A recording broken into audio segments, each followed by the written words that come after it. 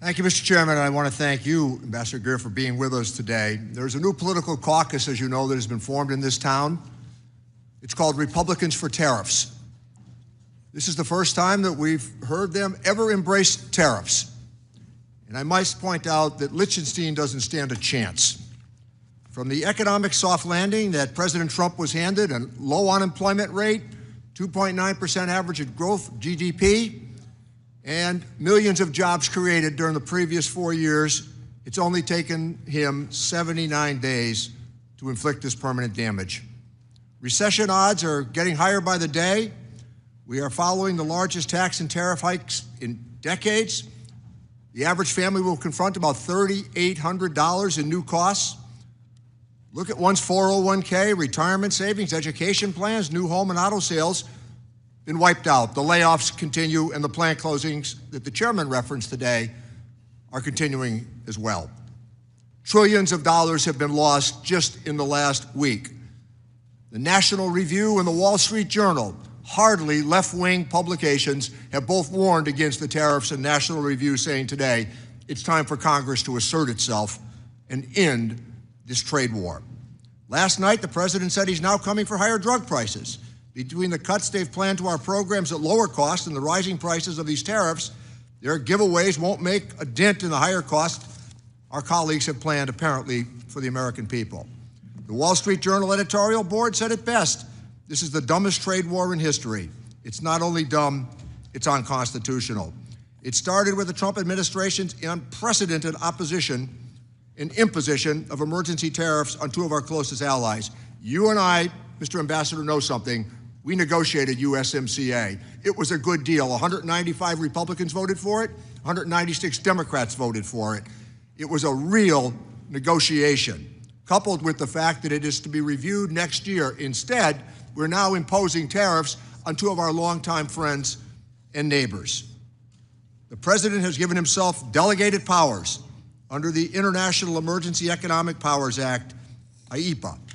It's not a blank check for this president or any president to utilize without congressional assent. On April 2nd, he stretched it even further to self-delegate more emergency powers. Now he's defying economics and attempting to convince people that the trade deficit that we've had for the last 50 years is suddenly an unusual and extraordinary emergency. I've had the highest regard for USTRs. I've worked with all of them during my time on this committee. I know what they really think. But whether we or you think that this trade deficit is a concern or not, most serious economists say it is. It's clear that it does not meet the definition of an emergency statute. Republicans in Congress are missing in action, afraid to speak up, knowing that they've never embraced tariffs as an economic suggestion. I could never have imagined witnessing this as our Republican colleagues act as though nothing is happening. The Constitution clearly vests trade authority in Congress, and the powers that have been delegated to the President and USTR over the years remain paramount.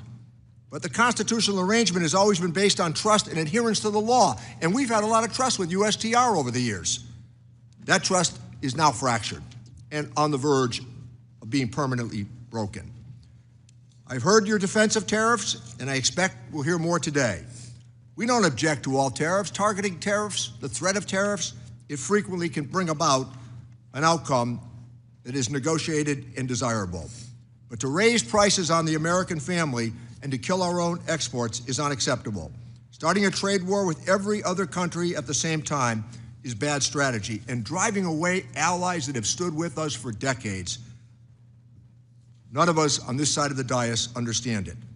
The courts will often see these trumped-up emergencies for the pretext that they are, and eventually will declare many of them to be illegal.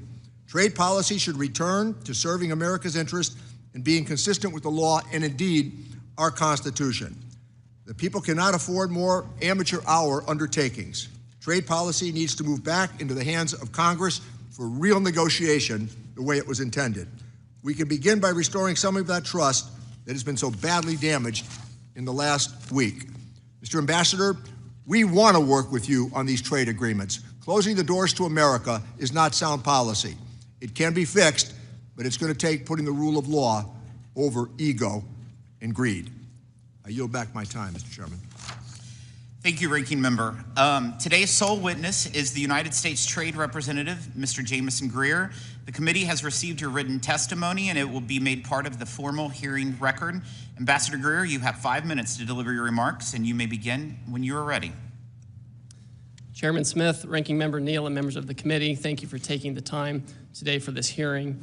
Chairman Smith, I appreciate your opening statement and the details of some of the effects that prior trade policy has had in your district. And Mr. Neal, I appreciate the work we've done in the past and your willingness to continue working with us.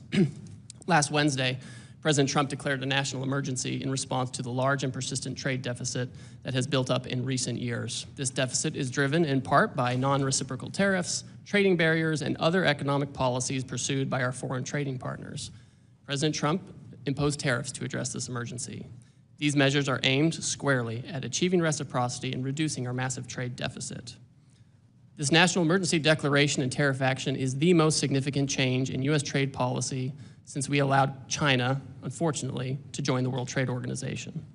The American working class, in particular, has suffered concentrated losses from the so-called China shock and other adverse effects of past trade policy and the conditions that give rise to our massive trade deficit.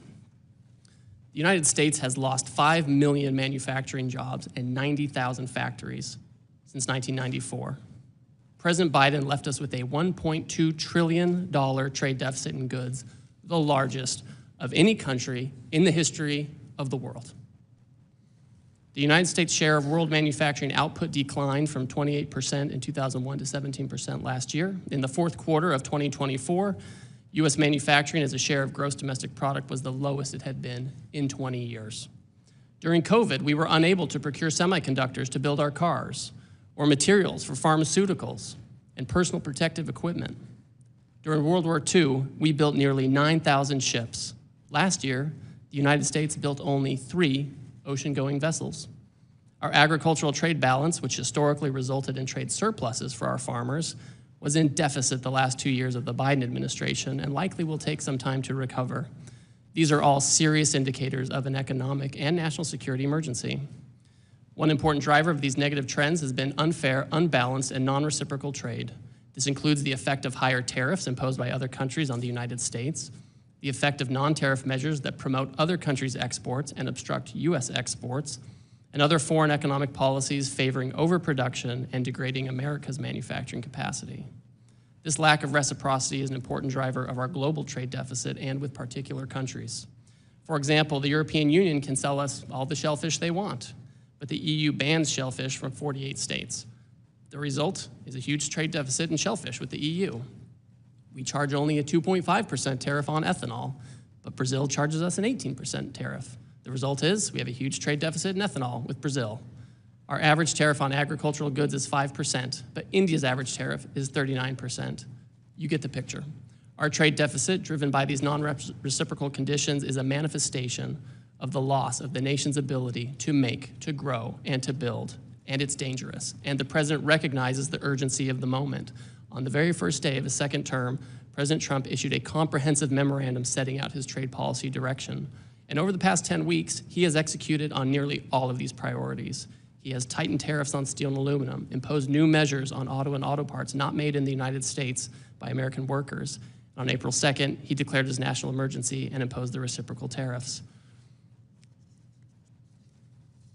The president's strategy is already bearing fruit. Over the past few weeks, a planned layoff for an auto production shift in Tennessee has been suspended. That shift continues to operate. Another automaker is hiring additional employees and expanding overtime to increase auto production in the United States. Companies have announced $4 trillion in new investment in the United States. Nearly 50 countries have approached me to discuss the president's new trade policy and explore how to achieve reciprocity. Several of these countries, such as Argentina, Vietnam, and Israel, have suggested they will reduce their tariffs and non-tariff barriers. These obviously are welcome moves. Our large and persistent trade deficit has been over 30 years in the making, and it will not be resolved overnight, but all of this is certainly in the right direction. We must move away from an economy based solely on the financial sector and government spending, and we must become an economy based on producing real goods and services by American workers in our communities here. This adjustment may be challenging at times. This is a moment of drastic and overdue change, but I'm confident that the American people will rise to the occasion as they've done before. I trust them. I trust that they can do this. I appreciate this committee's interest in President Trump's trade agenda, though we may not agree on everything and may have some severe disagreements at times. It's my hope that our shared interest in doing what's right for the country will allow us to collaborate in the coming weeks and months. Thank you again for your time, and I look forward to our conversation. Thank you, Ambassador. We'll now proceed to the question and answer session. I'll start with the Vice Chair of our committee, Mr. Buchanan. Thank you, Ambassador. Thanks for being here. USMCA, you did an incredible job, and we had a good chance to get to know you there, and we miss Bob Lighthizer as well in that process.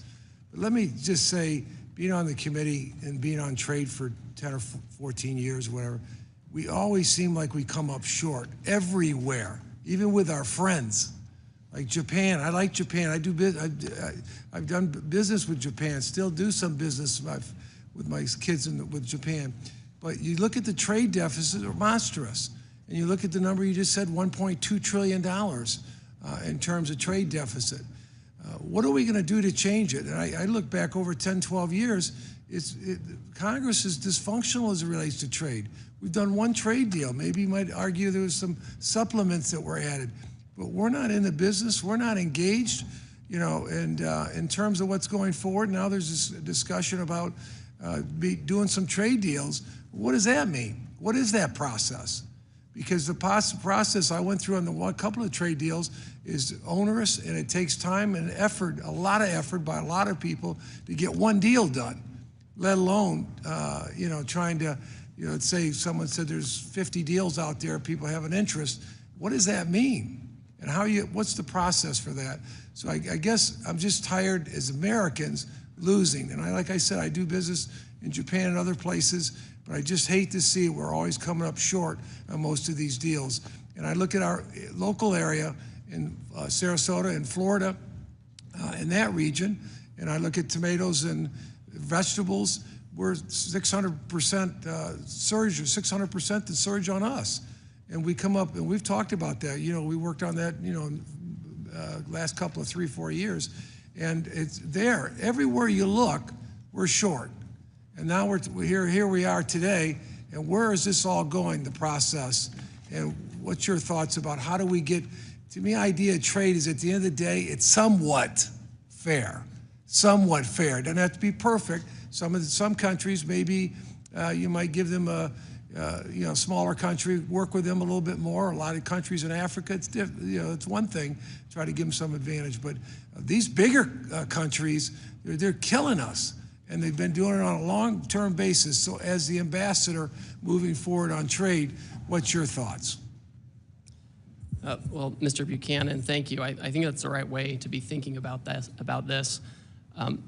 The president has stated very clearly over the last few days that he is open to negotiate with countries that actually want to pursue reciprocal trade and get their trade deficit down with us, or where we have a surplus, give us the market access that we should have, so we can treat them like they treat us, and that it's better treatment all around. That's certainly part of this. In the very near term, I can just tell you, yesterday I had a meeting with my counterparts from the EU, from Korea, from Ecuador, and Mexico, and that was after talking to the Senate for 4 hours in the morning. So there are a lot of countries who understand exactly what the problem is that the president has set out and are willing to talk to us and willing to negotiate. And so I think in the near term, there is an opportunity for these countries, if they want to have more reciprocal trade, to bring down their differential tariffs, bring down their non-tariff I'm going to run barriers. out of time. Let me sir. just ask you, is when you talk about these countries, and I heard there's 60, 80 of them, there's a lot of them that seem to have an interest, would want to do something, but what's your idea what that process is? I mean, like I said, it took 10 years to do one trade deal here, and what's your sense of what that process is going to be going forward to make, you get something negotiated, then what? Well, so for example, in the very long term, for countries that think they want a comprehensive trade agreement or something broader, that's a longer term conversation that we have with Congress. Some of that might require, congressional action, of course, and we would want to be very tied in with you. In the very near term, in terms of the reciprocal tariff, countries are coming in essentially with a paper, right, or with a letter that they've sent me. I mean, Vietnam's a good example where they've just said, here are areas where we think. Let me just say, because we got a few minutes. Yes, sir. I agree. You know, hopefully that works out, but we do need to get back in the trade business in a serious way with the process that we have here in Congress, because this might work for some deals, but not all deals. But we have to get serious about trade, and at the end of the day, it needs to be fair. It might be a little one way or the other, but if we're buying their stuff, they need to be buying our stuff. And that's very clear to me, and I just feel so frustrated because I've watched this show for 10 years, and we get little done. It's not Democrat or Republicans, it's both parties. We don't take the initiative on these fronts. Thank you, and I yield back. Thank you. Thank you. I recognize the ranking member, Mr. Neal. Thank you, Chairman. Mr. Ambassador, you, your predecessor, Bob Lighthizer, and Catherine Tai, the eventual USTR, worked with Congress on USMCA. We had priorities. House Democrats worked with you to come up with what was a pretty good trade agreement. Again, almost universally supported in the House and the Senate. We had our priorities: intentional enforcement loopholes, addressing access to medicines, improving labor and environmental standards, and more. We included novel sunset provisions to give all sides a predictable and fair way to reflect and, if needed, course correct in the trading relationship. Now the President has imposed global tariffs with purported objectives of leverage to negotiate new trade agreements. Are you seeking to negotiate comprehensive trade agreements that address the range of labor, environmental, and corruption concerns? Or is it to seek leverage in the future of addressing these trade deficits in a more unbalanced or arbitrary manner? We know that trickle-down economics don't work, but that's what the administration seems to be doing. We're looking at tax cuts for wealthy people, aggressive deregulation, hollowing out essential government services. And let me, with long history, remind all, when NAFTA was negotiated by this committee, at that time the Republican position was you could not amend a trade agreement. No human rights, no labor provisions, no enforcement mechanisms. That's what brought about the demise of NAFTA and our desire mutually to renegotiate for USMCA. So this idea that this all started in January, on January 20th, is simply not true. These agreements are not going to be worth the paper they're written on if we can say, with a review of USMCA coming up next year, that we're going to impose these tariffs in an arbitrary manner right now, leading to layoffs and plant closures because of them. My office is being inundated with calls about people and their 401k plans. They don't know what to expect. Trillions of dollars of market value being lost even as we meet. I understand the desire to address the issue of trade imbalances. It's important for all of us. But some of the suggestions have been clearly exaggerated as we've gone forward, hyperbolic to be sure. We need to go back to what we did, Mr. Ambassador, with USMCA, with a real solid negotiation that led to a desirable outcome. With that, I yield back my time, Mr. Chairman. Thank you. The Trade Subcommittee Chairman, Mr. Smith.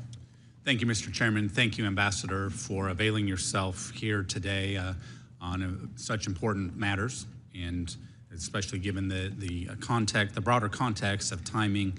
I think I don't have to tell you these are important issues, and I am grateful for your service and certainly your intent and desire to move our country forward in many ways. I would say there's no such thing as stagnation in trade. We're either gaining ground or we're losing ground. And I think over the last 4 years, we lost a lot of ground. And during President Trump's first term, though, we made astounding progress through the negotiation of USMCA, the China Phase 1 agreement, U.S.-Japan trade agreement. These efforts unlocked new markets, strengthened supply chains, and empowered cooperation with important partners. Over the last 4 years, however, the Biden administration's trade agenda veered from slow-walked complacency to non-binding frameworks.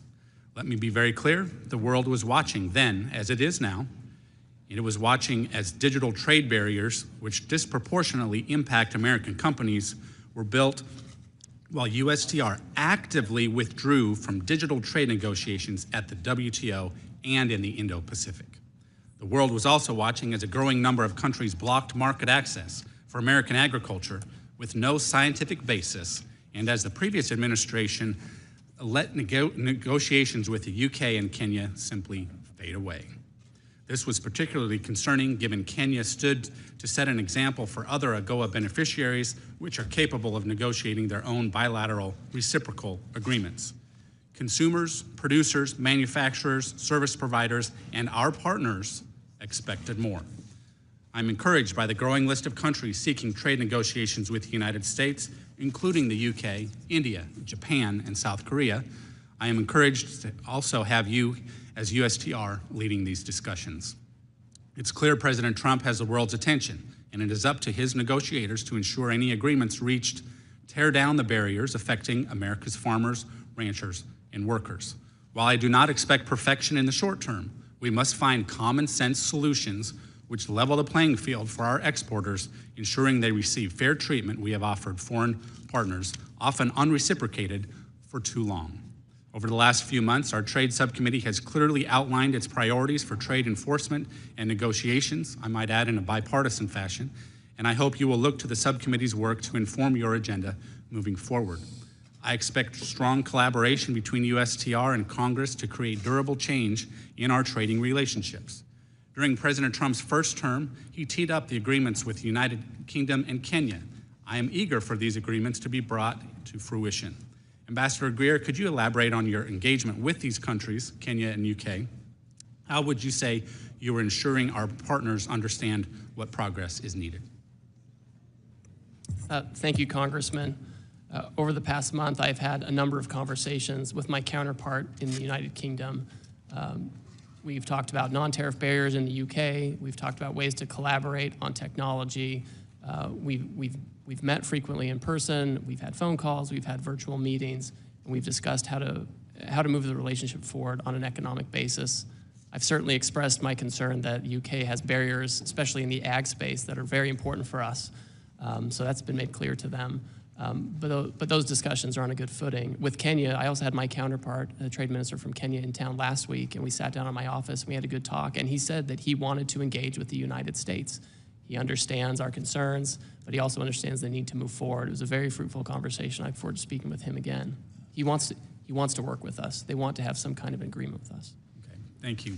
I want to say that USTR is a very lean, agile, and effective agency. Simultaneous negotiations with 50-plus countries would require significant bandwidth and expertise, as I'm sure you're aware. The chief IP negotiator, a role which has never been filled, and the chief ag negotiator are positions that Congress created in statute to ensure relevant issues important to the American people are addressed. When would you anticipate the President will nominate these positions, to fill these positions? And in the meantime, how is USTR responding to the influx of requests and prioritizing negotiations? So, Congressman, we have a couple of my deputies who have already been announced, and they're doing their rounds on the Hill or about to. We have an ag negotiator and a second deputy who are pending announcements. We're very close on that, so we're happy about that. In the meantime, the nature of these negotiations, the other countries know what the trade barriers are that we're talking about, and we're moving very quickly. We're meeting every day with several trade ministers from other countries. The crack staff at USTR is working very hard as well to put together what would make sense in terms of near-term agreements with respect to the reciprocal trade. Thank you. I think it's important to note that oftentimes, even if we have a trade agreement with a friendly country, for example, we still need to stay on top of these things, whether it's investor protections in Mexico or beef in Australia, with the expectation of a level playing field. So thank you again for being here. Look forward to the discussion. Thank you. Mr. Doggett. Thank you, Ambassador. I have a number of yes-no answers, and if you feel you cannot answer them yes or no, just say you cannot, and I'll move on to the next question. The first of these, yes or no, the Trump tariffs will soon be levied on pharmaceuticals from abroad. I'd like to discuss that in more detail with you, sir. Is that true or not? Well, the president, he wants to get manufacturing production back here, and so he's going to conduct an investigation to see what's appropriate in terms of tariffs. So he hasn't decided to impose them as he said he would last night at the Republican fundraiser. He said that he will impose them. Now what the extent of that is subject to an investigation. Reclaiming my time. A simple question, Ambassador. Yes or no, do you agree with the president's senior Trump trade advisor, Peter Navarro, that higher tariffs are tax cuts? Sir, I don't get involved in the tax discussions, but we know tariffs have a revenue effect for sure. You think tariffs are tax cuts? I think that tariffs are an imposition on foreign goods that can protect American workers and American products. And again, yes or no, do you agree with senior trade advisor Peter Navarro that as Americans watch their savings erode and the stock market losses approaching $7 trillion, that what Americans need is patience? I think we all need to work through this period as we try to reshore and get over the $1.2 trillion deficit that Biden left us with. Do you agree with Commerce Secretary Howard Lutnick that we're not going to reverse course no matter how much the markets implode, and that these tariffs will be permanent? Well, the President has directed that we're negotiating with willing partners, and that's where I'm keying my guidance from. You just referenced the United Kingdom, and you have claimed that these trade deficits require these tariffs. Is it correct that large Trump tariffs were imposed on imports from close allies like the United Kingdom and Australia, even though we have a sizable trade surplus with each of those allies? There's a global deficit, and those surpluses should probably be larger because of the barriers they have. Again, sir, can you simply answer yes or no? Did we impose tariffs on allies with whom we have a trade surplus, not a trade deficit? We impose tariffs on every country because it's a global problem. So the answer is yes, even though you don't want to say it, apparently.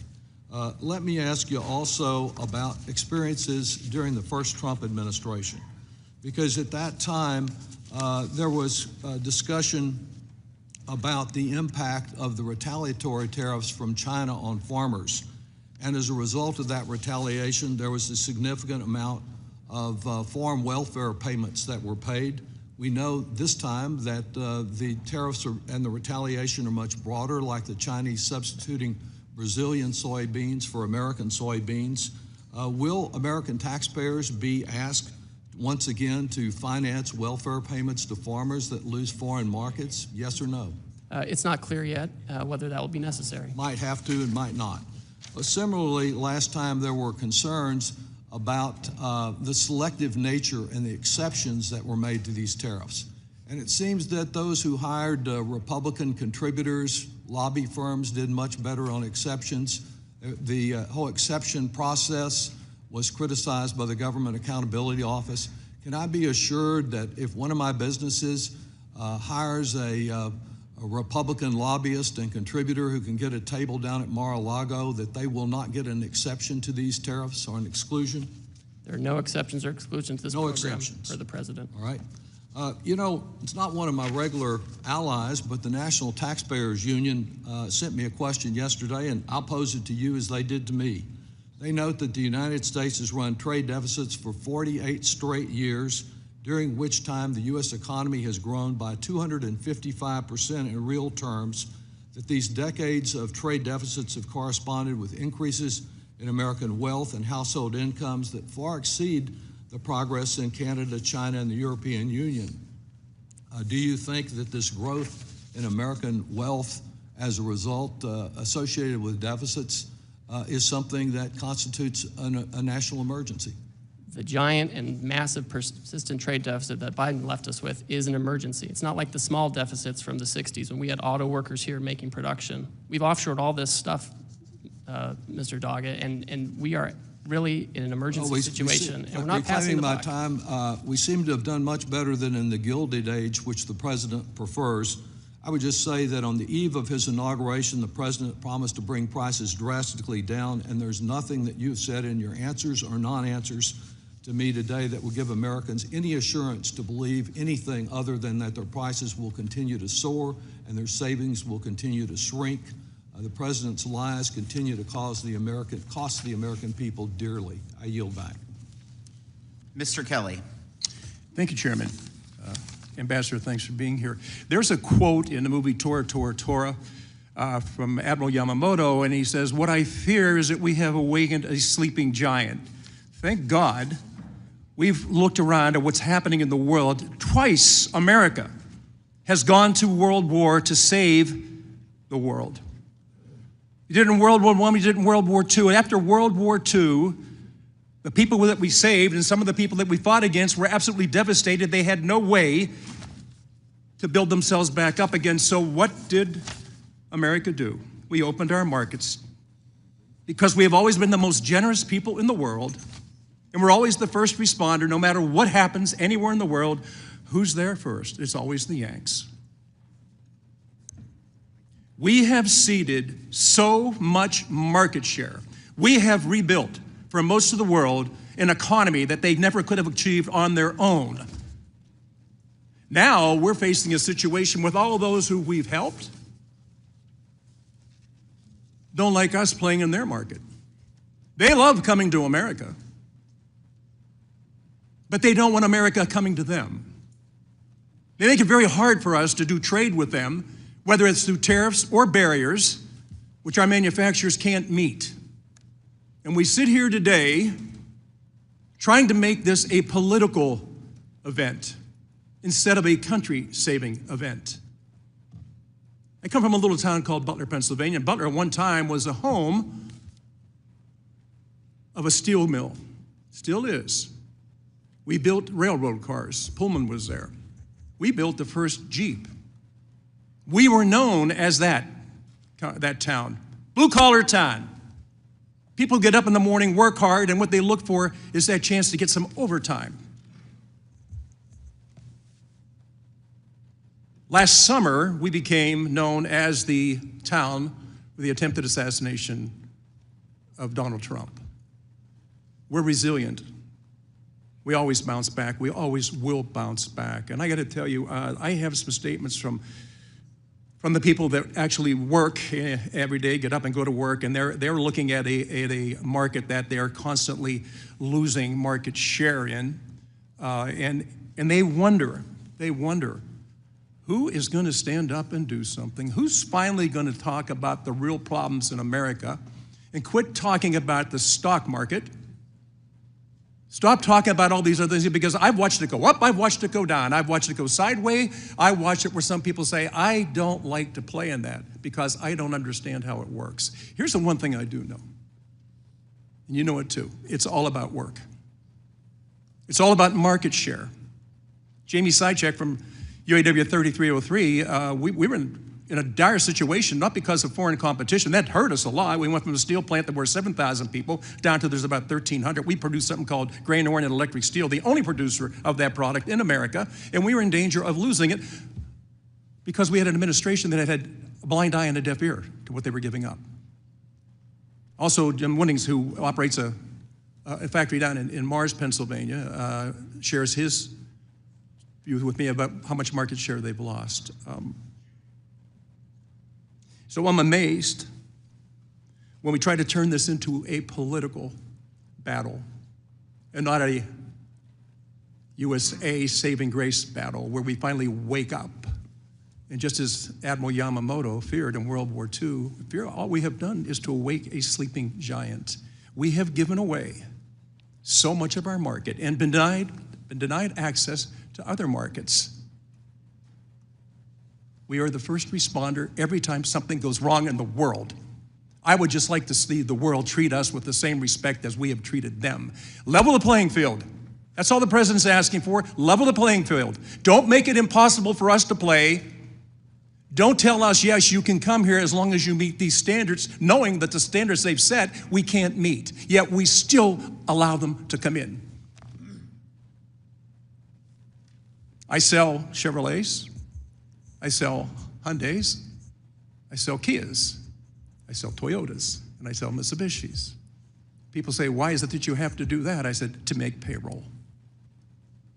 Most of these companies have factories in the United States, and they have come here to help build, not to tear down with American workers. I really applaud what you're doing. I applaud the President of the United States for having the backbone to stand up and fulfill a pledge that others have made before him. They've stood on the floor of the Congress and talked about this and railed about what's happening to our markets and done not a damn thing about it.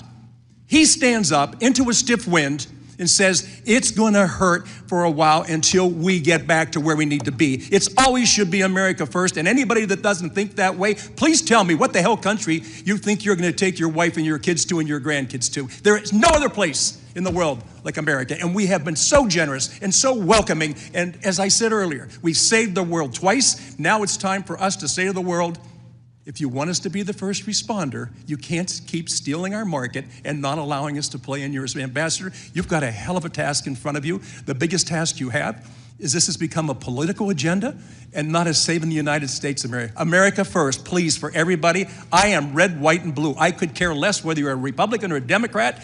Just wake up and understand that we cannot stand to lose any more market share, and we better be tough on this one, or we turn our backs on the future. And I've got 10 grandchildren. They're relying on me to stand up, and hopefully other members of this committee will do the same thing. This is not about tearing Trump down. This is about building America up. Thank you. Okay. Mr. Thompson. Thank you, Mr. Chairman. Mr. Ambassador, thank you for being here. I believe in our great country. I love our country. I put a uniform on and served in combat for our great country. And I'm not here to talk about politics. I'm here to talk about policy, trade policy today. And both the chairman and the ranking member talked about the USMCA. I was honored and privileged to be on that negotiating team when we negotiated that bill and was signed into law by President Trump in 2019. And at the time, the president said it's the best trade deal ever. And I'd like to submit this article into the record explaining what he said. Without objection. Now the president is shredding that deal, creating chaos in the world economy. The numbers speak for themselves. $3,800 higher prices for American consumers, 900 laid off U.S. auto workers, trillions in lost retirement savings, tens of billions in lost agricultural sales for farmers.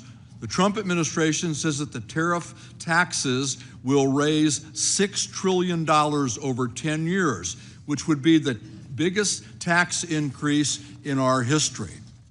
The message coming out of the administration isn't at all coherent. I'm having trouble, my constituents are having trouble understanding this. He puts a tariff on some 180 other countries, no tariff on Russia or Belarus or North Korea, and he's putting tariffs on UK, Ukraine, France, an island that only has penguins on it, but not a country that is clearly working against us and we have a trade deficit with. It's confusing in every instance. He says that tariffs are here to stay, to support domestic manufacturing and to raise revenue to pay for tax giveaways to people who really don't need that tax giveaway help. And at the same time, he's saying that tariffs are part of a negotiation to secure better trade conditions and that this will be over soon. I'd like to know which it is, because it's not coherent at all, and I'd like to submit for the record documentation of his confusing priorities. And Mr. Ambassador, I'm at a loss to what I tell my constituents. As Mr. Neal said about his constituents calling, my phone's ringing off the hook. I'm getting emails every day. I see people on the street, they're asking. They want to know, a $6 trillion tax on the U.S. economy? What do you tell people when they ask that question? $3,800 higher prices for the average American family? What do I tell my constituents when they ask that question? The major agriculture, I have an ag district. My major agricultural producer just lost all access to the #1 foreign market to which they export their product. Not only has Canada closed the market, Canada has taken every U.S. product that my constituents send there off the shelves and off their web pages. And what do I tell them when they say, I've been working decades to build that market share and it's all gone that quick? What do you tell them? What do I tell my constituents who say, I have a container that it's already paid for of products coming in, and I will not be able to afford the tariff when that container lands? What do I tell my constituents who say we've lost trillions of dollars in our 401ks? How do I make that up? What do I tell my constituents when they say my kids are getting ready to go to college and my 529 is in the dumps. How am I going to pay for my kids' education? Wait, things are going to get better. Their kids are going to school now. They can't wait for stuff to get better. And pharmaceuticals, we had a hearing in the subcommittee yesterday on pharmaceuticals. And this tariff war is pricing pharmaceutical consumers out of the market. A 25% tax or tariff on pharmaceuticals? How are my constituents going to be able to afford their medications? This doesn't make any sense. This is an unprovoked tariff war that's costing us a lot of money with no confusing answer as to what we're doing, where we're going, or when we're going to get there. I yield back. Mr. Schweikert. Thank you, Mr. Chairman. Mr. Ambassador, just so I can clear my head, what's our trade balance with North Korea? I don't think we have any trade. There's an embargo. A lot of those countries have embargoes already. And that's so the rhetorical thing of you didn't tariff these countries, that we don't trade with them, but there's the problem is, sometimes our rhetoric doesn't have any basis in fact. Mr. Ambassador, the folks sitting behind you, is this your team? This is our congressional staff who's been up meeting with all your Okay, offices. so that's congressional staff. Where I do have a concern, let's say both the left and the right, we agree we want to move as much robustness back to the United States. Whether it be a manufacturing renaissance, whether it be in the service industry, those things. Okay. When you're doing your formulas, when you're advising the White House, others, do you spend some time on infrastructure issues? One of my personal fixations is pharmaceutical manufacturing, just looking at the steps in these things. We actually had testimony in this room 2 years ago. And it was, part of the discussion was, okay, we'd like to make precursor inputs into, small molecule drugs, except it produces some really nasty, toxic byproducts.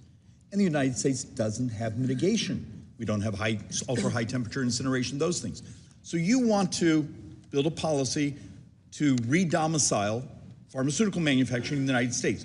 Do you, with your staff, say, oh, but guys, we don't have the infrastructure mechanics to deal with the byproducts, the EPA permitting process to actually get the permits? Maybe we should approach Congress and say, hey, guys, I need you to help us get these things so we can actually, whether it be through tariffs or other incentives, move them. Do you spend time analyzing the infrastructure realities we have to actually be able to produce these products? So yes, Congressman, absolutely. And when we talk about trade policy, which is in the news today because of the president's recent action, we're also talking about favorable tax policy, which is important for pharmaceutical production. We talk about permitting and environmental policy. All of these things go together. That's why President Trump had such a successful first term in terms of the economy, because all of it moved together, and we talk about that. So what's happened in the last week? Would I find that somewhere? Look, in many ways, I'm finding myself, I support the ultimate goal. I'm just wondering if the sequencing has been done with the details that are necessary to make it successful. And then I've been waiting for the team to provide people like me the input saying, David, I need you to get off your backside, and we need this on permitting reform, or we need this on certain regulatory issues. And I haven't seen that input yet on, do you see where I'm going? Is if this is the ultimate goal, how do we get there? Is it straight through a tariff regime? Or do we have to have our series of sequencing before this actually happens? I think we certainly would welcome Congress supporting the reshoring of manufacturing. I think, unfortunately, during the last administration, we saw a lot of studies by the Biden administration about how to reshore pharmaceuticals, which is valuable. But we could kind of do studies for years and years and never reshore this. So you have the information, so you have the studies, so you know what we need to do. And the president can do what he can do, right? He doesn't have the power of the purse, but he can create incentives to drive people this back is beyond to manufacture here. Even the infrastructure mitigation You know, it's not enough if to say the company wants to get it back here in our country. They can't get the permit. And that's why we're working closely with other economic cabinet members. We're talking about the importance of this. And I'll tell you, Administrator Zeldin and others, they're out there, they're trying to expedite permits, they're trying to make sure that regulations are appropriate to allow the kind of reshoring we need to So, Ambassador, what do you need from us? What can we do? The ultimate punchline here is, what do you need from those of us members of Congress who actually support the ultimate goal? A little concerned about the path, but ultimate goal. What do you need from us? And please bring that to us so we can actually do our work. I have plenty of ideas. I'm happy to talk to the White House Office of Legislative Affairs about that. I think there's a lot Congress could do if they would like to. We look forward to those documents. Thank you, Mr. Ambassador. Thank you, Mr. Chairman. Mr. Larson. Thank you very much, Mr. Chairman and Ambassador Greer. Welcome to the committee. Thank you for all your service. I just have a direct question because I'm a little puzzled. Being a great James Bond fan, I was kind of wondering what this whole deal is to Russia with love and why, you know, as has been pointed out, that on April the 2nd, the president excluded Russia, Belarus, Cuba, and North Korea from the new global tariff. The Treasury sector said Russia wasn't on the list because they already imposed sanctions to prevent most U.S.-Russia trade, making higher tariffs unnecessary. The question's kind of twofold. Is that the case with Russia, Belarus, Cuba, and North Korea? While trade in goods has decreased, trade with Russia is still significant. Last time I checked, it's like $3.5 billion. Well above the volumes of trade for many smaller countries that my colleagues have already been through that are impacted by this. So first, was this an oversight, or is the president trying to reinvigorate trade with Russia? So there's no effort to reinvigorate trade with Russia. Congress did the right thing a couple of years ago and revoked permanent normal trade relations with Russia, so put it in the bad category. And so Belarus, Russia, North Korea, they already have their own high tariffs already in a category that Congress has established. So it doesn't matter. They're not part of this system. Well, it does matter. They already have these high tariffs. They don't have permanent normal trade relations. We have normal trade relations with these others. And I think if there's so trade with why are the Russia, penalties that much more, why are the tariffs that much more higher on other country and allies than they are in Russia, because we're already doing enough with Russia? No, it's because in the sanctions law, there's always an exclusion for agricultural products, and I think that's the only type of trade we really have with Russia. But all of those folks, they're sanctioned, they're subject to embargoes of one type or another. Congress revoked permanent normal trade relations, and that's certainly the right answer for those folks. We should not have normal trade relations with those countries. Well, let me ask you this then. Would you commit here that if we see trade increasing from last year, that USTR will take action to increase tariffs on Russia?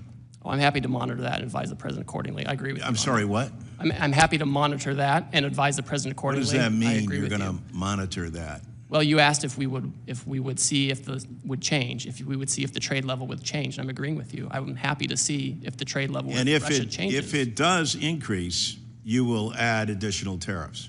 Well, it's the president's choice, but I'll advise him, and I'll say this is affecting the trade deficit. We should consider this. So sure. Does that mean you would advise him to raise the tariffs with Russia? Well, I don't typically give out my advice to the president out in public, but I agree with you. I'm sure the American people would love to know, and as with members of Congress, I mean, you gotta kind of admit it is just if you casually follow the news, you're not a member of this committee, and the relationship with Russia is kind of bizarre in terms of what it is between President Trump and President Putin, and why this relationship exists. So you can imagine, I don't know, have you ever been to Augie and Ray's?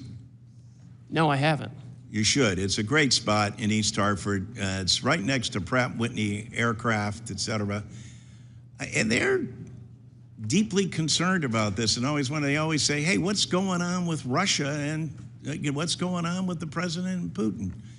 So I'm going to be able to tell them, don't worry. I spoke with Ambassador Greer, and currently Russia's apparently paying enough. Their sanctions already are sufficient. But if we see greater activity and great trade amounts, we're going to make sure that tariffs are levied on them. Is that a fair thing to say? Well, on the last part, I can't make the president's decision for him, right? I mean, Russia, but you would these are bad recommend that actors. you would increase tariffs on them. Well, I'm not going to disclose my recommendations. So to the we're not going to president. recommend, we're not going to say, see, at Augie Ray's, they would say, hey, come on, you're BSing us now. We know what's going on here. But with that, thank you, Ambassador, and appreciate your time. I yield back. Mr. LaHood. Thank you, Mr. Chairman. Ambassador Greer, welcome back. Thank you for your prior service under the last Trump administration and all the work you put in on USMCA, and happy to see you in this new position. I wanted to talk about agriculture and get your take on how tariffs affect agriculture. My district that I am proud to represent is the 10th largest ag district in the country in terms of corn and soybean production. The #1 industry in the state of Illinois is agriculture. People are surprised by that. Illinois has led the nation the last 12 years in soybean production. We've been second in corn production the last 6 years.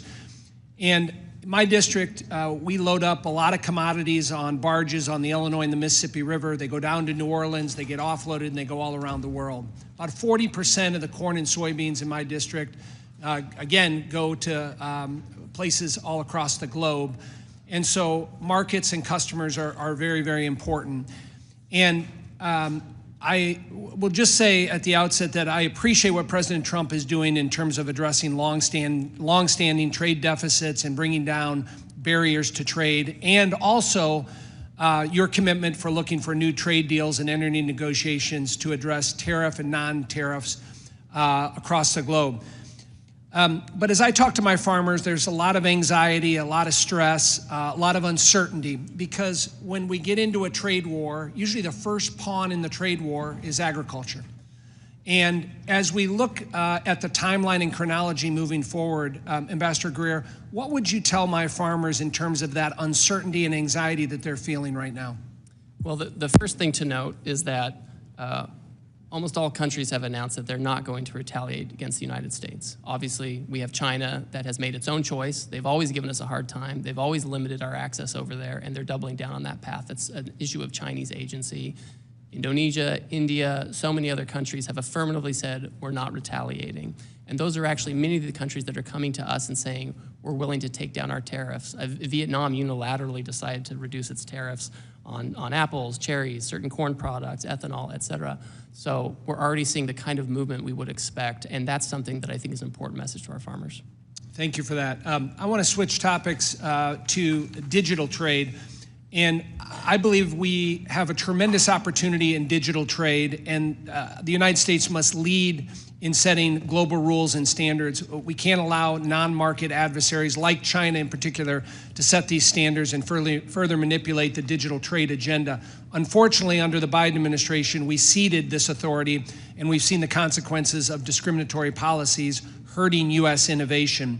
I think we can be aggressive working with our like-minded partners and allies to build on the progress made during President Trump's first administration, including the digital agreement with Japan and the robust standards set in the digital chapter of USMCA, which is, in my view, kind of the gold standard for future trade agreements.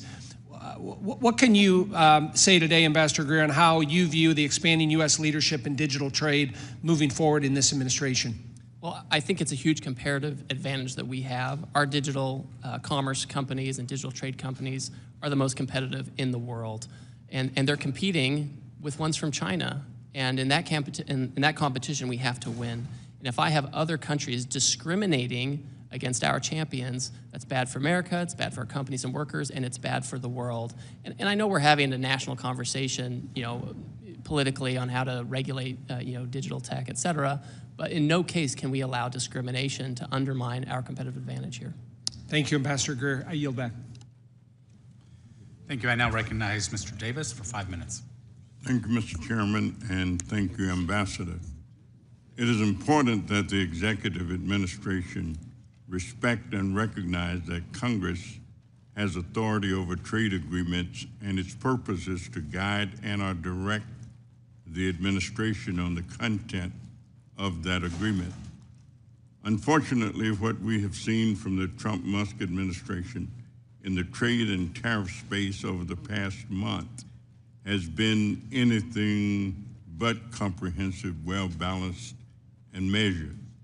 In fact, the president's recent approach to advancing his America First trade policy has been confusing, chaotic, inconsistent, and at times even contradictory. Ambassador Greer, I represent companies in the vehicle supply industry that assemble and produce parts for the automotive industry.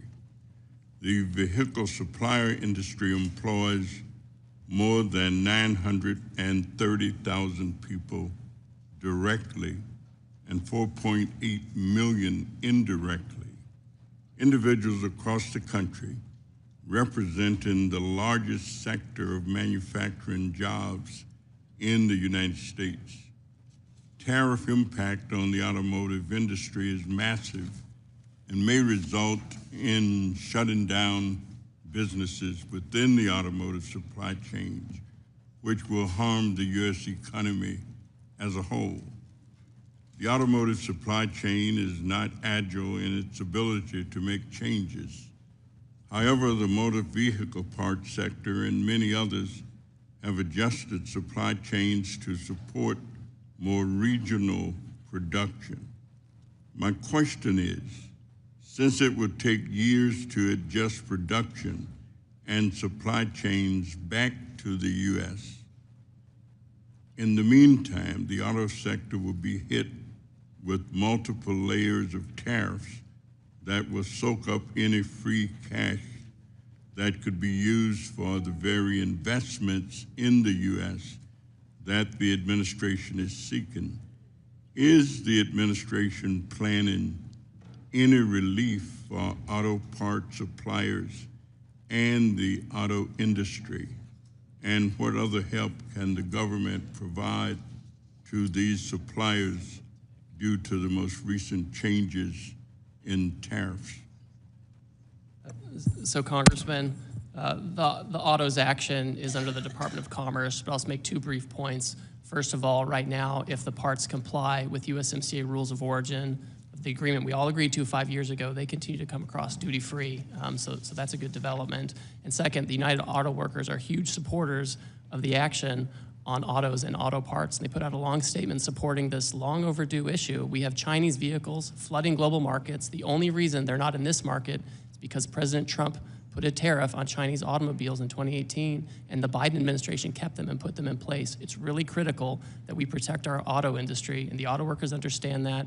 We've accounted for parts that have U.S. content and content from Canada and Mexico, and we have to be very deliberate about doing this to save this industry. Thank you, and let me ask you, have you conducted an analysis on the net impact of tariffs across different sectors of the economy? And what steps is your office taking to mitigate negative employment effects? So with respect to, we have a lot of historical data about tariffs. For example, the International Trade Commission, they put out a report following the Trump first term tariffs, and they found that there were positive effects on domestic production in terms of employment and better profits for domestic production. We know in the first term, when we put tariffs in place, inflation went down, unemployment went down, and real median household income went up. We expect that with good energy policy, good trade policy, good tax policy, good permitting regulatory processes, this can all rise together to again lead to an increase in real median household income for Americans. Thank you very much, Mr. Chairman, and I yield back. The gentleman yields back and now recognize Mr. Estes for 5 minutes.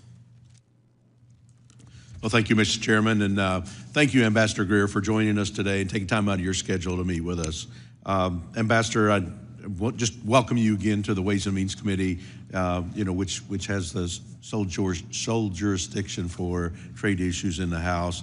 It's great to have you here working with the administration that prioritizes free and fair trade, unlike the previous administration, which placed pretty much zero emphasis on trade enforcement and on new deals with foreign nations, in effect putting America last.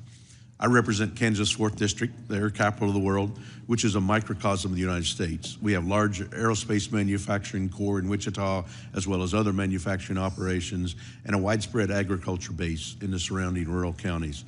This cross-section of the country every day works to feed, clothe, and provide energy for the entire world.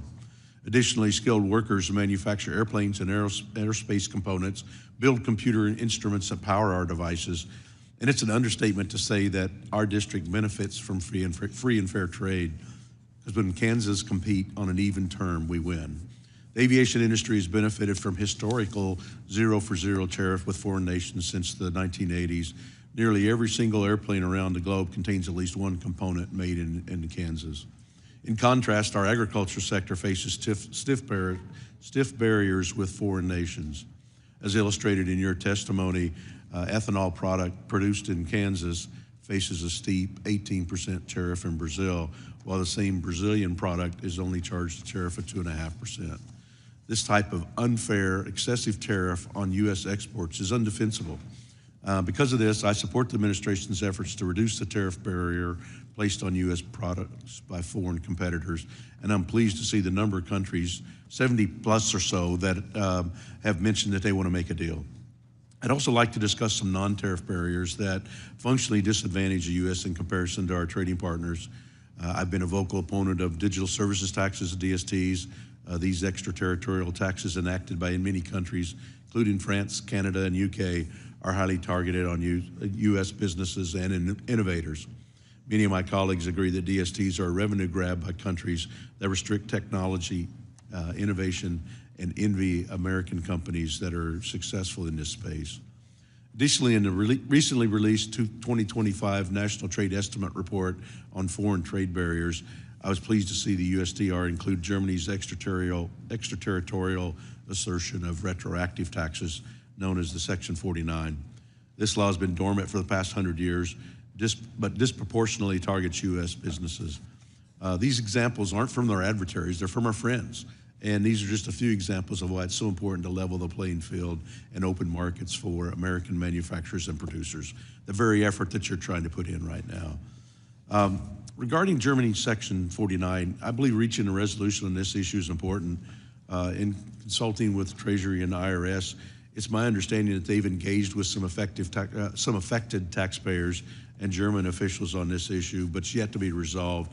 What's your strategy in terms of working on this issue with Germany, and will you work with me and my staff and the committee as we pursue a resolution for this issue? First of all, I always like talking to you, Congressman, because as you know, I lived in Wichita for 2.5 years and served at the Air Base when I was in the Air Force and had a child born there, so we have a nice connection there. I will work with Secretary Bessent on this issue with Section 49. I've had some good interactions with my German counterpart in the past couple of weeks, and we're happy to work with you on this to see what the best way forward is. Yep. Well, thank you. And I know some of that crosses over, as you mentioned, with Treasury Secretary and the issues there. And there's so many things moving on in your direct sphere of influence with all the activities trying to make sure that there's free and fair trade for American companies and American competitors. And I just applaud your efforts in helping make, putting America first in these efforts. And thank you, and I yield back. Thank you. Gentleman yields. I now recognize Ms. Sanchez for 5 minutes. Thank you. As the ranking member of this committee's Trade Subcommittee, I want to say a few words about President Trump's latest scheme, his so-called reciprocal tariffs. Let's start by making one thing perfectly clear. These tariffs are not reciprocal. But don't just take my word for it. According to the Wall Street Journal, the president's tariff scheme is not reciprocal, nor is it based on measuring foreign trade barriers. Before getting into Trump's latest scheme, I just want to note that I recently returned from a NATO bureau meeting, and I witnessed firsthand how President Trump's chaotic trade decisions have damaged our global leadership with our allies. And it's appalling to see how Trump is treating our friends and allies compared to how he's treating our adversaries. It was mentioned that under this tariff scheme of Trump's, Russia gets a free pass, while our allies, including those who stood with us after the terrorist attacks of 9/11, are hit with increasing tariffs. Russia's tariff rate is 35%, and we have hit our trading partners with far higher tariffs. It's sad to say that our NATO allies don't trust us anymore, so his scheme isn't just damaging our economy, it's actually undermining our long-standing security partnerships around the world. And in addition to undermining our relationships with our allies, Trump's scheme imposes randomly high tariffs on numerous countries, including our FTA partners. For instance, under the Korea-US Free Trade Agreement, Korea eliminated tariffs on most goods from the United States. Last year, Korea's effective tax rate for goods imported from the United States was less than 1%, yet Trump has imposed a 25% tariff on South Korea. Trump repeatedly insisted that he wanted to impose the same tariffs on other countries as they impose on us. And I want to read a quote from the president, quoting him, "On trade, I have decided for purposes of fairness that I will charge a reciprocal tariff, meaning whatever countries charge the United States of America, we will charge them, no more and no less." But as we now know, that is not true, that is completely false. And because it isn't true, the Trump administration came up with a fake formula to justify this tariff scheme. Now, it doesn't take a genius to figure out that the trade studies called for by the president in January and the so-called reciprocity rationale of his latest trade scheme are completely bogus. It's made up.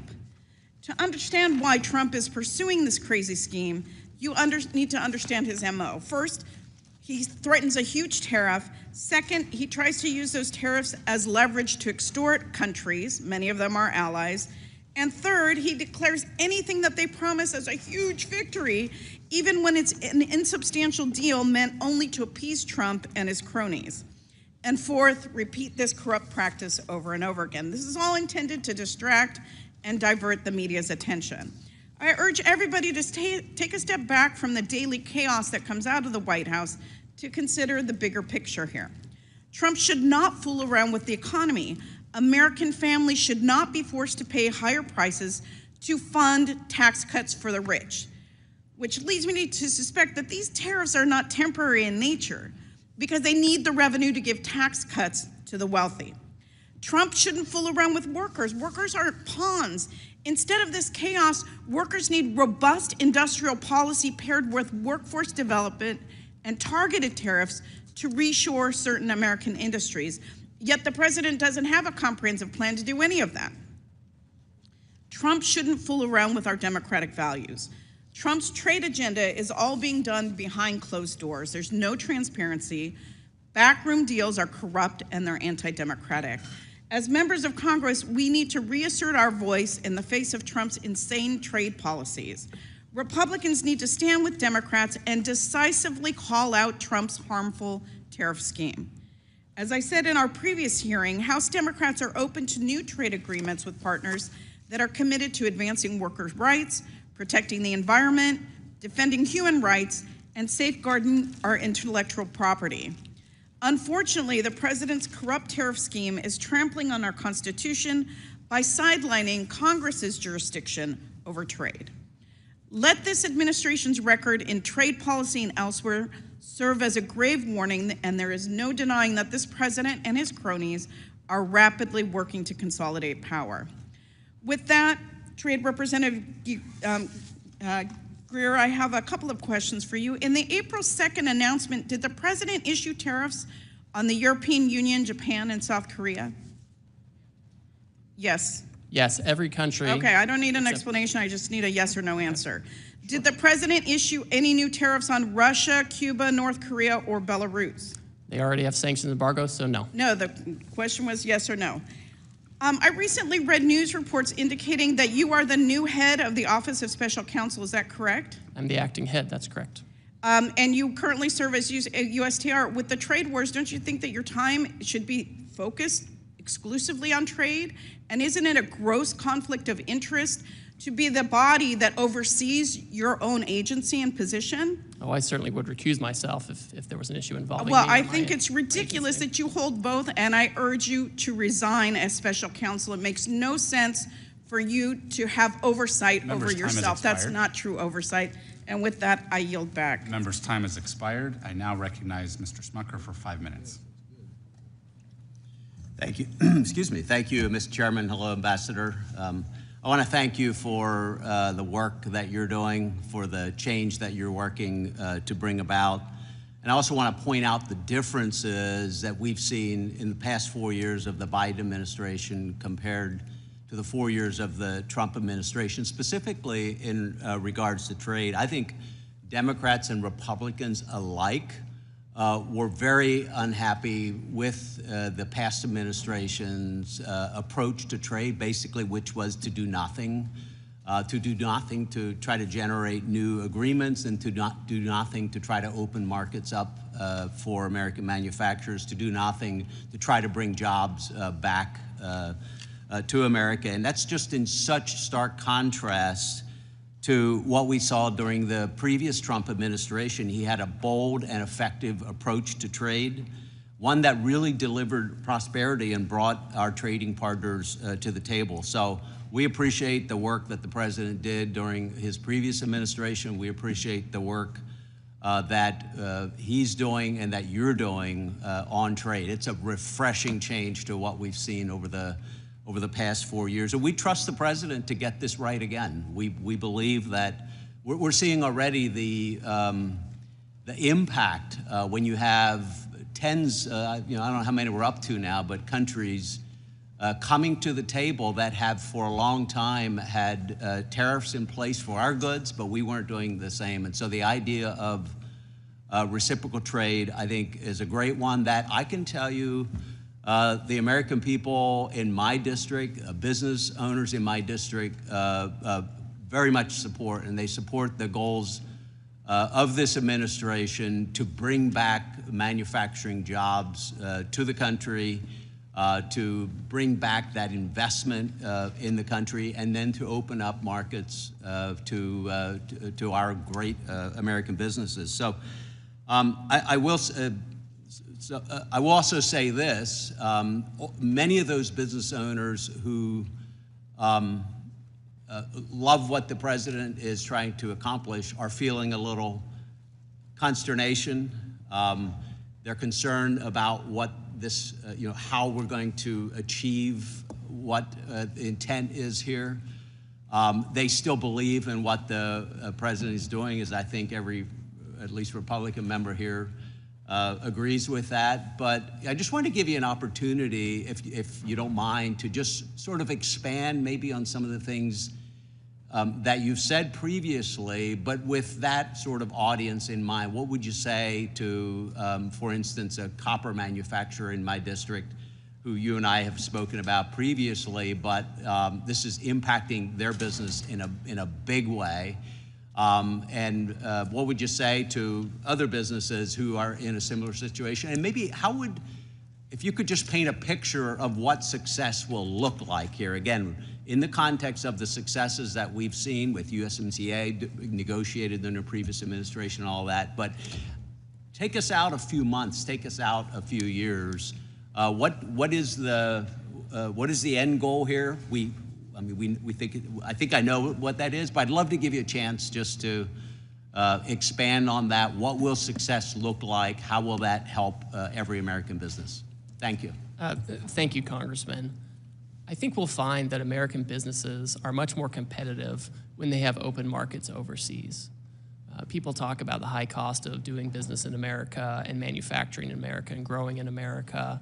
But when we cannot access foreign markets, or we face barriers overseas, and not just tariffs, but also all the non-tariff barriers that we've outlined in this 400-page book, that increased costs. And it makes it difficult to be competitive globally and even domestically. At the same time, we have foreign producers who receive subsidies. They have countries where economic policies depress domestic demand. They make more stuff than they can consume. They send it here. And so I think what we're going to see in the near term, we're going to see a handful of partners who open their markets more to us, and it makes it much easier and much more competitive economically to have manufacturing here, to grow products here, to process them here, and export them to the rest of the world. So it's a virtuous cycle that you create when you create a situation where you have open markets, you create broader economic policies, whether it's good tax policy, good energy policy, to give you the tailwind you need. We have to reshore manufacturing. This is an important way to do it. We can have tariff protection as we get rid of the trade deficit, reshore manufacturing, and as other countries open their markets, they can potentially have a different arrangement that helps us as we try to have reciprocal trade and get rid of the deficit and get back to being a producing economy. That's where we need to be. Well, thank you again for your work. I'm out of time, but appreciate your work, and we're with you. Thanks. Thank you. I now recognize Ms. Sewell for 5 minutes. Thank you, Mr. Chairman. Welcome, Ambassador. It was a pleasure working with you on USMCA, and for what it's worth, I still believe that USMCA is a gold standard for our trade agreements that we make. It was done so with Congress and the executive, and that should be the standard. Unfortunately for both of us, President Trump has decided that he doesn't want to work with Congress and that he is not bound by our Constitution or trade laws. President Trump has unilaterally imposed the largest tax increase on working families in decades by implementing broad tariffs that are crashing the economy and threatening the livelihoods of so many working families in Alabama and all across America. Moreover, he is doing so by abusing the International Emergency Economic Powers Act, or IEMPA, clearly states that the president can only use this authority in response to, quote, unusual and extraordinary, end quote, threats. However, both you and the president have described the trade deficit as persistent. I don't know how you can claim that our trade deficit is persistent and at the same time use an emergency authority which requires it to be, quote unquote, unusual. My question to you, I have a series of questions, and really I just want a yes or no answer.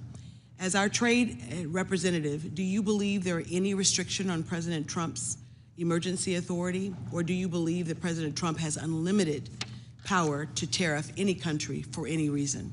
Yes or no? Congress has put a number of limitations on that authority. So is that a no? It is not unlimited. It's not unlimited. Did President Trump ask you, or do you believe that using the emergency authority for this purpose of trade deficit is legal? Of course it's legal, yes. Do you believe Congress has any role in providing oversight of this administration's implementation of tariffs? Certainly, that's why I'm here today. Many of us on this committee have serious concerns that foreign nations will be pressured into negotiating as a result of this. And those negotiations could also extend to them purchasing the Bitcoin with the president's name and face on it. That would be illegal, right? I have never looked into Bitcoin purchases by foreign countries. Reclaiming my time. With this, are tariffs regressive or are they progressive tax?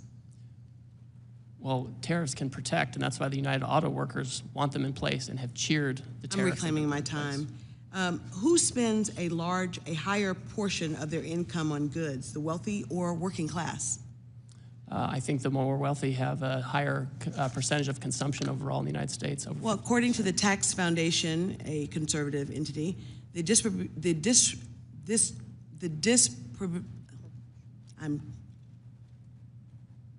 how things are distributed are more regressive and put a higher burden on lower income households more than higher income households. The top 10% of incomes account for about 50% of consumption. They do. And so I think for what I'm getting at, Mr. Ambassador, is that my Alabama constituents are very, very worried. I was home this weekend, and Miss Jackie, who owns Reflections, a coffee shop in Selma, Alabama, right near the Edmund Pettus Bridge, a place that she couldn't have, when she was growing up in Selma, go into, she now owns. It's a coffee shop, and she's really, really worried that the price of coffee will go up so high that she will not be able to keep her store.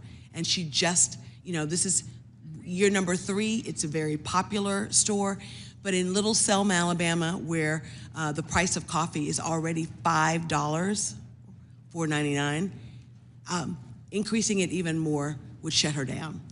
And so my constituents have lots of questions to me and to, and to this president with respect to why we are choosing to go down this path. His tariffs amount to the largest tax increase on those families. It's bad for Alabama farmers who are facing retaliatory tariffs. It's bad for consumers who will see prices skyrocket. It is horrible for those who are retired and depend upon their retirement to live, and seeing the stock market go out of control. So, sir, this is really dire for a lot of folks that I represent. Dire for a lot of folks that I represent. And we can't wait for things to get better. And so I really urge you and the president to think about the least of these, the most vulnerable in our society, and how they're going to weather the storm. And to my Republican colleagues here on this committee, I hope that you will push back on these escalating, sweeping tariffs that have done so much damage to our economy. Thank you, and I yield back. Members' time has expired. I now recognize Mr. Hearn for 5 minutes. Thank you, Mr. Chairman. Thank you for being here today, Mr. Ambassador. I really appreciate you being here to recognize the relationship between the executive branch and Congress as it relates to trade, so thank you. You know, over the last 4 years, trade has been neglected at best, and it's long past time for a real trade agenda and a president who wants to strengthen America, not cede its interests to foreign governments. As a matter of fact, the American people elected President Trump in November under the premise that he would rebalance trade with our allies and others around the world to bring manufacturing back to the United States, to create high-paying jobs in America, make things in America. And as you just alluded to, it's been applauded by many people, including our great auto workers, as they talk about reconstituting those manufacturing jobs where they're needed most. You mentioned in your testimony that Israel is one of the countries looking to negotiate, and to my knowledge, they were the first to remove all tariffs for the United States. It is heartening to hear that our allies are coming to the table and taking quick action to remove trade barriers with the United States. Last Congress, I introduced a resolution in support of the free trade agreement we have with Israel as a way to support one of our greatest allies as they face an existential threat from Iran and its terror proxies. I appreciate President Trump's strong support of Israel, and I hope that this first step by Israel to move to a zero tariff policy will lead the way to an even stronger trade and economic relationship between our two countries. Trade policy should reflect not only economic interests, but also national security and ideological alignment. Strengthening relationships with allies who share American values is essential to reducing reliance on adversarial nations. Mr. Ambassador, how can we ensure our trade policies prioritize strategic allies like Israel and Taiwan who share American values and are willing to join us in enacting common policies to counter our adversaries? Thank you, Congressman. I'm happy to report that Sunday night I had a meeting with Prime Minister Netanyahu about this very issue, and the Taiwanese have also reached out. So this is something where we're having close, high-level talks about how to move forward. I would also say, as we talk to our allies, we're encouraging them and hoping that they will align with us on things like export controls and investment screening to make sure that as we trade with them, we're trading in a way that increases our economic security and not just our economic growth. We know calculations are going on and into the reciprocal tariffs, include more than just tariffs other countries place on the United States. And as you're undergoing negotiation with our allies, is the President and your office taking into consideration things like export controls, as you just mentioned, foreign military sales, foreign direct investment as it relates to their relationship with the United States? So we certainly consider those things and appreciate them. Remember, with foreign direct investment, because they export so much to us, they have all these hard dollars, and the best place to put them is here. And so that's kind of a natural outgrowth. We are very focused on making sure that we have a trading goods that is fair and make sure that we're not getting dumped on or have overcapacity overflowing into the U.S. and that we have export market opportunities. But we certainly are encouraged by and the $4 trillion in new investment that's been announced by foreign companies. Are military sales included in that? So that's a good question. We've thought about that. When you look at the trade numbers, I think foreign military sales, official ones, don't normally show up in those trade numbers. But I know that's been raised by several of our allies, and of course we want our technology to be the technology that allies are using. The last 4 years under former President Biden, USTR failed to adequately address discriminatory extraterritorial taxes and digital trade barriers harming American companies. Last year, I raised concerns with Ambassador Tai when USTR failed to include digital trade barriers in the 2024 National Trade Estimate, the NTE, report on foreign trade barriers. The internet and digital technologies have revolutionized commerce, enabling businesses of all sizes to access global markets and consumers like never before.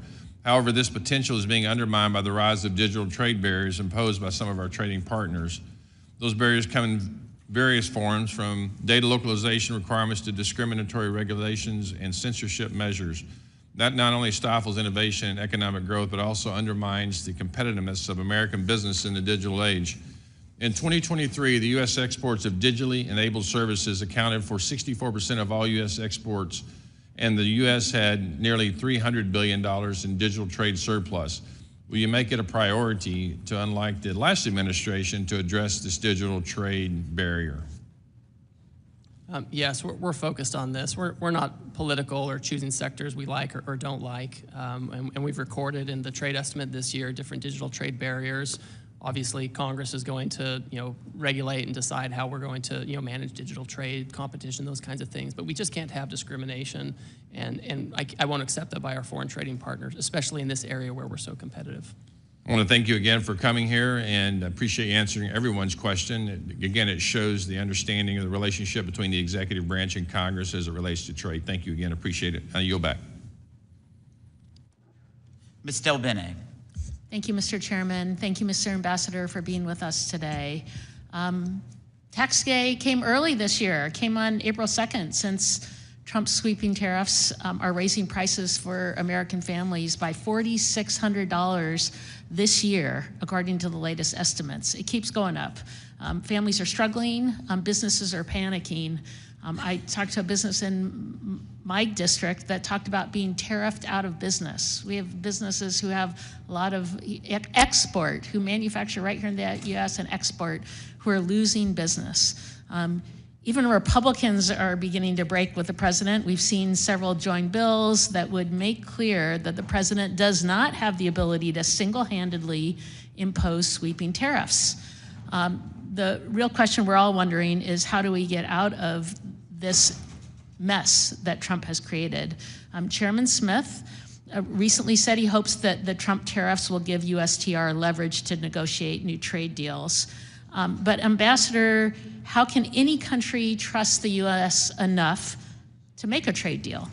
Given that Trump has thrown out existing trade deals like Australia or South Korea, or even USMCA, which he negotiated and Congress enacted, how are people going to trust us when arbitrarily these deals are being thrown out?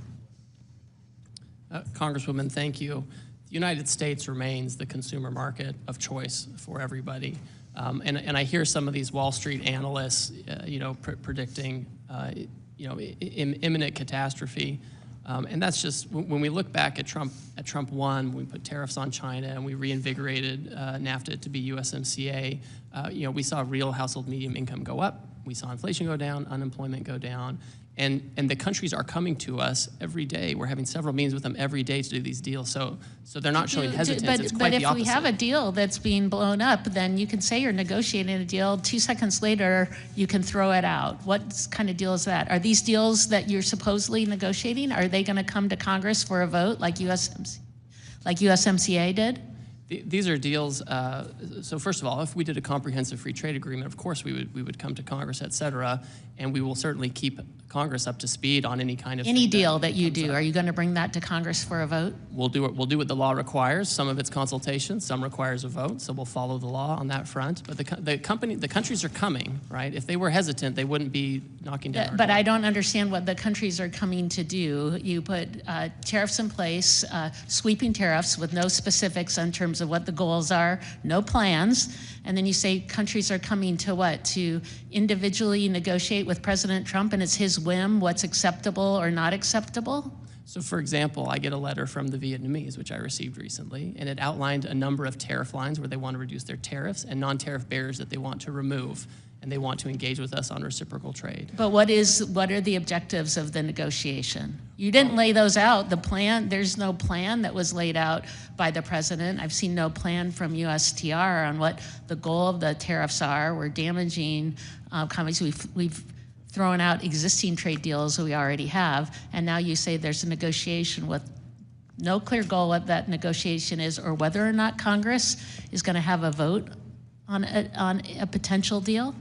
So we have a 20-page order laying out the basis for the order and the emergency we're facing, which is the trade deficit that President Biden left us with, the offshoring that it represents, the non-tariff barriers it represents, and we're looking to eliminate that. And a tariff is a way to do that. And if a country has an alternative method that they think will help us meet those goals, we're happy to entertain Can we talk about the emergency powers of the emergency power statute that Trump invoked, IEPA, to impose his tariff? It states the president in every possible instance shall consult with Congress before exercising any powers. That didn't happen. Our staff came, our USTR staff came up to Congress and did consult. I've had with who? With what members? calls With and what meetings. members of Congress did you consult with? I'm a member of the Ways and Means Committee. I'm a member of the Trade Subcommittee.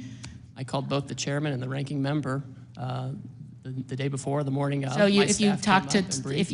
if you called It's my to, jurisdiction. how could you consult with folks when there wasn't even a deal that was proposed? In fact, it wasn't till April 2nd when the tariffs were put in place, no one even knew what exactly was going to happen. There was nothing to consult on. So how did that consultation take place? I had a phone call with Chairman Smith and Ranking Member Neal. About a non-existent deal. Well, I told them about the IEPA action that was coming, and I sent my staff up here to brief the committee staff as well. I argue now we did not have that consultation. Here we are. There was no plan in place. There's no plan in place going forward. The American people are hurting, and now in the rule vote that we're going to have just after we are done with this hearing, Republicans are already putting in a provision to make sure that they don't have to vote on the tariffs that are in place. Congress should have a role here. It's terrible that my colleagues on the other side of the aisle aren't willing to have a vote too. Thank you, Mr. Chairman. I yield back. Ms. Miller. Thank you, Chairman Smith. Welcome, Mr. Ambassador. Thank you for being here. It's my opinion that part of the reason President Trump has taken such drastic action on trade is due to the fact that there was no trade agenda under the Biden administration. And I didn't hear any sniping from the other side about that. The past administration's failure to engage in meaningful conversations with our trade partners opened the door for countries to run afoul of the World Trade Organization tariff agreements and to impose excessive non-tariff barriers. These countries have had no incentive to negotiate, and they've been massively benefiting from the system as it is. For example, in my state, the hardwood companies have been pummeled by China, dumping their hardwood in the American market. China gained at our expense while we were asleep at the wheel. Thankfully, that is not the policy of the United States today. Due to President Trump's swift action, more than 70 countries are knocking down our door, ready to negotiate a trade deal. Today, I want to focus on the future of our trade agenda. Looking to the very near future, the administration is required by statute to undertake the United States-Mexico-Canada Agreement review process in 2026. I can't understate the importance of the USMCA to my constituents. The growth in the manufacturing sector, spurred on by our cooperation with Canada and Mexico, has helped sustain thousands of jobs in my district.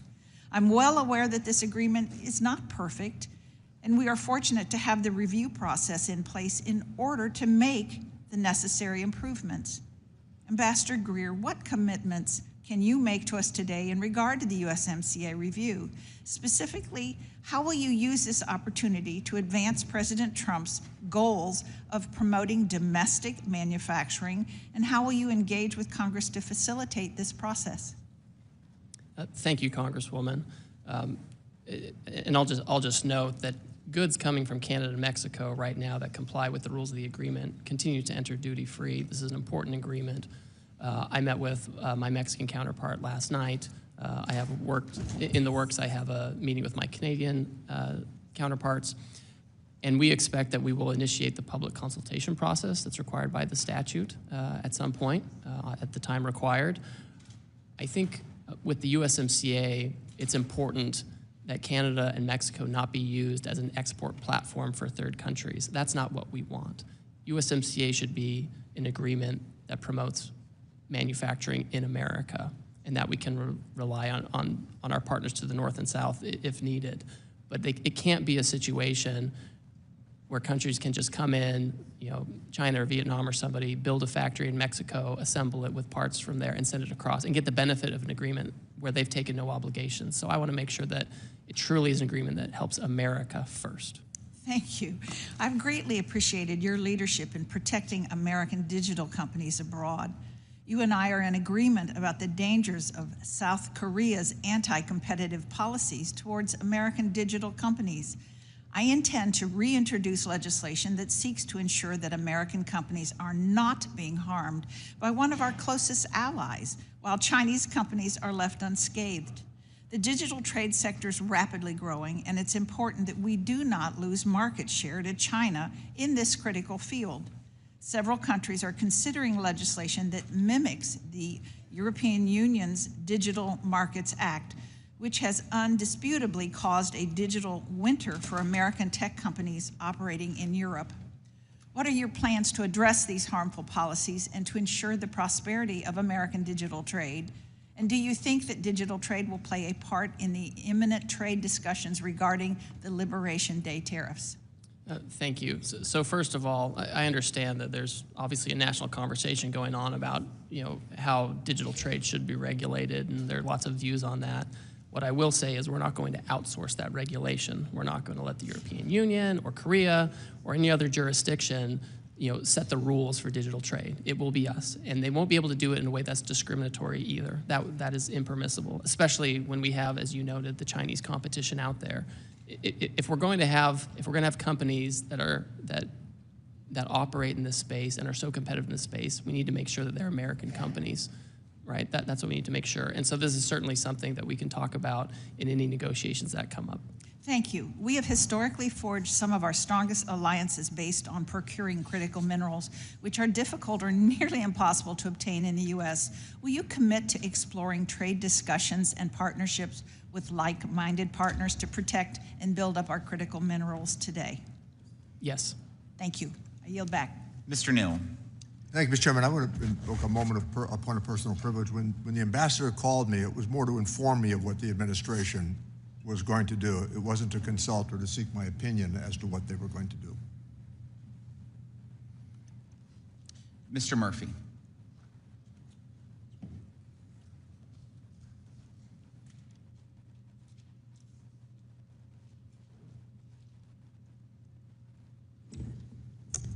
Thank you, Mr. Chairman. I just want to show a slide to everybody documenting where we are with the United States and the U.S. trade deficit. I think this really shows why this is an emergency.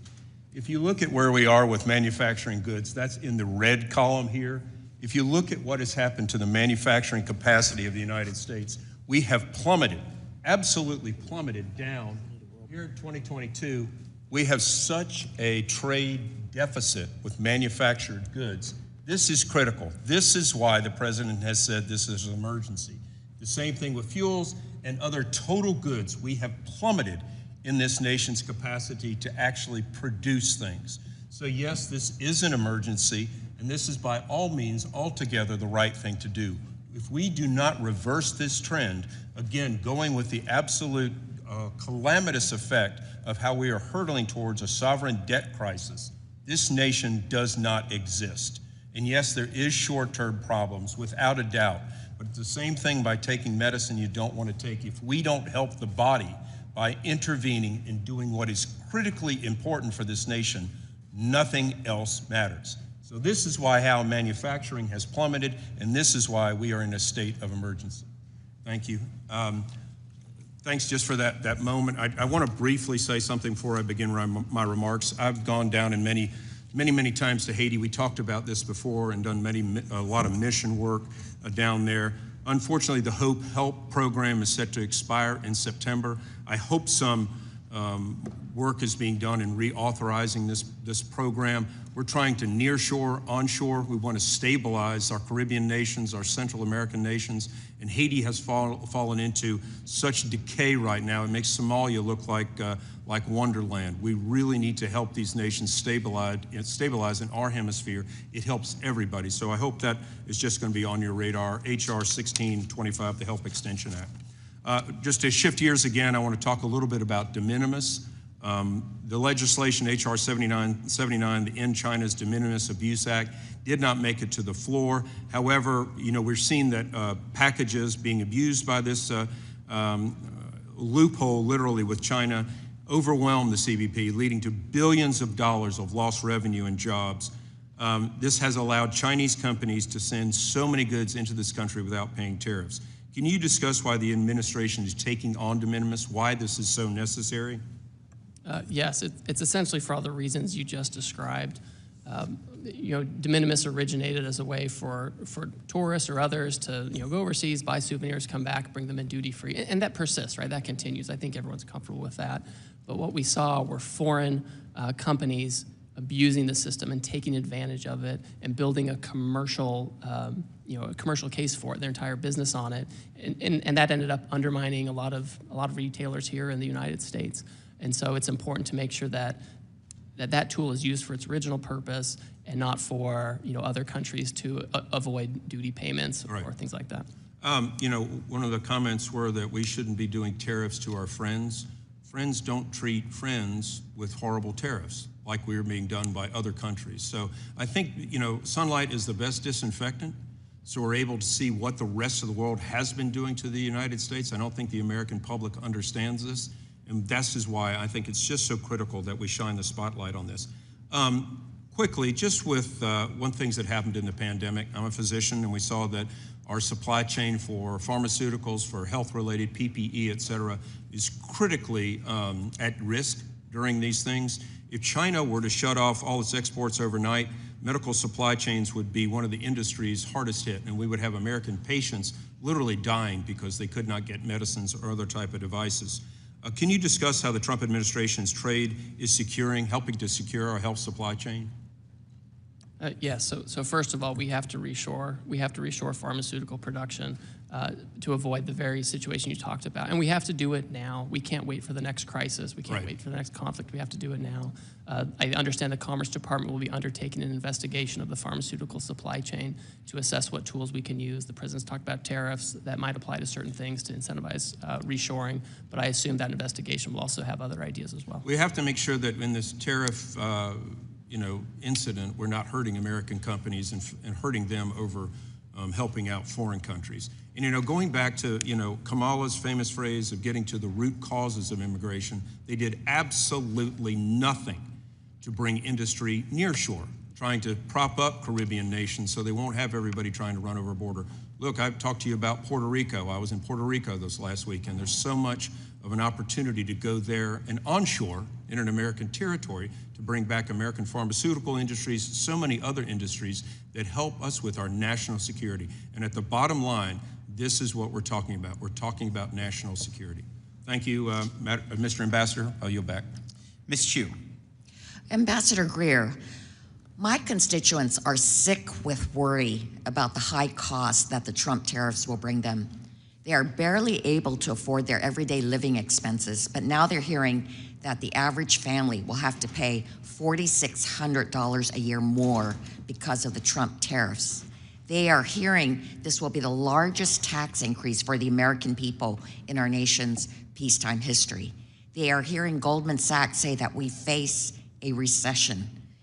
The increases will be for food items that the U.S. does not produce domestically, like cacao beans, coffee beans, tea and spices, and certain nuts. But non-food items like clothing, consumer electronics, shoes, cell phones, furniture, and household appliances will be especially hard hit, as more than 50% of our consumption comes from countries facing tariff increases of 30% or more. I must point out that there are some items on the list like bananas and cacao beans, which the U.S. can never grow enough of to meet our own demand because of our mostly non-tropical climate. In fact, the U.S. produces a tiny number of bananas in Hawaii and Florida, but depends enormously on importing bananas from Guatemala, Ecuador, and Costa Rica, all of which receive tariffs. And in fact, the U.S. is the world's largest importer of bananas.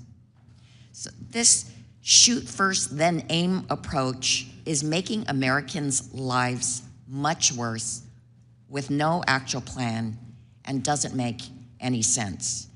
I see this in three ways. First, the president said that these tariffs would bring manufacturing business back to America, but thousands of Americans were immediately laid off, and manufacturers are telling you that this will crush them. And why would the president impose this tariff tax on tropical countries when America can by far not produce their own bananas, coffee, and chocolate? Is the president aware that these crops only grow in tropical climates? Second, in imposing these tariffs, the president claims that the U.S. is being ripped off by other countries that are profiting off of us. Yet these tariffs are being imposed on countries with whom the U.S. has trade surpluses, including the Netherlands, the UK, Belgium, Panama, and so on. Using the formula that USTR released to the public to justify this chaos, no country with whom the U.S. has a trade surplus should be subject to additional tariffs. How can you and the president justify forcing the American people to pay more for goods from these countries that already import more of our goods than we do theirs? Third, then if there's an actual formula, why would the Trump administration decide to reserve its most severe punishment not for Russia, which was entirely spared, but for some of the poorest, least developed countries in the world? For instance, Madagascar, which has a poverty rate of over 75% and where the average worker lives on less than $2.15 per day. The president placed a 47% tariff. So Madagascar, 47% tariff, Russia, 0. My conclusion is that there's only one explanation for this: corruption. The Trump administration is now bragging that dozens of countries are approaching the White House ready to offer concessions and negotiate a reduction in Trump tariffs. This presents a completely unprecedented opportunity for corruption. If his tariffs are allowed by Congress and the courts to stand, then the president could unilaterally decide to remove or reduce tariffs on certain countries. With no transparency, a country could pay the president or his family money through memberships at Mar-a-Lago or payments through their various cryptocurrencies in exchange for a reduction in tariffs. His cronies could pay him directly to remove tariffs from certain imports. So, Ambassador Greer, I would like to ask you two yes or no questions. My first question: you're putting tariffs on crops that we, for the most part, don't grow, like bananas, cocoa beans, coffee, and vanilla. Is the president aware that these crops only grow in tropical climates? My second question, yeah, you answered yes. Can you promise that there won't be a pay-for-play system where companies and donors make the pilgrimage to Mar-a-Lago to get exemptions? You have my promise. Well, my constituents don't have that access, nor do most of the American people, but because of these Trump tariffs, it is they who will have to pay the exorbitant costs of these actions, and that's not right. Mr. Kustoff. Thank you, Mr. Chairman, for convening today's hearing, and thank you, Ambassador Greer, for appearing today. Ambassador Greer, I represent part of Memphis, Tennessee, and most of rural West Tennessee. And in Memphis, Tennessee, last year, 2024, we had a great opportunity with Elon Musk when he made an announcement to create a historic investment in Memphis through his company XAI.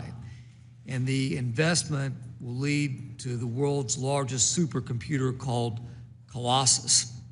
So Colossus is the core infrastructure behind Grok, which is the artificial intelligence system that Mr. Musk is developing or has developed, and that I use and probably a lot of other people use. I've toured Colossus, and frankly, the capabilities are absolutely remarkable. From what I understand with this project and with Elon Musk is he places a strong emphasis on sourcing American-made products with XAI whenever feasible, demonstrating a commitment to domestic innovation. The issue is that supercomputers like Colossus depend on a variety of advanced components that right now are not produced in the United States. And I think we can all agree that we want the United States to be the absolute leader when it comes to AI. The other issue is the reliance presents obvious and serious strategic vulnerabilities because a disruption in the supply chain could hinder U.S. capabilities. So I understand that the entire industry is working on building domestic capacity. And thanks to President Trump and his efforts and the efforts of the administration, we've seen massive investments from companies like NVIDIA and Taiwan Semiconductors. But I think we all also realize that that transition is going to be several years, or it's going to take several years. So could you talk about how USTR is balancing the near-term need for components with the long-term goal of onshoring these critical supply chains? Certainly. So when the president took his action on reciprocal trade, there were some items that were not covered by the new tariff because further investigation was needed. This includes pharmaceuticals, as I've discussed, but it also includes semiconductors. And so many semiconductors are not covered by the reciprocal tariff because the Commerce Department, as I understand it, is looking into doing a further investigation to see where tariffs may or may not be appropriate on semiconductor chips or the downstream components. And that's something I know that the Commerce Department's looking at very closely. Thank you, Ambassador. If I can, because there's been a lot of talk here, some talk about Russia and the suggestions that the Trump administration has let Russia off the hook when it comes to tariffs. My recollection is that this committee, several years ago, took the lead on bipartisan legislation to change the trade treatment as it relates to Russia, specifically revoking the permanent normal trade relations, specifically banning the import of all energy products from Russia, specifically by providing a path to raise tariffs on many other products from Russia. So in fairness, I know that both the Biden administration and the Trump administration have added to this legislation by imposing a wide range of sanctions on Russia, which cut off most of trade and investment.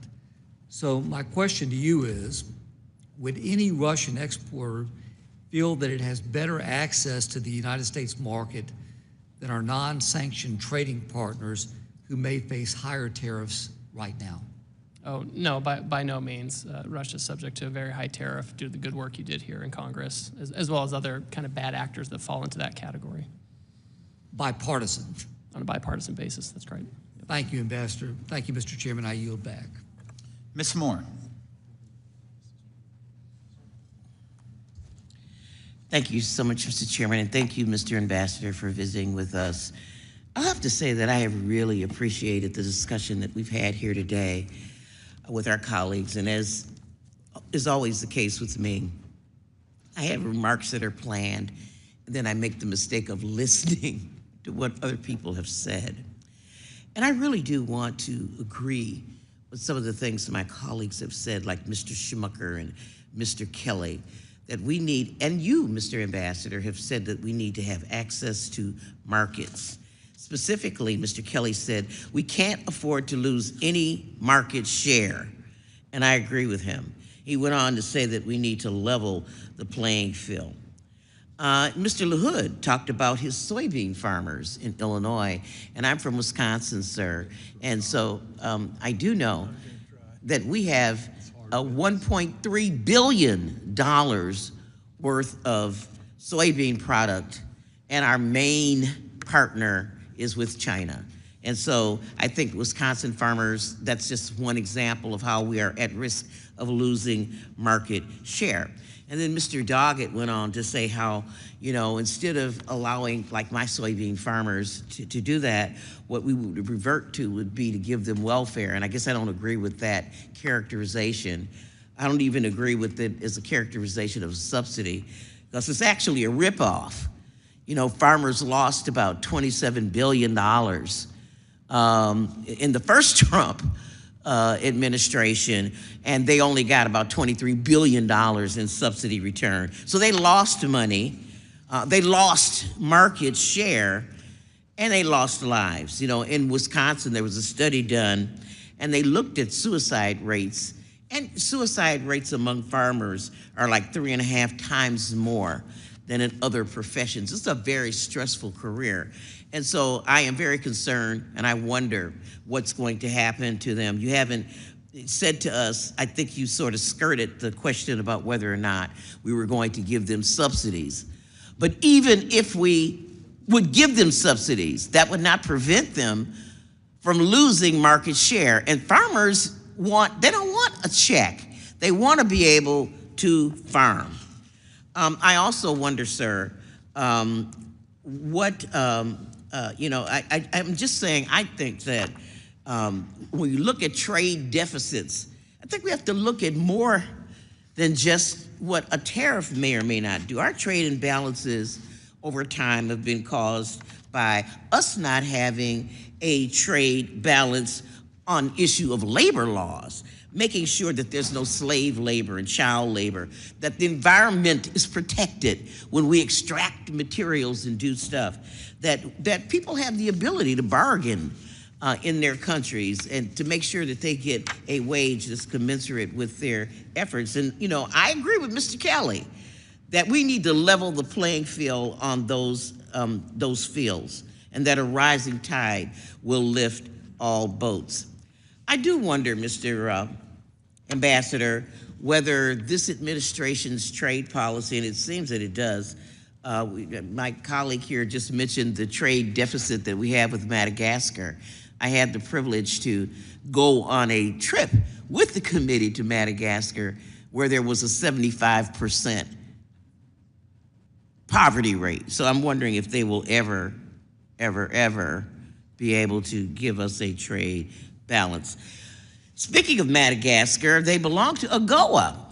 And I'm wondering if this administration's policies would eliminate something that's been bipartisan, the trade preference programs that we've had under AGOA. Yes or no? Are we going to have an AGOA? So, Congresswoman, yeah, thanks for your AGOA. remark. Well, it's up to Congress. Congress has to decide if they're going up to the president. He's in charge of trade. We've sort of. Do you have a bill? I haven't seen the bill yet on this. If there's a bill, I'll advise the president accordingly on how we should approach it. Okay, I'll just say one last question to you. You say that we have got to reshore manufacturing.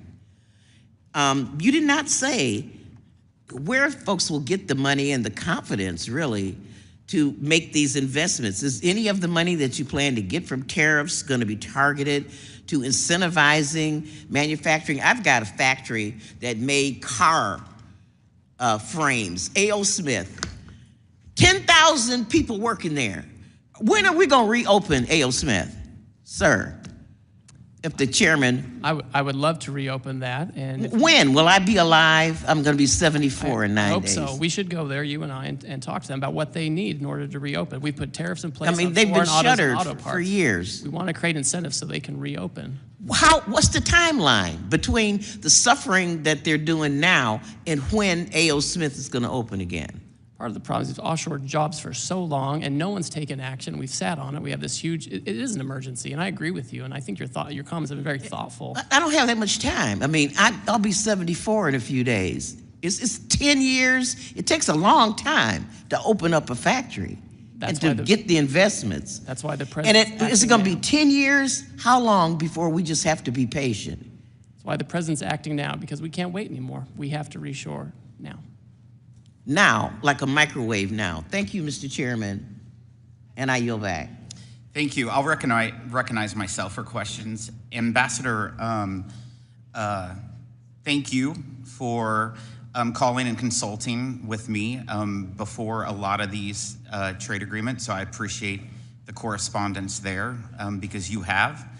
I also want to just raise the significance that I believe AGOA has for this country and those trade preferences with those African nations from a security perspective is extremely important. And I hope that the administration continues to see from a security perspective that trade preferences with those African countries is extremely important.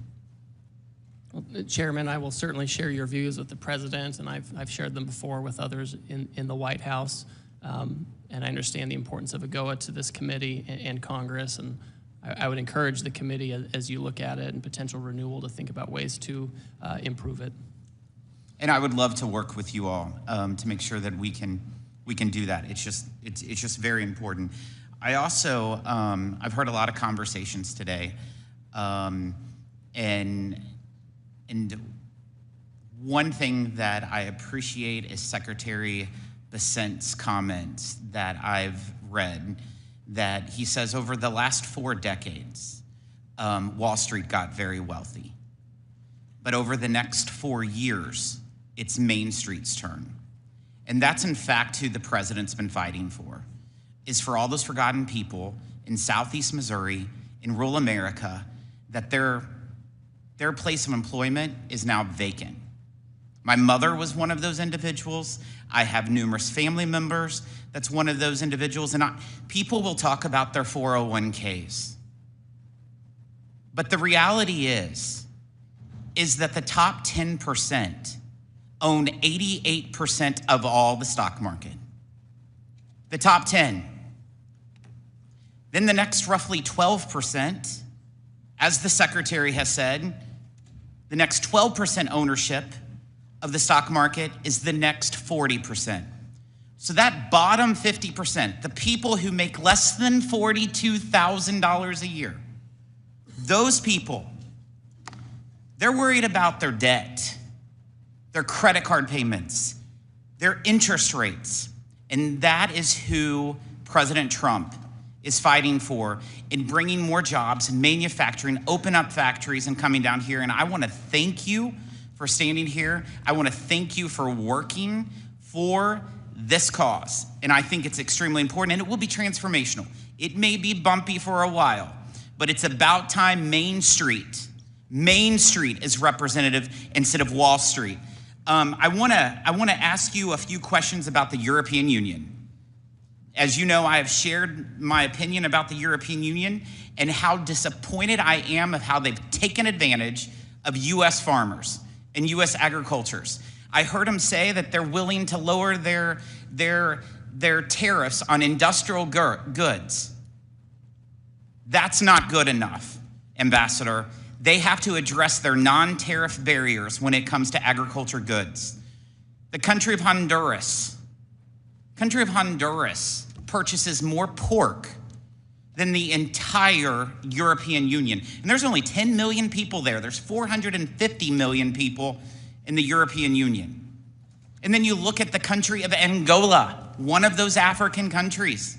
They purchase more chicken from us than the entire European Union. And the European Union has a GDP times 200 of that in Angola. These are trade problems. And this administration better continue to fight for the American farmer, that Missouri farmer who's been screwed for such a long time by our friends. And I want to thank the president. I want to thank you for continuing with it. I do want to ask you, do you agree that there's a serious trade problem when it comes to agriculture in the European Union? Yes, Chairman. It's fundamentally unfair. It's structurally unfair. It has been for decades, and I've been very clear with them that any kind of agreement or negotiation or anything, it has to have an ag component for all the reasons you described. Super important. Last year, I requested the International Trade Commission to complete a detailed study of the competitiveness of the U.S. rice industry, with a particular focus on the ways that unfair subsidies and other practices in other rice-producing countries harm American rice farmers by distorting markets and reducing export opportunities. The study was completed earlier this year, and I was not surprised to learn that India is one of the worst offenders. Its subsidies and are particularly problematic because of the lack of transparency around some of them. Do you share my concerns with unfair practices in India and elsewhere that harm American rice farmers? And will you attempt to address these issues through any negotiations with India? Yes, I will. And as you know, Chairman, I'm from Northern California, from rice country there too, so I'm particularly sensitive to that. Appreciate it. Thank you for being here. Mr. Boyle. Thank you, Mr. Chair, and thank you, Ambassador, for being here today. 3 times in this century, 3 times in the last 25 years, we've had a recession. 2001, right after the September 11th attacks, 2008, when the housing bubble burst, and 2020 with COVID-19 pandemic.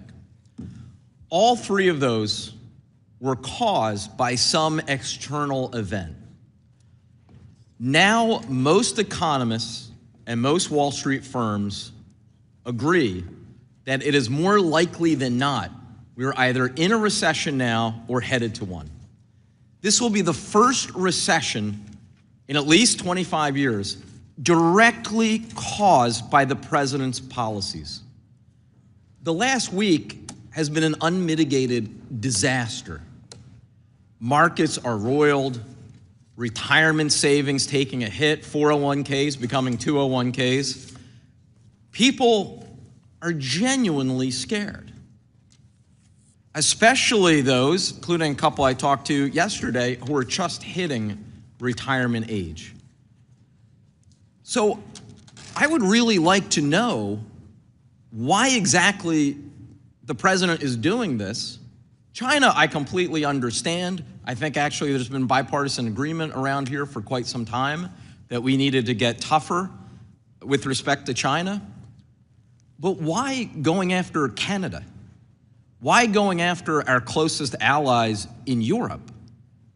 This does not make any sense. And frankly, it doesn't exactly inspire confidence when the so-called formula that was advertised last week came from absolutely no textbook that any of us are aware of.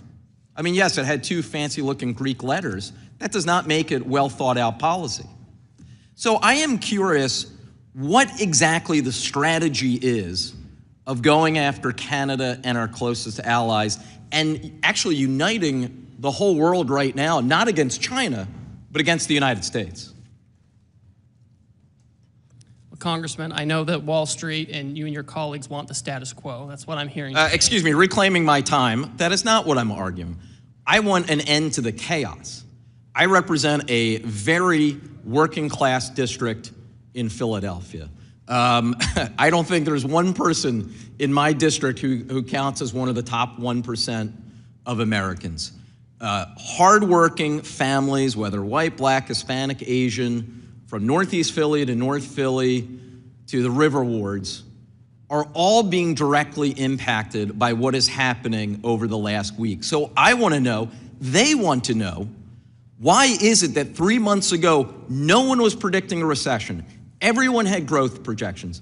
The Fed, most economists, whether liberal or conservative, and now the base case is a more than 60% chance of a recession. That is directly because of White House policies.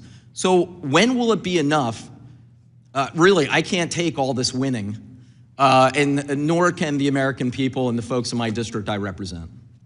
These Wall Street analysts are the same ones that predicted decline in the first Trump administration, where real household median income went up by $7,000, coupled with tariffs. The president has to get the trade deficit down. We've lost 5 million manufacturing jobs. It has been a massacre in American manufacturing, and we have to have those jobs back, and it's urgent, and we can't keep passing the buck. President Biden did nothing on trade for 4 years. That's what I've heard from both sides, and we have to act. We have a huge trade deficit with the European Union, which we heard about from the chairman. We have a huge trade deficit with foe and friend alike, and we have to deal with it.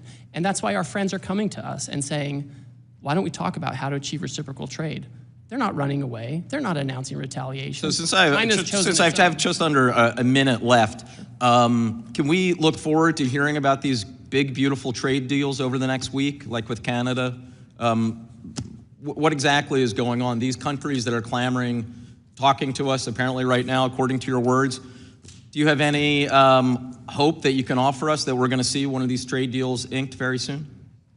Well, Congressman, I can't prejudge the timeline, but I'm spending all my time when, I'm not here with you all doing consultations, talking with them.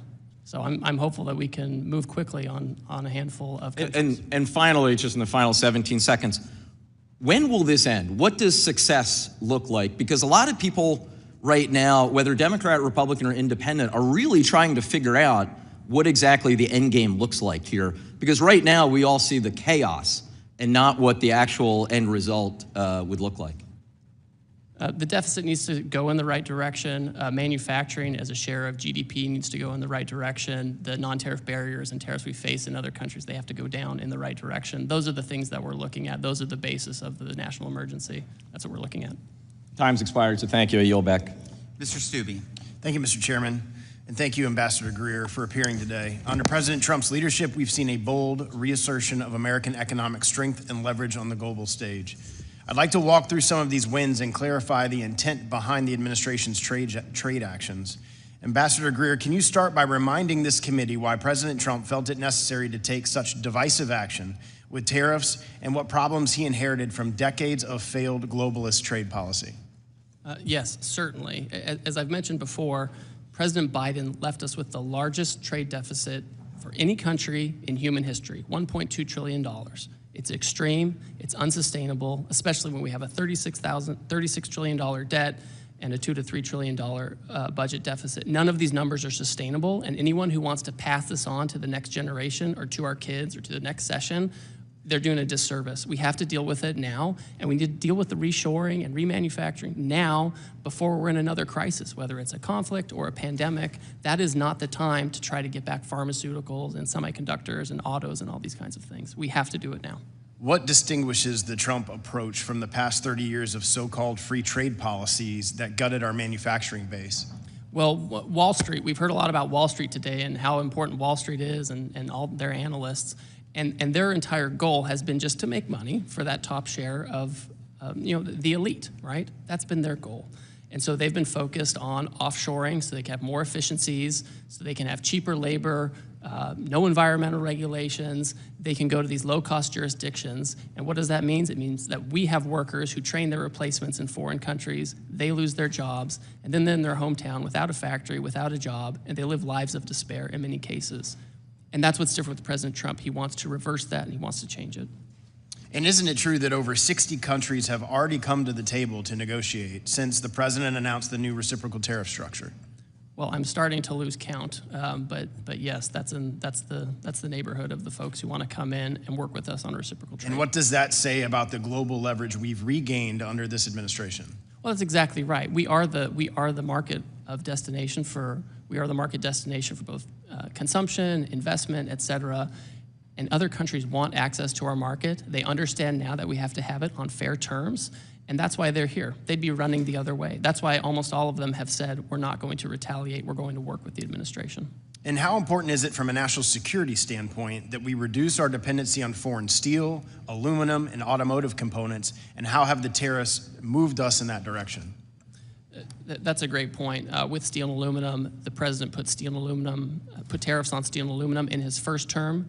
The Biden administration kept those in place. He's tightened up some of those tariffs now, and so we are able to maintain a steel industry. We're able to maintain an aluminum industry. These are things you have to have as inputs for weapon systems, for our infrastructure. In a country that doesn't have that kind of hard manufacturing power behind it, isn't going to have the soft diplomatic power you need to navigate a challenging world. And do you believe that President Trump's tariff policy has reestablished American economic sovereignty, where we no longer have to beg foreign governments to treat us fairly? Yeah, I think there's no question about that. And we can see it from the first term when we imposed tariffs on China in an effort to get them to change their unfair trading practices. When that happened, we saw our trade deficit with China decrease, which is really important. So it shows that we can become less dependent on foreign powers for the most critical goods and services. And how important has President Trump's leadership, his willingness to stand up to global elites and foreign governments, been in reasserting the United States as a trade power? Well, it's been historic. It's been historic because in the past we've had leaders and politicians who were either in the pocket of Wall Street or they had some other special interest, and he's been willing to take a stand and do hard things and show others that he's not going to cave. This is really important because if other countries think about power in a different way, some politicians want foreign countries to say nice things about them. That's like their end purpose in foreign policy or trade policy. President Trump wants the right thing for Americans, and sometimes it means you have to stand up for yourself, draw a line in the sand, and say, we're not going to do this anymore. What would you say for the first time in decades, American workers have a president who fights for them, not for multinational corporations or foreign bureaucrats? That's exactly right, Congressman. That's why workers voted for him. That's why unions support the tariff actions. That's why we see op-eds in the newspaper about union presidents wanting to work with President Trump on trade. That's why we're seeing all of that change, that realignment. And I'll end with this. What evidence have you seen that President Trump's tariffs are driving jobs back to the United States and helping to rebuild our manufacturing base? Well, for example, the auto tariffs that were imposed, we've already seen that one company is increasing employment, including temporary employment. In Indiana, we've seen in Tennessee, there was a shift that was going to go down to another country. They kept that shift in America. Everyone knows if you want certainty, if you want access, you build in America and you use American labor. Thank you. My time's expired. I recognize the acting ranking member, Ms. Moore, to. Thank you, Mr. Chairman. And I'd like to ask for unanimous consent to enter a letter into the record to Wisconsin Republican members of Congress from Wisconsin Governor Tony Evers, his objection to the Trump tariffs. Without objection. Thank you. Thank you. Mr. Byer. Thank you, Mr. Chairman, very much. Ambassador Greer, you have a most awful job trying to convince us and the people we represent that the president's trade policies are wise and measured, when the truth is they are stupid and bad. The last time the U.S. started a trade war, Smoot-Hawley tariffs, June 1930, the world did retaliate, and we get the Great Depression that lasted 10 years. I want to quickly run through a few of the ways the logic behind the Trump tariffs make no sense. You got the math wrong, according to the people whose research you cited. Mr. Chairman, I ask unanimous consent to enter into the record a New York Times article by former Treasury official Brent Nyman titled, "The Trump White House cited my research to justify tariffs. It got it all wrong." The math error had the effect of quadrupling the tariffs Trump applied on some of our biggest trading partners. Trump accepted some goods, notably oil, but not others, including things we simply cannot produce in the United States. Why tariff bananas? Why tariff cocoa? Why tariff coffee? We don't have the capacity to produce these things at a scale that meets domestic demand. Trump logic equates any trade deficit with cheating. In fact, he called it rape. But even this stupid logic didn't help Australia or Brazil or Singapore, all countries with whom we have a trade surplus. How does Australia negotiate an end to a trade deficit that doesn't exist? Some countries have a deficit because we import things that we want, but they're too poor to afford our exports. Perfect example is Madagascar. We buy something like 60% of our vanilla from Madagascar, but they have one of the lowest GDP per capita rates in the world, and they just can't afford many of our products, but we just hit them with the 47% tariff. Trump is hinting that maybe if countries lower tariffs on us, he might drop tariffs on them a little bit or some or possibly, but Vietnam, knowing that Trump was coming, massively cut their tariffs to appease him ahead of his announcement last week, and instead, you slapped a 46% tariff on them anyway. So what are the Vietnamese supposed to do? Trump declared a phony national emergency and imposed tariffs on Canada to punish our closest ally for quote-unquote fentanyl smuggling, despite the fact that our own government says the amount of smuggling at the northern border is vanishingly small, less than 1%. How does Canada get out of a tariff imposed on them for doing something that we admit they're not doing? Trump is risking our economy to bring back factory jobs that pay far less than the 8 million jobs that are listed in the JOLTS report right now. 8 million jobs available in America. I'd pay far more. In fast-growing sectors like healthcare, clean energy, or data science. The Secretary of Commerce, Howard Lutnick, is on television raving about shifting millions of Americans to work on, and I quote, screwing in little screws to make iPhones. You guys are blasting nearly every product from nearly every country with these tariffs. Senator Tillis yesterday called it, quote, a trade war on all fronts. It hurts our alliances, it hurts our economy, it hurts our ability to make and keep free trade agreements, which is supposedly your job. Ambassador Greer, the world is watching you. They're watching this hearing across the country. Global markets are in chaos. The U.S. economy and our most important alliances are in serious danger. I had met a couple of nights ago with a dozen ambassadors from Eastern Asia, and the conclusion of the discussion was that we are creating a unipolar Asia, an Asia led by China with America excluded. America first is America alone. And meanwhile, you're now serving as acting head of both the Office of Special Counsel and the Office of Government Ethics. These are both busy jobs in the best of times, but extremely demanding during one of the most ethically challenged presidential administrations in history. It's absurd to think that you're actually doing these jobs, but I think it's fair to ask if the many hats you're supposedly wearing are causing dangerous mistakes that damage our country in ways that's going to be difficult to recover from. You know, President Trump also imposed tariffs on China. China responded with tariffs on agriculture. European Union today announced $21 billion worth of new retaliatory tariffs on us. China's announced 84% retaliatory tariffs on us. The legal pretext, you said, is that this is a national emergency. You refer to the state of emergency as, quote, the largest and persistent trade deficit that's built up in recent years. The actual emergency is that markets are slumping, consumer confidence is crashing, and financial forecasts of recession are coming pretty quickly. And the Fed is projecting that these tariffs are driving prices up. We finally got inflation down. Now we're going to do exactly the opposite. Coming to the table, I don't know. Our trade balance has been in the negative for 50 years, and yet we have built the strongest economy in the history of mankind. This is a terrible way to fix the way of bringing back meaningful employment to our low-income Americans. This is not the way to do it. Mr. Chairman, I yield back. Mr. Arrington. Thank you, Mr. Chairman. I appreciate my friend's comments just to take off on treating low-income Americans. It's no way to treat our workers whose wages have been suppressed because of this unfair and unlevel playing field, who, by the way, because of the policies of the last 4 years, have paid a regressive 21% inflation tax. So our working families and our manufacturers and those who make the wheels turn in this economy have suffered a great deal. But other countries will flat put us out of the manufacturing business, out of the energy production business, out of the food making business if we let them.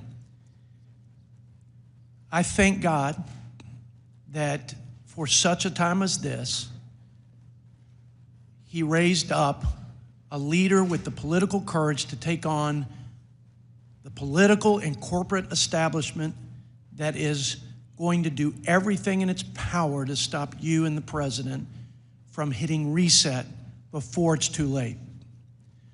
Before we not only beg for our drug making and our chip making from other countries whom we are totally dependent on, but before we have to beg to feed our families and fuel our economy. I can't think of, other than the budget deficit, a greater threat to America's economic vitality, prosperity, and national security. I'm 100%, unwaveringly, unequivocally in support of President Trump's and your reciprocal trade policy. I can't imagine anyone along the spectrum from right to left politically, who wouldn't want head-to-head competition for our guys. And we have allowed this unfair trade dynamic to persist for so long, there's no way out of this without some front-end pain. And I'm grateful that we have a leader who's not trying to diminish that or hide that fact, but is transparently calling this nation to persist through this front end so that we have exponential benefits and return to our economy, to our workers, to our farmers. There is no other path, and there is no other politician in this town that would ever risk what is necessary to risk and to exert the courage and will that is necessary to exert to confront this head on like President Trump and you. And we're with you. I'm with you, and I know many of my colleagues are. Couple questions. When we went through this before, in the first Trump administration, we were, I'd say, wildly successful with the reforms in China, with new free trade agreements, agreements in 5 nations that represented almost 50% of our entire export markets. So how important was the reciprocal trade posture in the first administration to getting lower barriers, greater access to those markets where we benefited by 26+% in export activity? Our wages went up, investment went up, job creation went up, poverty went down. How important is this posture to getting there? And is there any other way, Mr. Ambassador, to this greener and more glorious economic pasture once we establish the reciprocal trade dynamic? Congressman, thank you for your support and your words. You're exactly right. There are a few different approaches to trade negotiations. One is the typical one, which is where you ask others nicely to give you market access, and they do a dialogue with you for several years, and at the end you have no more market access. And then there's the Trump way, where he says, we'll have reciprocal trade, and we can do it my way or we can do it your way, but we can work together because we should work together, and we should have fair trade among us. And that's what we're seeing now. We're seeing countries come and say, we understand the issue, we're happy to talk about this, and we know that there's an alternative path. There are alternative pathways here, and we can choose which way we want to go, and that's the way to do it. I'm grateful for both of you. Thank you, Mr. Chairman. Thank you, Ms. Tenney. Thank you, Mr. Chairman, and thank you, Ambassador Greer, for your hard work. And I'm from upstate New York. This is the home of the Industrial Revolution, the Erie Canal Corridor, the Finger Lakes, all my region. #1 dairy district in the Northeast, #5 dairy district in the country. Third largest producing Apple County is in my district. Really important when it comes to trade, and we have always been grateful for the work of President Trump and the administration for trying to understand that we've been hollowed out by China and Asia and other countries, and we want to bring those jobs back. Really important part of not just the building of New York, but the building of the entire United States and our strength leading up through to World War I, World War II, and into today. I got a couple of questions I just want to talk to you a little bit about, because there are a few nuanced issues here dealing with Canada, which is my entire northern border. #1, we have an emerging and really strong Finger Lakes wine region, and many of our wineries have reached out to us. We are at the cusp of putting out some really incredible wines, groundbreaking. We have wonderful water, soil conditions, and we're producing top-level wines. A little bit about some of these markets we'd like to have opened up for us so we can trade, and we appreciate the work that the President is doing. However, one of the issues we've experienced, and we hope that you can work on, is many of our Canadian visitors are not coming to our region. We're dependent on the Canadians to come for commerce. They're a great friend to the north. And we've seen a 23% drop just since February in visitors to our wineries. And we just want to know if we can help get your assistance and help in making sure that this sort of very important yet fragile relationship that my district has with Canada, an historically strong relationship, we can continue to work to make sure that we get that kind of trade and the kind of tourism that we've been getting from our Canadian friends to the north. Certainly, and I would note that goods between Canada and the United States that follow the rules of the U.S.-Mexico-Canada agreement, they continue to trade on a duty-free basis, which makes sense, right? Yeah. And I would and say, I know you're going to jump into this because this is my next beef with that. But when it comes to Canada, we are grateful and hope that you'll continue to pursue some of the dumping that's been going on against our dairy producers, because as I cited in my start, we are a huge dairy producer and we're getting unfair treatment. We think in the last administration, this was not resolved favorably to our dairy markets because Canada continues to bring milk proteins in that we think that are in violation of USMCA, and I know that's what you're going to get to. So. Yes, no, it's certainly on the flip side of the wineries. So, yeah, that's certainly at the top of my list. I would point out that President Trump reported that he had a constructive call with Prime Minister Carney last week, 10 days ago or so, and I continue to work with my Canadian counterparts to make sure that that relationship is one where we can have fair trade. Yeah, we greatly appreciate it, and when it comes to apples, we just have to say we are so excited about the USTR's efforts in trying to reduce some of these market access barriers, particularly with Israel going to zero tariffs. Our apples are hopefully will be sold all around the world. We're famous for them. We don't get the subsidies that some of the other states get in the state of New York. And we're hoping that we can do that, including getting our apples to India and around the world to actually grow our New York economy. So we appreciate all that the USTR is doing that. I think that we can have a great relationship in the future with Canada, and we are really pleased that you're working with the Prime Minister and working with everyone that we can to make sure that that northern border is protected, but also that we're getting the trade that we're so accustomed to with our great friends from the north in Canada. And those are primary issues for us. Also want to make sure that some of our supply chains, whether, I know this isn't your sphere, but when it comes to aluminum, when it comes to copper, we have some of the best manufacturers and the oldest manufacturers in the entire nation in our region, and we're dependent on Canada for those things. So when we look into the tariffs and some of the negotiation, I know there's going to be some tinkering with the tariffs as we look into the next couple of months. We just know that you and the President will work with us on making sure that we continue to keep these legacy businesses that we have across our region, that were part of our nation's real boom when the Industrial Revolution was founded.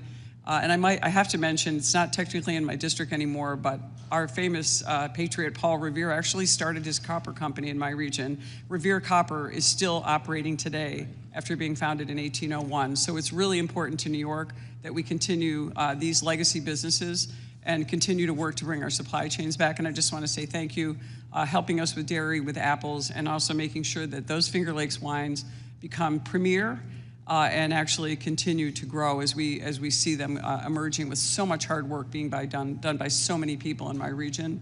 And we're grateful to you, and so continue to work. We appreciate the effort on behalf of our district and on behalf of the President. Thanks so much. Well, thank you, and I look forward to continuing working with you and your staff on these issues. Thank you. Mr. Evans. Thank you, Mr. Chairman. Mr. Ambassador, I'm deeply concerned about the tariffs, and we are talking about it today. Philadelphia is the poorest big city in America, and it's hurting low people income. There's a lot of money for a lot of people. Tariffs can only be used in a smart and effective way, and I feel from what I heard, it is not. It is something that we are concerned about, and I'd like to start out with this question, Ambassador Greer. My first question: what specifically is the President hoping to help the residents of Philadelphia deal with the higher cost of living that these tariffs will put on the average household? Does the President have a very specific plan and strategy to address the near-term harm it has created?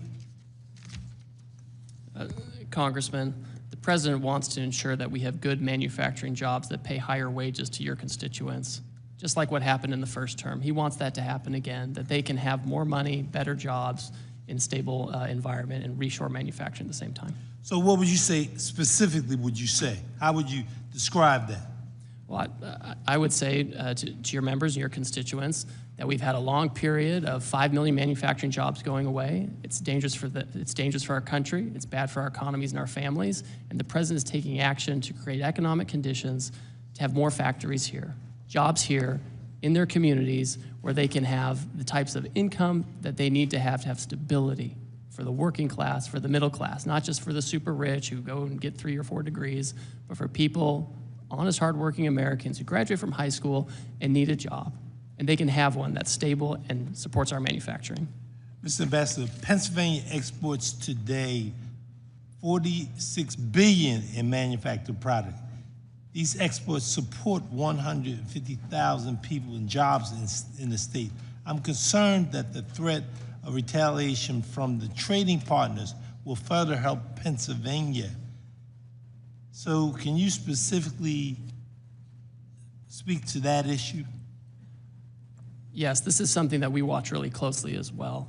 And so in advance of the tariff action, I had many conversations with our major trading partners, and we told them, wait and see what happens on April 2, and then we can talk about what comes next. And so now most of our major trading partners have said, we're not going to retaliate against you. We want to talk to you about how to have more reciprocal trade.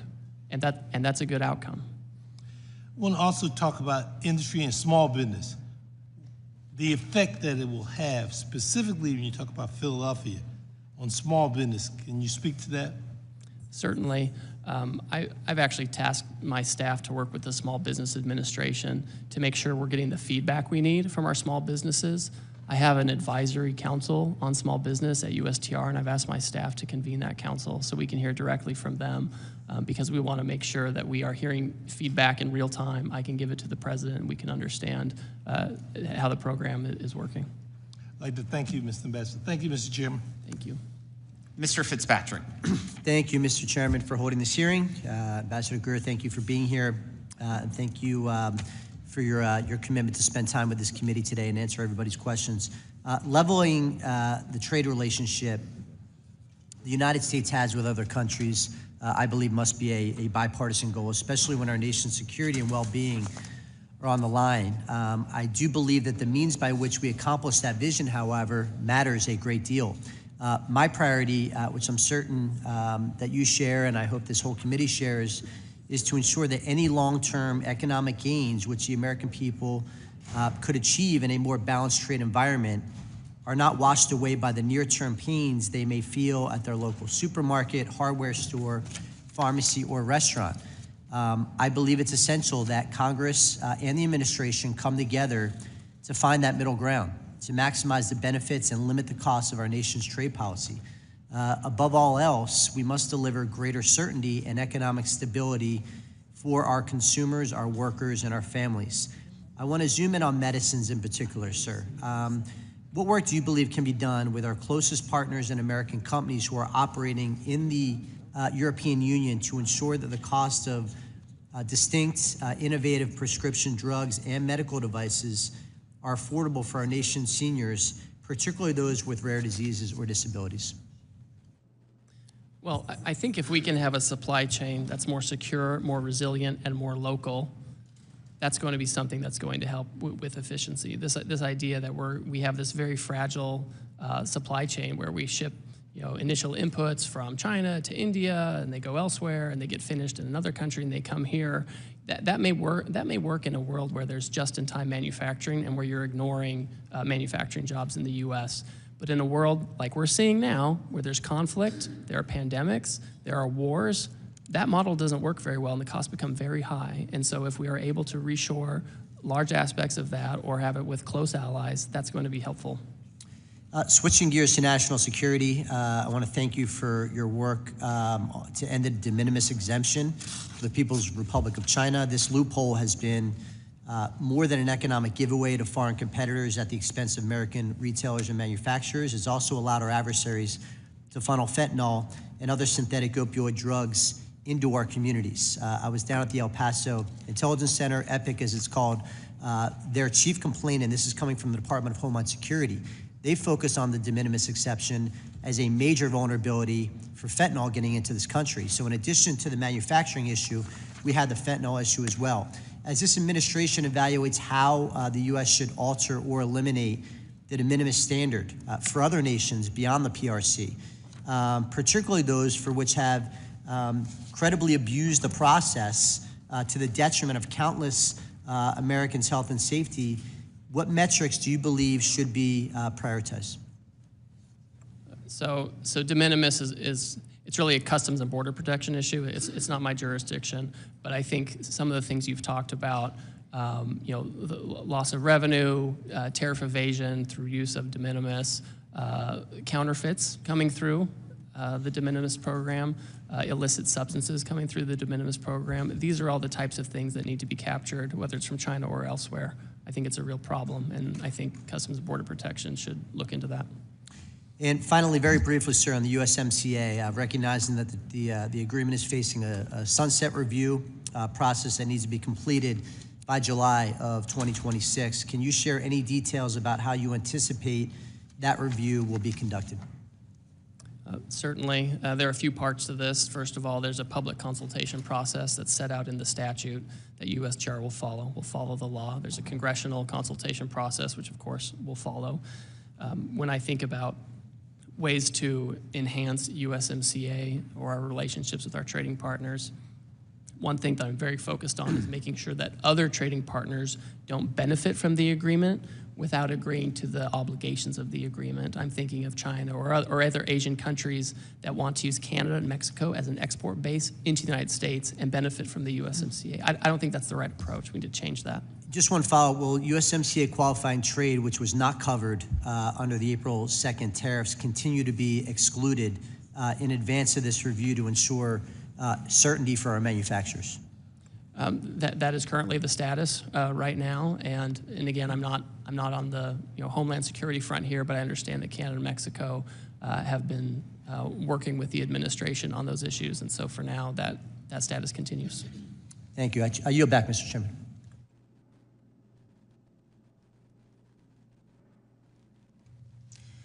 I now recognize Representative Fischbach from Minnesota. Thank you, Mr. Chair. And thank you, Ambassador, for being here and for all of the opportunity that we've had to have conversations or discussions about what's happening. And thank you for answering all of the tough or maybe not so tough questions today. So I appreciate it. And you may already know, but I represent a large rural, mostly agricultural district. And so we do it all. We've got corn, soybeans, hogs, turkeys, and dairy. But we also grow sugar beets. So I was going to ask you I'm a strong supporter, obviously, of the sugar program, which has allowed our farmers, sugar refiners, and end users of that sugar to invest in strong and robust domestic sugar industry. So my first question, very quickly, will you commit to working with myself and other members to protect the sugar program and to promote the domestic industry? Definitely. Happy to do that. Thank you very much. I appreciate that. And many of the other farmers in my district rely on exporting their products around the globe. While China is a major customer of U.S. agriculture, farmers are constantly searching for new market access and expanding market access in other countries.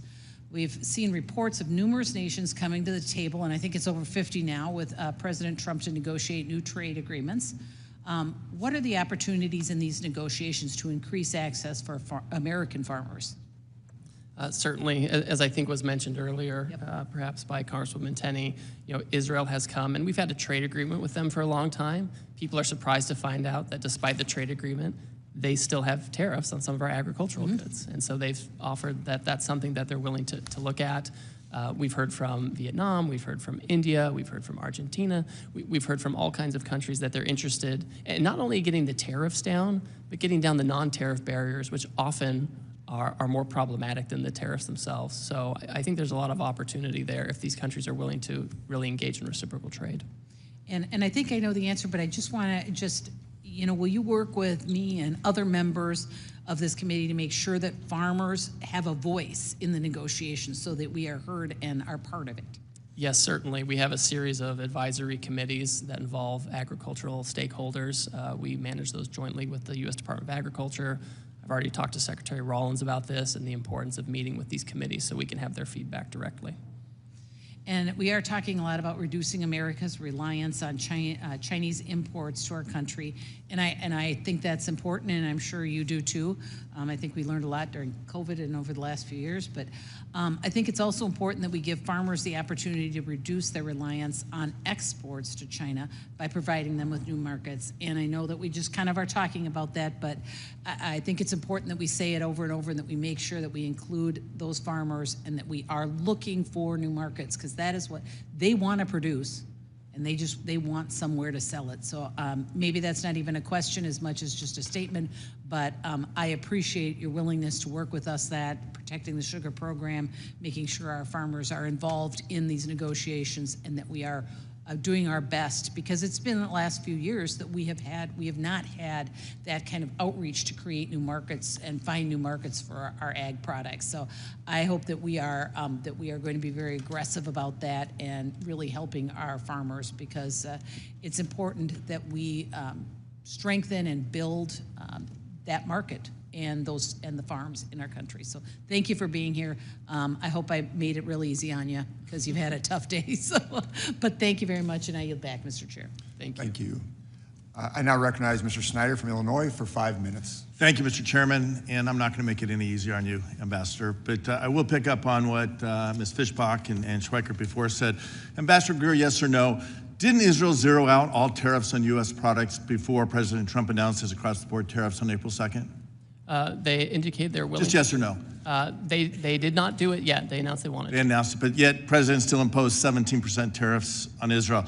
Ambassador Greer, what's our trade balance with the elephant and fur seals, petrels, albatrosses, and penguins living unheard in McDonald Islands? They're part of Australia's customs union. But they're separate, and I'm going to reclaim my time. The president has imposed specific tariffs on herd and McDonald's Islands while not taking any action against Russia, Belarus, North Korea, or Cuba.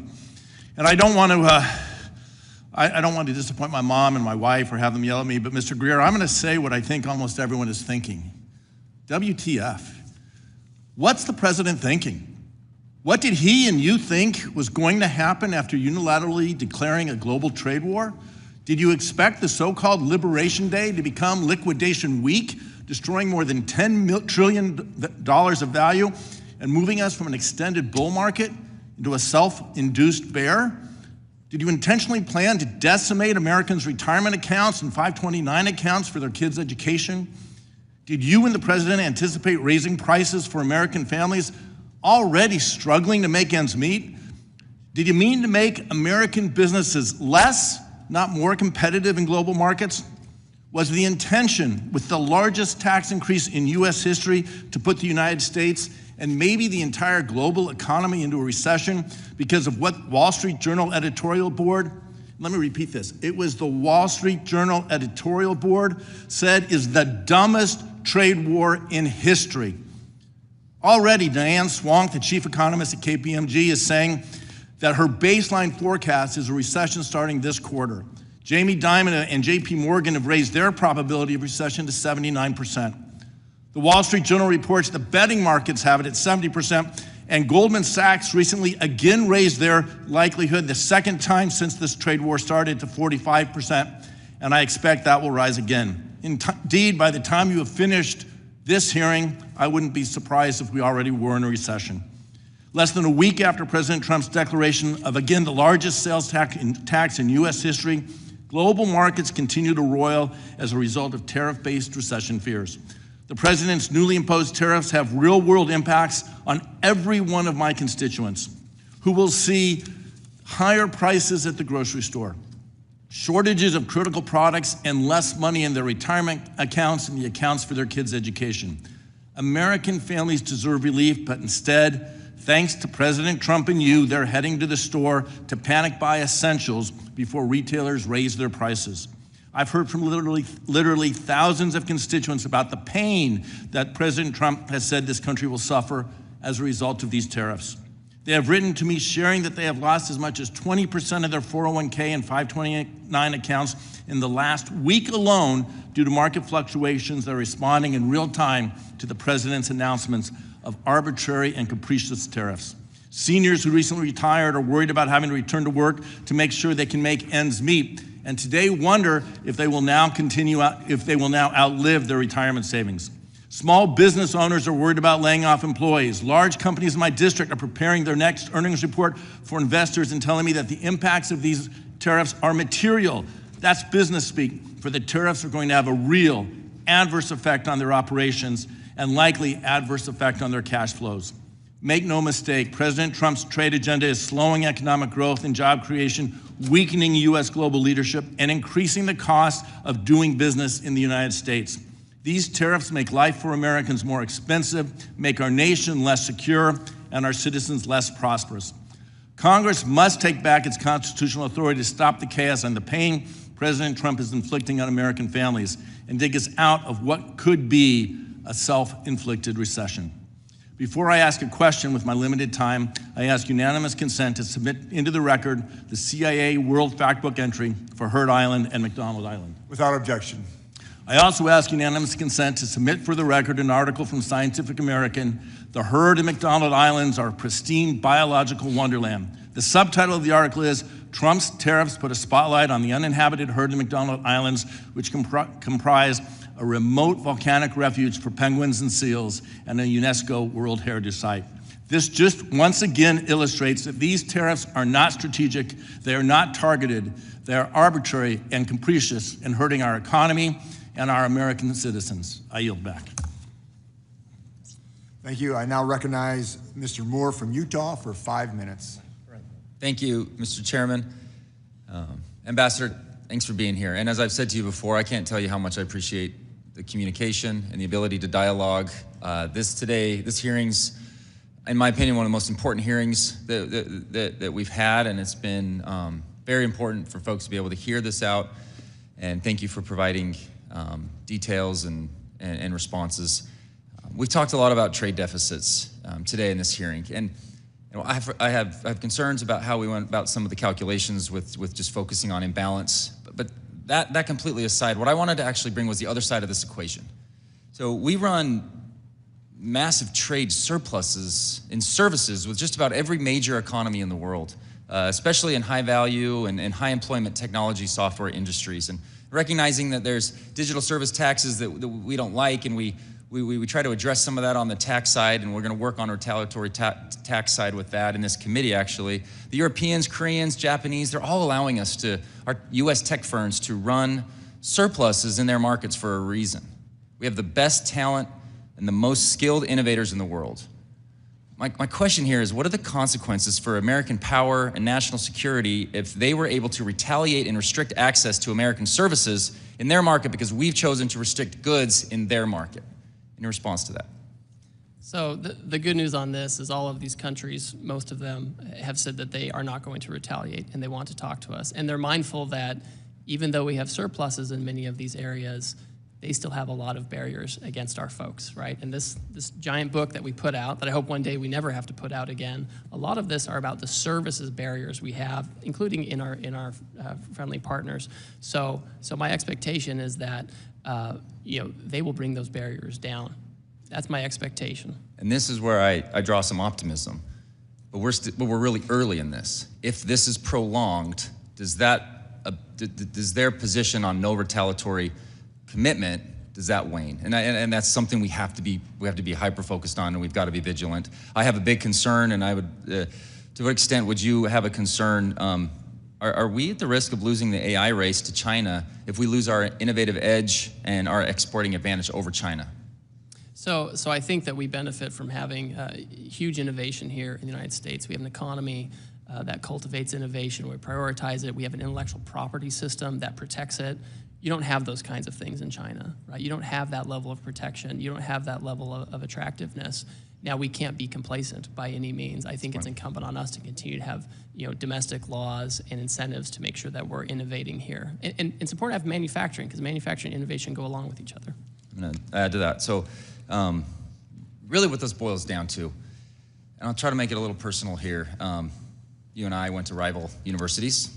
We're still working through some of those challenges. For now. Yeah. We may never see eye to eye on it, but we were both probably 40 minutes away from world-class ski resorts on the Wasatch Back during those college years. During college, I always went to the Sports Den. It's a local sporting goods store, and I've known the owner, Mark, for over 30 years. I took my, I mean, every banner at every Little League thing has his banner there. He's committed to the neighborhood, to the community.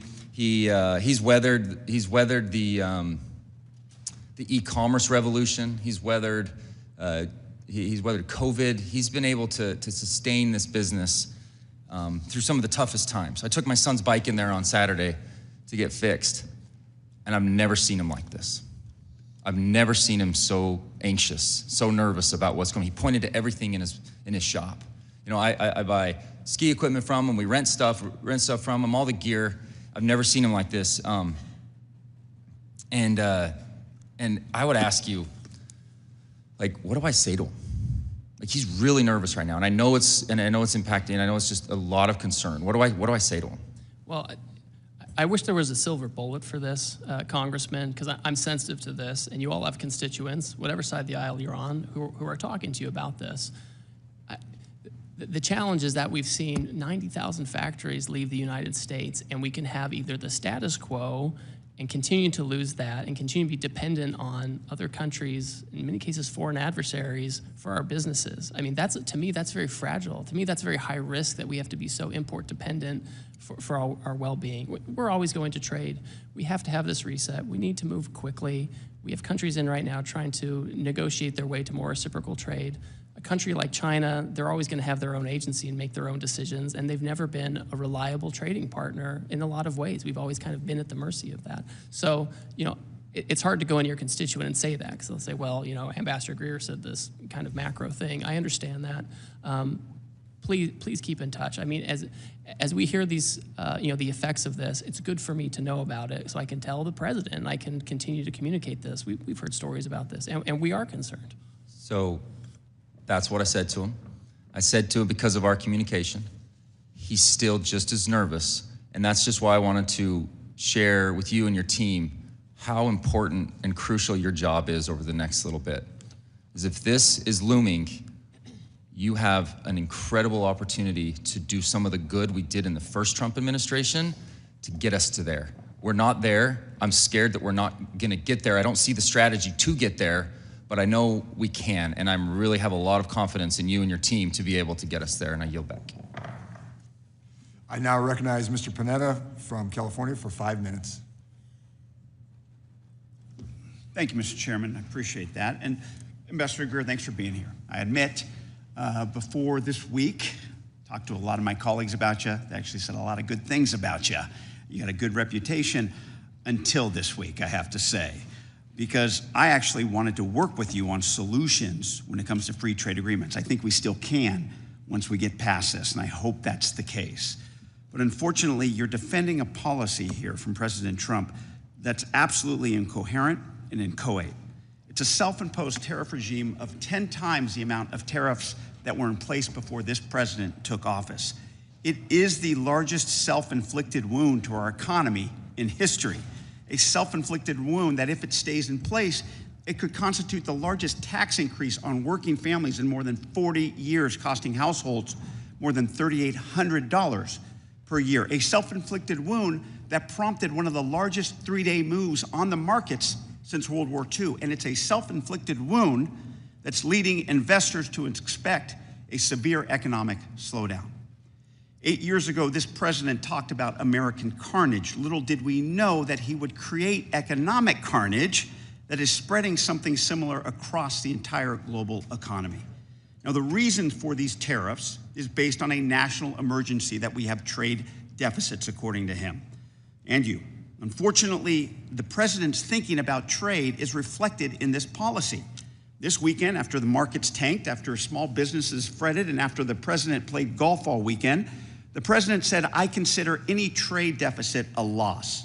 That type of scorecard thinking, combined with the president's 40-year fetish for tariffs, that has put this policy in place and put us in the global economy in this position. Now, I know the president is painting all trade deficits as bad, but they are a product of larger macroeconomic factors relating to a number of things, as you know well: savings, investments, cultural demographics, and so on. But the president is acting completely irrational when it comes to trade deficits. He believes that trade deficits are subsidies paid by Americans to other countries. His scorecard ignores our trade surpluses and services to the tune of $250 billion annually. He is oblivious to the relationship of trade deficits to foreign investment in America, in that when we send dollars abroad for goods and services, most of those dollars ultimately come back to America. And he refuses to grasp that tariffs are taxes paid by American importers and Americans, not foreigners. A perfect example of this unreasonableness is our reasonable trade deficit with Canada.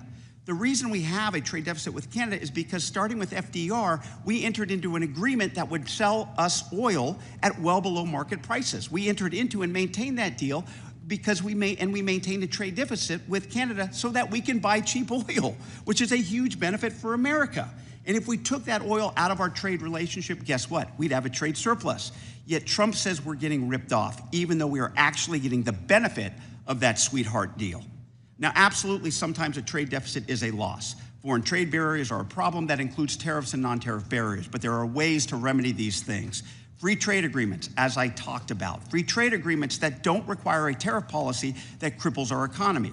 Yet, due to the president's fetish for tariffs and superficial thinking on trade deficits, the president has imposed a trade policy that makes the global baseline of 10% with countries that have trade surpluses like Singapore, Australia, Netherlands.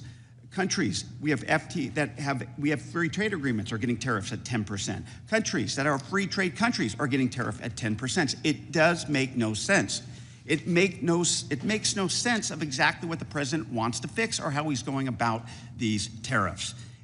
Now, it's really contradictory based on the lack of clear messaging out of your administration. If other countries eliminate their tariffs and we eliminate ours, that's just deal making, and we don't raise revenue, and businesses don't relocate to the U.S. If it's a permanent revenue source and you want to relocate to the U.S., then going to have these tariffs permanently, and there are not going to be any deals. So what is clear is that you can't have it both ways. Additionally, tariffs undermine our national security, as we're seeing in the Indo-Pacific region. Look, I know the president wants to bring back the Rust Belt. I get that, but a big part of that is political. It's nostalgia, and nostalgia, as they say, is the rust of memory. We are not victims here. Our economy is the envy of the world, partly because it was our choice to invest in other countries over saving. It was our choice to have bilateral trade deficits. This is not some unexpected crisis here. This is no extraordinary or unusual threat. This is because we chose to invest in other countries where labor is cheaper and therefore products are cheaper. And as we know, it's okay for working families to want to pay low prices for products in this country.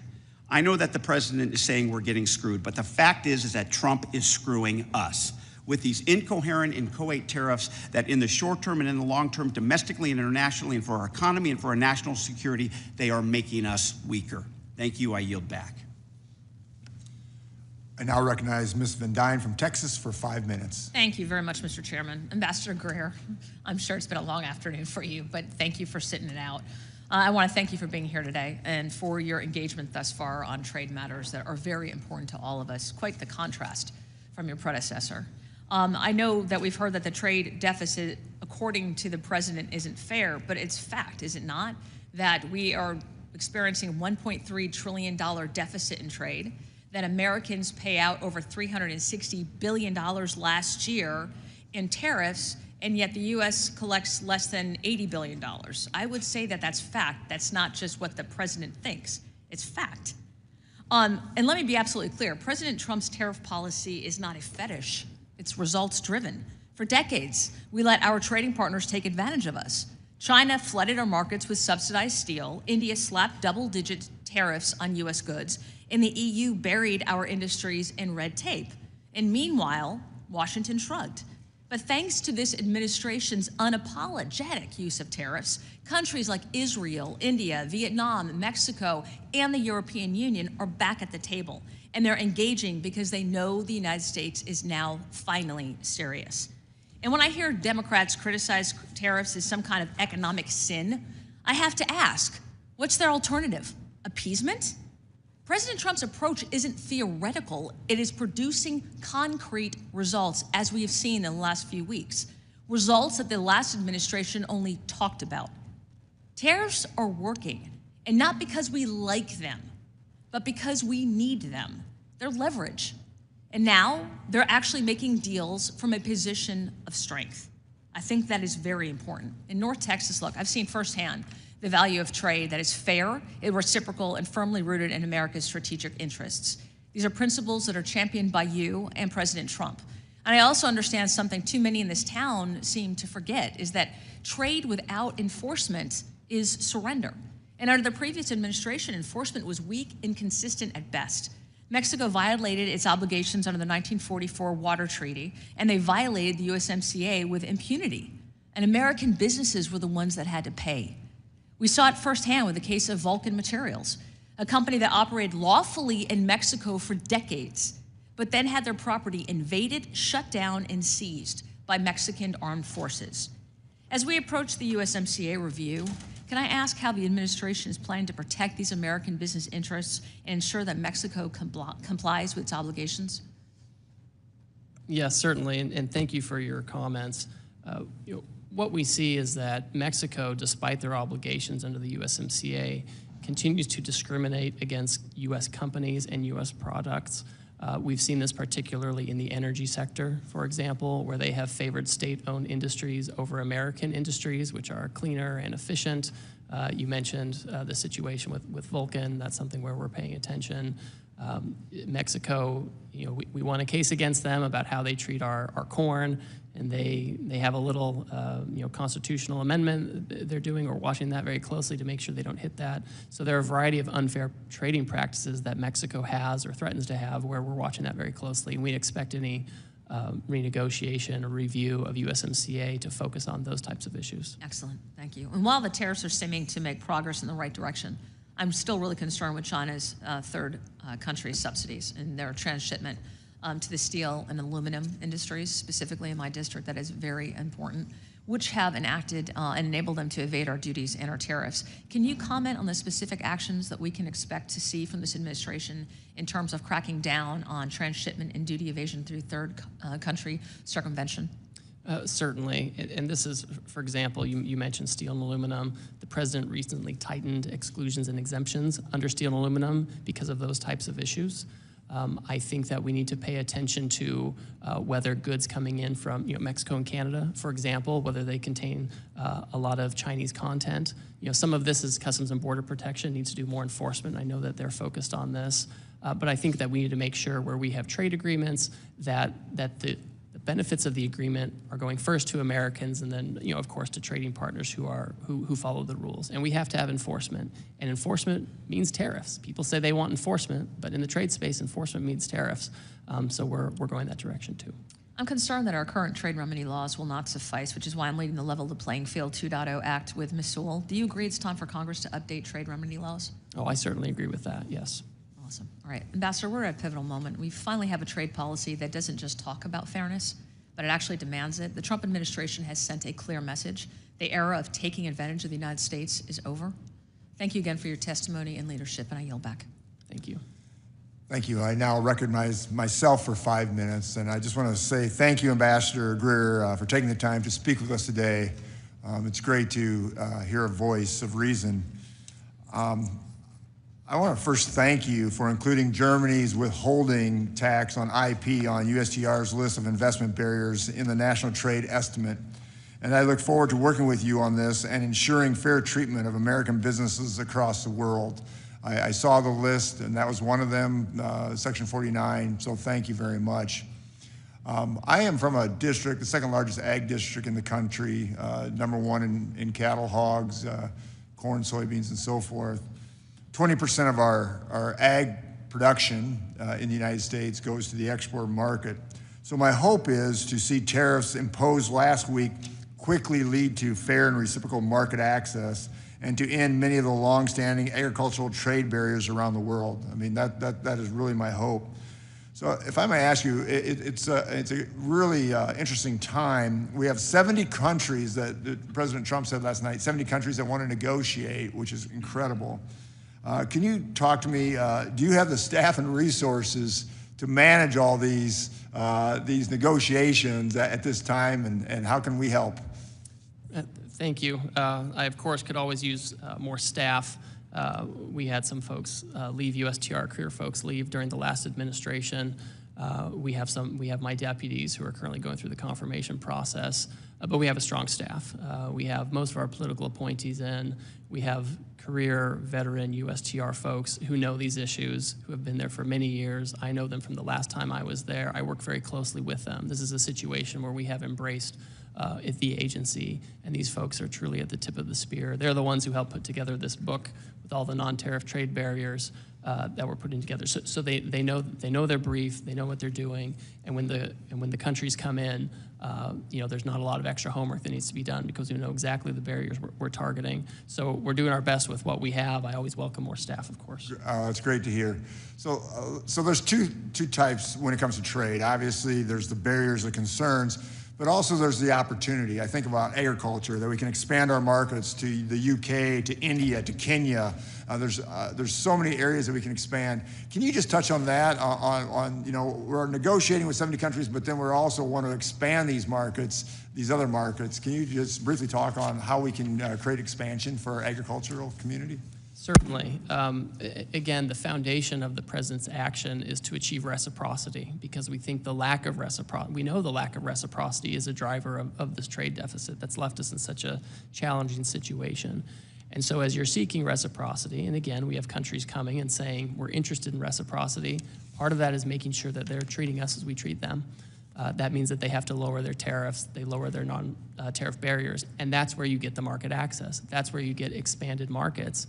That's where our ag and other producers have the chance to really get their foot in the door instead of little bits and pieces here and there or an uncertain access. You get real access, you get reliable access, something that our farmers can count on. So just to clarify that, so I can tell my farmers by the end of the day, after this is all settled, we should have dramatically expanded markets for them. Would that be a fair statement? I think that's the expectation. Yeah. I think that's the expectation. We certainly want to, I mean, listen, with some countries, it's easier. They have fewer barriers. With others, it's harder. It's going to take some time.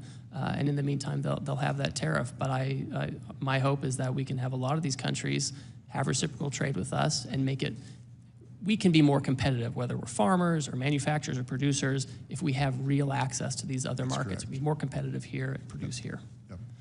I want to thank you for your response to my letter to the USTR's proposed measure on Chinese-built marine vessels and for discussing it with me last week.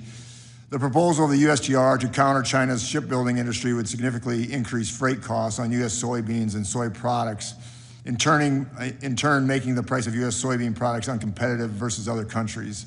I'm hearing from my constituents that global soybean orders are simply being canceled and grain shippers cannot secure freight past May due to this uncertainty.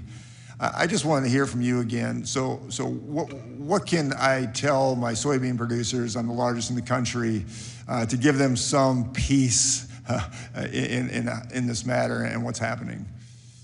Well, first of all, we should have final decision on that by the middle of this month. Second of all, there were a lot of proposed measures in that Section 301 action on shipbuilding.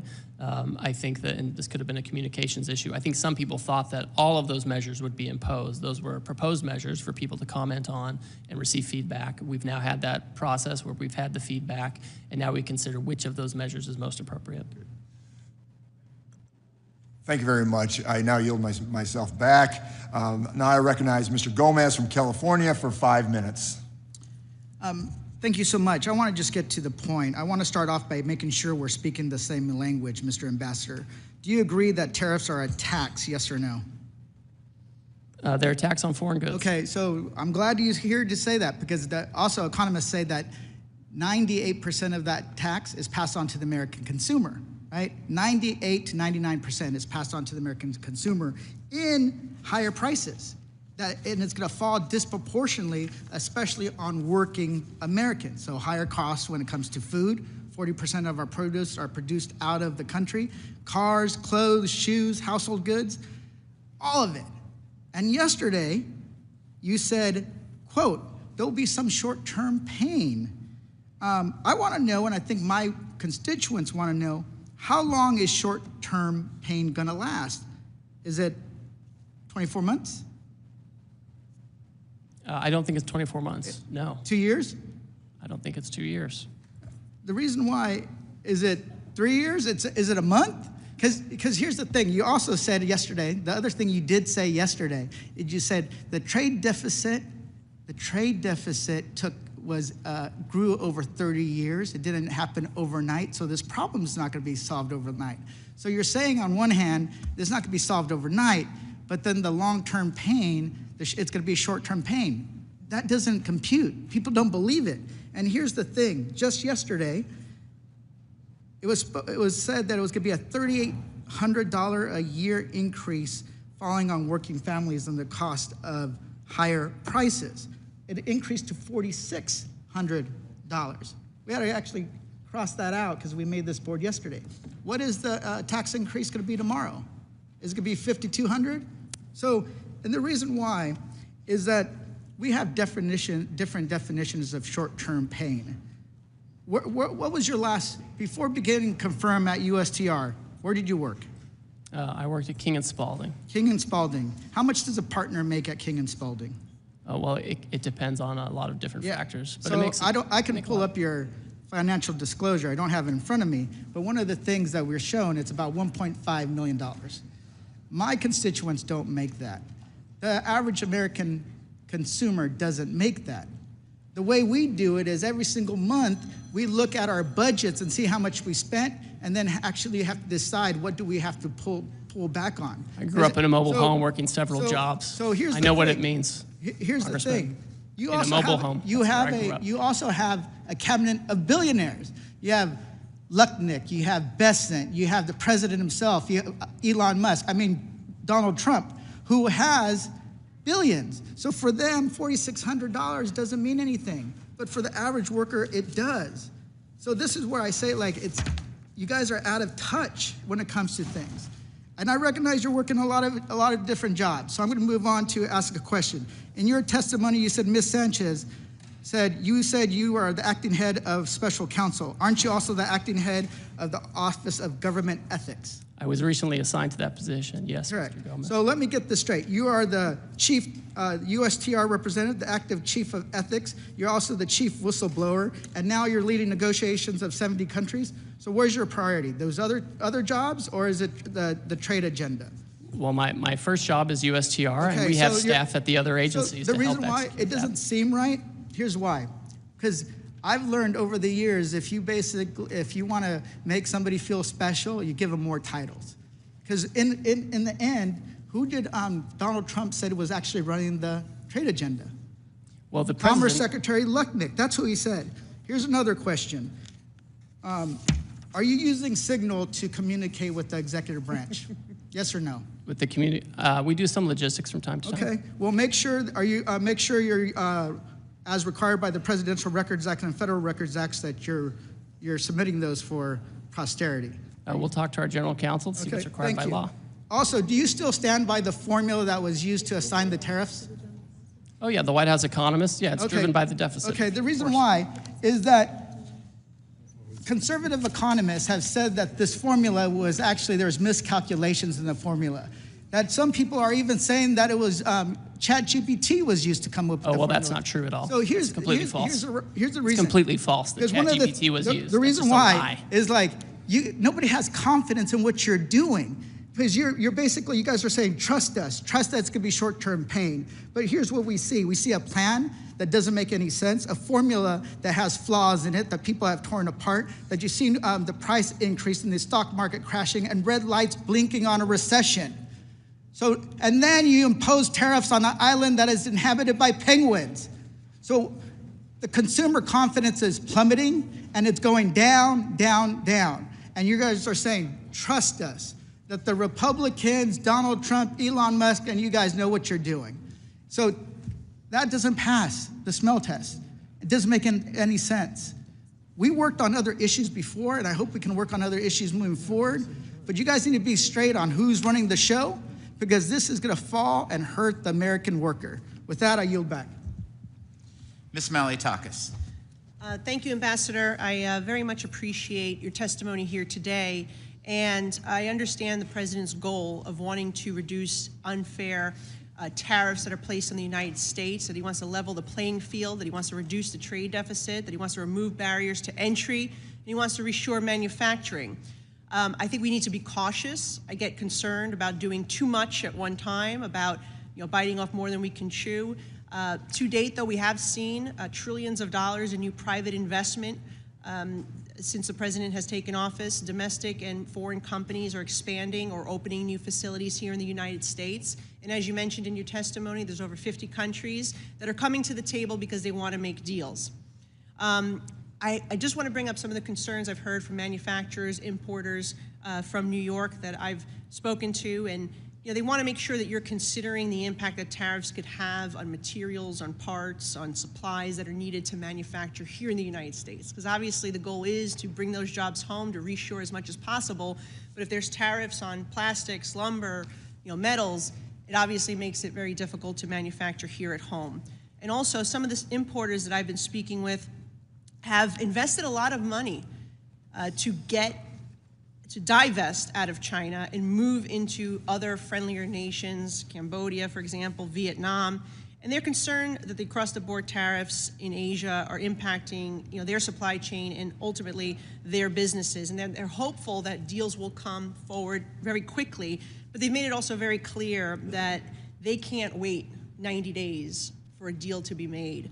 And that it would literally close their business. And so I just want to hear from you on where you think you're making inroads there, on making deals with some of these countries to avoid that type of scenario. And if you could just answer those two, comment on those 2 points first. Certainly, I'm happy to do that. And again, just to reiterate, we've had these, this enormous trade deficit that developed under President Biden. These things are supposed to be self-correcting under normal economic theory. When they're not, it shows that there's something structural at risk here. So that's what's being addressed. We now have so many countries saying, we're not going to retaliate against you, we're going to work with you, we're going to try to figure out a way forward, that the president is looking forward to trying to find a way forward to make deals with these folks. China is on its own path. It's chosen retaliation for many years. It's chosen uncertainty. I won't comment much further on the U.S.-China relationship, but I think what you're talking about, Congresswoman, with respect to these other countries, I think we could count on having some deals with them within the next few weeks or months. Yeah, I hope it's more the few weeks, because I think, again, too many months may hurt the ability for these companies to survive there. At least if you're able to do some business in Vietnam or Cambodia, you don't have to rely on communist China, which they're already starting to move out. But I feel like that's a real issue, because even if we want to bring the supply chain home, this brings me to my second point about pharmaceuticals. We've all said it here today. 4 years that Joe Biden was there, he did nothing to reduce our dependency on communist China for our medical supply. In fact, from 2020 to last year, we saw $213 billion worth of medicine imported from China. That's a 2.5-time increase than the decade before. And so we are relying more today, post-COVID, on communist China for our pharmaceuticals, and that is a very dangerous thing. But my question is, with your goal of trying to bring facilities back home, I mean, it does take about 7 years to get one of these manufacturing plants up and running. How do you close the gap? If the president's going to do tariffs on pharmaceuticals, which I would really caution against that, but if that is the goal, to try to get them to come back home, we know it takes about 7 years for those plants to get up and running. How are we going to close that gap so we're not hurting ourselves in the process, but we are doing what we need to do, which is bring that supply chain home? Well, I think there's a role for Congress in bringing home the supply chains. The president can act with the authorities he's been given, and we found that a tariff isn't, in the first term, we found a tariff is a way to become less dependent on China, for example. We know it works, it's just math, the data's there, that's how it is. To the extent that Congress is interested in helping reshore and creating, tax structures that incentivize manufacturing, I think that's just really important. I think we have to have that. Well, and I'm glad you mentioned that, because I actually have legislation to do just that, to incentivize our sensitive supply chain, particularly pharmaceuticals, back here, and also to utilize Puerto Rico, which has had historically the infrastructure to do it. I agree with my friend Dr. Murphy, who pointed that out earlier, and I have 2 pieces of legislation that I hope the committee will take up, or perhaps we'll put a piece in the tax package. But I do look forward to working with you. I think it does take more than that. We also have to reduce some of the regulatory framework and some of the permitting process that takes too long. But we can get there, but we need to make sure we don't hurt ourselves in the interim. Appreciate your time. Thank you. Mr. Kerry. Mr. Ambassador, a pleasure to be with you today. Thank you for your testimony. I also want to compliment you. I think anybody that has had a successful career on the private sector who's willing to come back into the public sector says a lot about the character of the person. So I appreciate your service to the country, sir. I was pleased to see the administration's decision to exclude oil and natural gas from these new reciprocal tariffs on countries with unfair trade practices. As we all know, one of the administration's top priorities is increasing U.S. oil and gas production, which is a shared goal of mine. As many of you know, Ohio is one of the largest coal-producing states east of the Mississippi River. But in order to accomplish this, the energy industry will need access to key materials and inputs to bring these projects online and help keep the U.S. as the top supplier of energy resources. Many of these products, including specialized steel, are not currently produced in the United States. I mean, it's just a matter of fact. These products are designed to handle unique operating environments like higher pressures and temperatures needed for energy production. Many of these specialized products, there really is no domestic option. I mean, it's just, there isn't. So can you share how USTR is considering treatment for these types of key end-of-use materials like specialty steel in regard to the tariffs, especially considering that many of these products cannot be sourced in the U.S. and are essential to help deliver the administration's energy agenda? So, Congressman, the specialty steel you're talking about is not covered by the reciprocal tariff. The Commerce Department, using Section 232 action, they oversee any tariffs on steel and aluminum, and so I'm not trying to pass the buck, but they're much better placed to talk about how that's being implemented. I just want to identify this is something that is very concerning to a lot of people. So we'll follow up with your team, and we'll follow up the right people. The other thing I do want to bless you, bless you. Sorry. Bless you. I yield back the balance of my time. No, Ambassador. I also want to echo Congressman Feenstra's comments about the Chinese-flagged vessels that are going into certain ports. That's a very big issue for a lot of commodities. I don't care whether it's corn or coal or soybeans, whatever it is. So I appreciated your remarks on that, but it's something that we will definitely follow up with you on. One of the things, President Trump unleashed the American LNG industry by ending the former administration's era permitting pause. And as you know, the U.S. LNG industry is already being targeted by nations that are subject to the president's new tariffs. So my question to you is, do you have any plans to prioritize America's newly restored LNG export capacity in conversations with foreign nations? That's something that comes up regularly. Obviously, we've been talking about the trade deficit, and many countries have been quick to say, one area where the U.S. is very competitive is oil and LNG, and it's something that they want to buy. And so it's been very common in these conversations for them to suggest that that is one way to help achieve more trade balance, et cetera. I appreciate your answer. And lastly, I'd like to briefly touch on the USMCA sunset review, if you don't mind. USMCA qualifying trade was excluded from the tariffs announced on April 2nd. This will help many of the U.S. manufacturers. The reason I wasn't in the room most of the days, they were in my office, that have made investments under the rules President Trump negotiated 5 years ago. USMCA is facing a sunset review process that needs to be completed by the end of July of 2026. Will the tariff exclusion continue to the lead up of that review to give the manufacturers more certainty in the upcoming months? Well, that's the current status. All right, I don't want to get ahead of the president on how he wants to treat that, but that's certainly the current status, and I would expect that if Canada and Mexico continue on this path, that would continue to be the status. And again, I want to compliment you for your service to the country and being willing to go back into the public sector. A lot of people don't realize you're giving up on a lot. You're spending a lot more time, probably a lot more hours, a lot more time away from your family, and so I just want you to know, as a member of this committee, I certainly appreciate your service. So with that, Mr. Chairman, I yield back. Mr. Horsford. Thank you, Chairman Smith, and to the ranking member. Mr. Trade Representative, are you aware that the tariffs have been paused? I am, yes. When were you made aware of that? Well, I understood the decision was made a few minutes ago. It's something Sitting here. and under discussion. Sitting here, under discussion. So did you know that this was under discussion, and why did you not include that as part of your opening remarks? So typically what I don't do is divulge the contents of my discussions with What are the President details of the Congress. pause? Well, my understanding is that because so many countries have decided not to retaliate, we're going to have about 90 days. No, excuse me?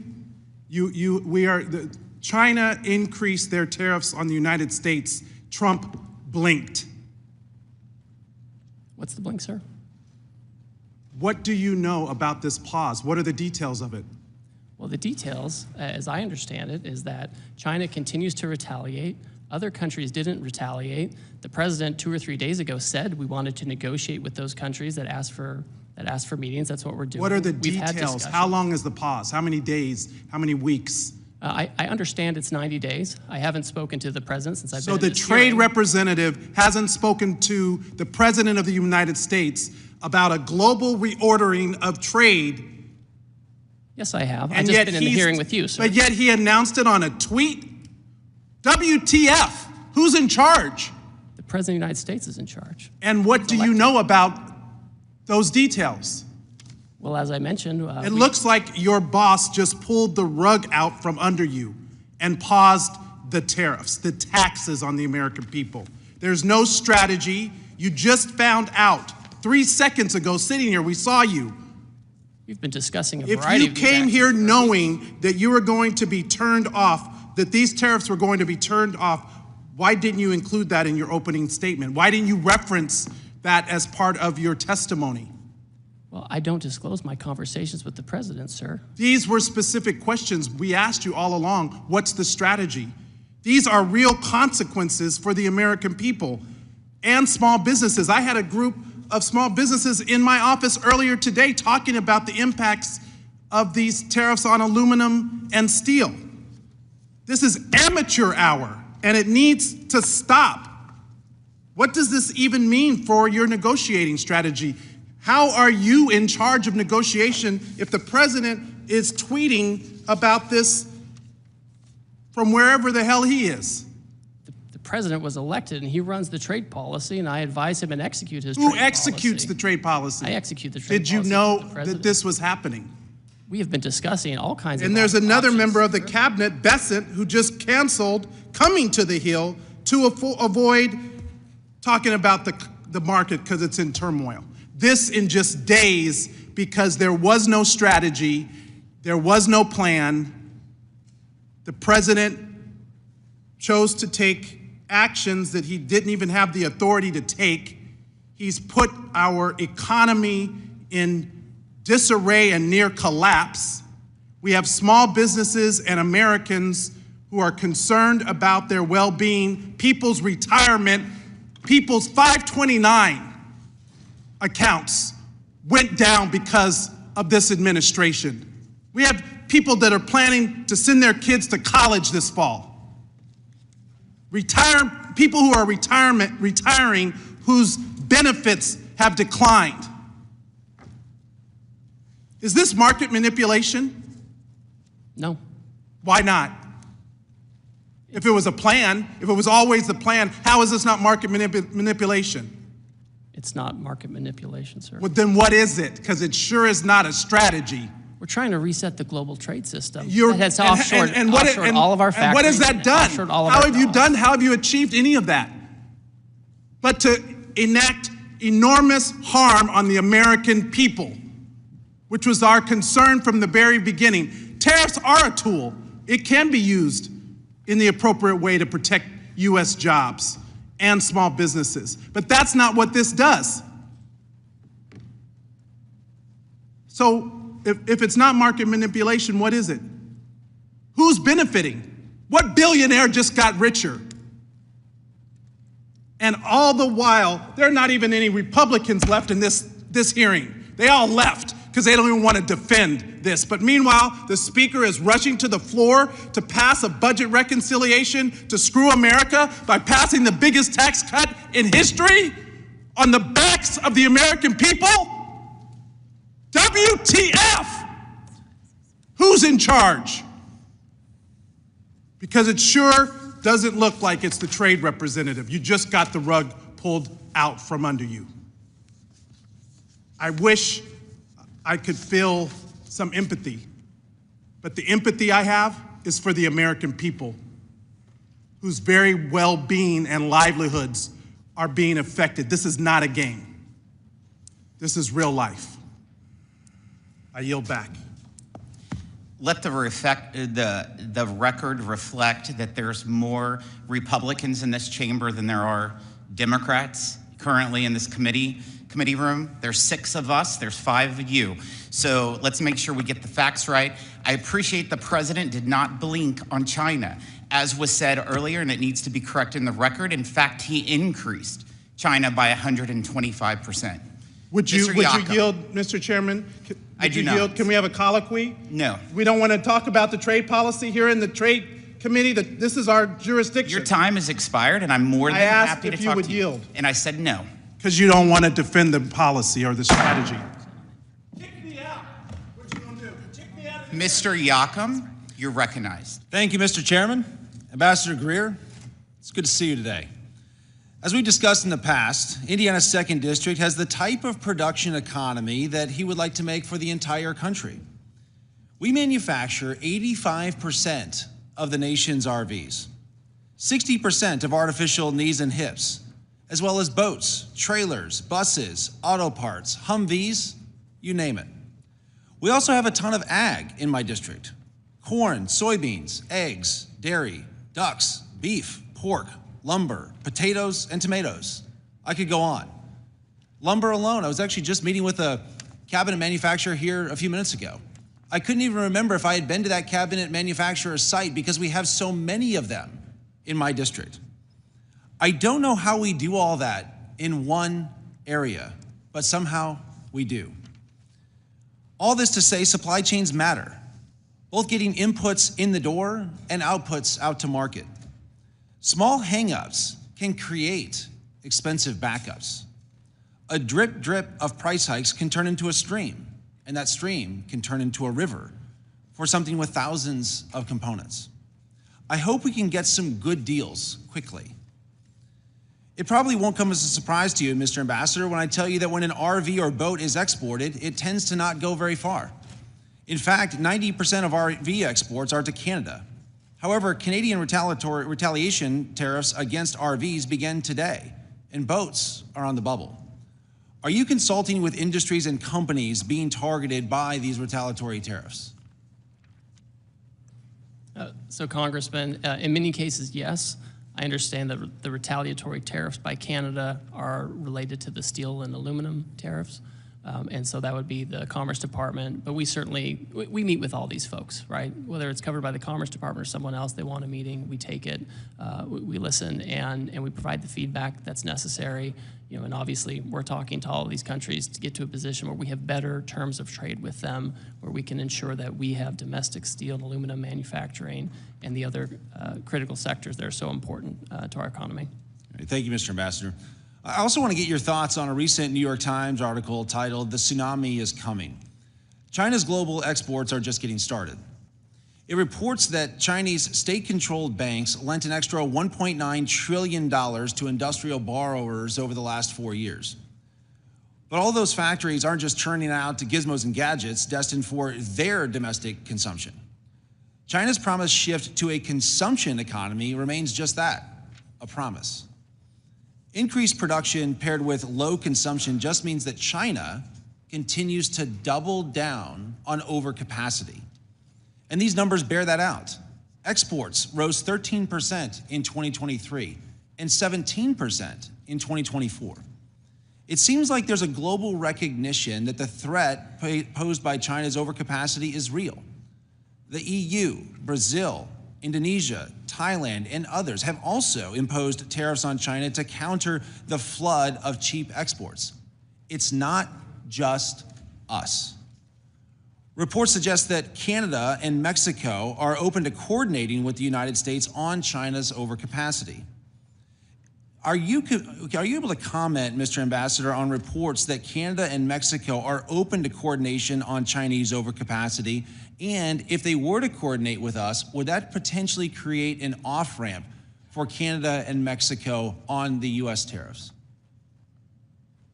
So in the first instance, I appreciate you highlighting that. And overcapacity in China, it infects the whole world, right? It can displace products in third countries that come to us indirectly. And that's often why we do a global tariff action, because the Chinese actions are not just bilateral. They cause a problem for the whole economy. And so we have to take global actions to make sure there aren't loopholes or Swiss cheese. With respect to Canada and Mexico, I won't get into the details of our negotiations with them. I'll defer to their public statements. But for my part, I would say we being American policymakers, we have encouraged for years our close trading partners to take stronger action against China of the types of actions that we are taking. Right. What about other countries and allies? Do you think there's room for them to coordinate with us on some of these tariffs as it relates to China? So I think there's room for that. Some of these economies are closer geopolitically and economically to China. It makes it a harder choice for them, Southeast Asia, that kind of thing. But in my own view, it's in these countries' own interest to, frankly, manage their trade with China so that they don't become victims of a second China shock. Great. Thank you, Mr. Ambassador, for being here today. I'd also like to thank you for your patience that you've certainly shown with us today. And with that, Mr. Chairman, I yield back. Thank you, Mr. Miller. Thank you, Mr. Chairman. Ambassador, it's good to see you in a different capacity. I remember last time we were together in the last administration, I was seeing you for a visit, but it's good to see you and welcome. Thank you, Mr. Chairman, and thank you, Ambassador Greer, for your time and testimony today.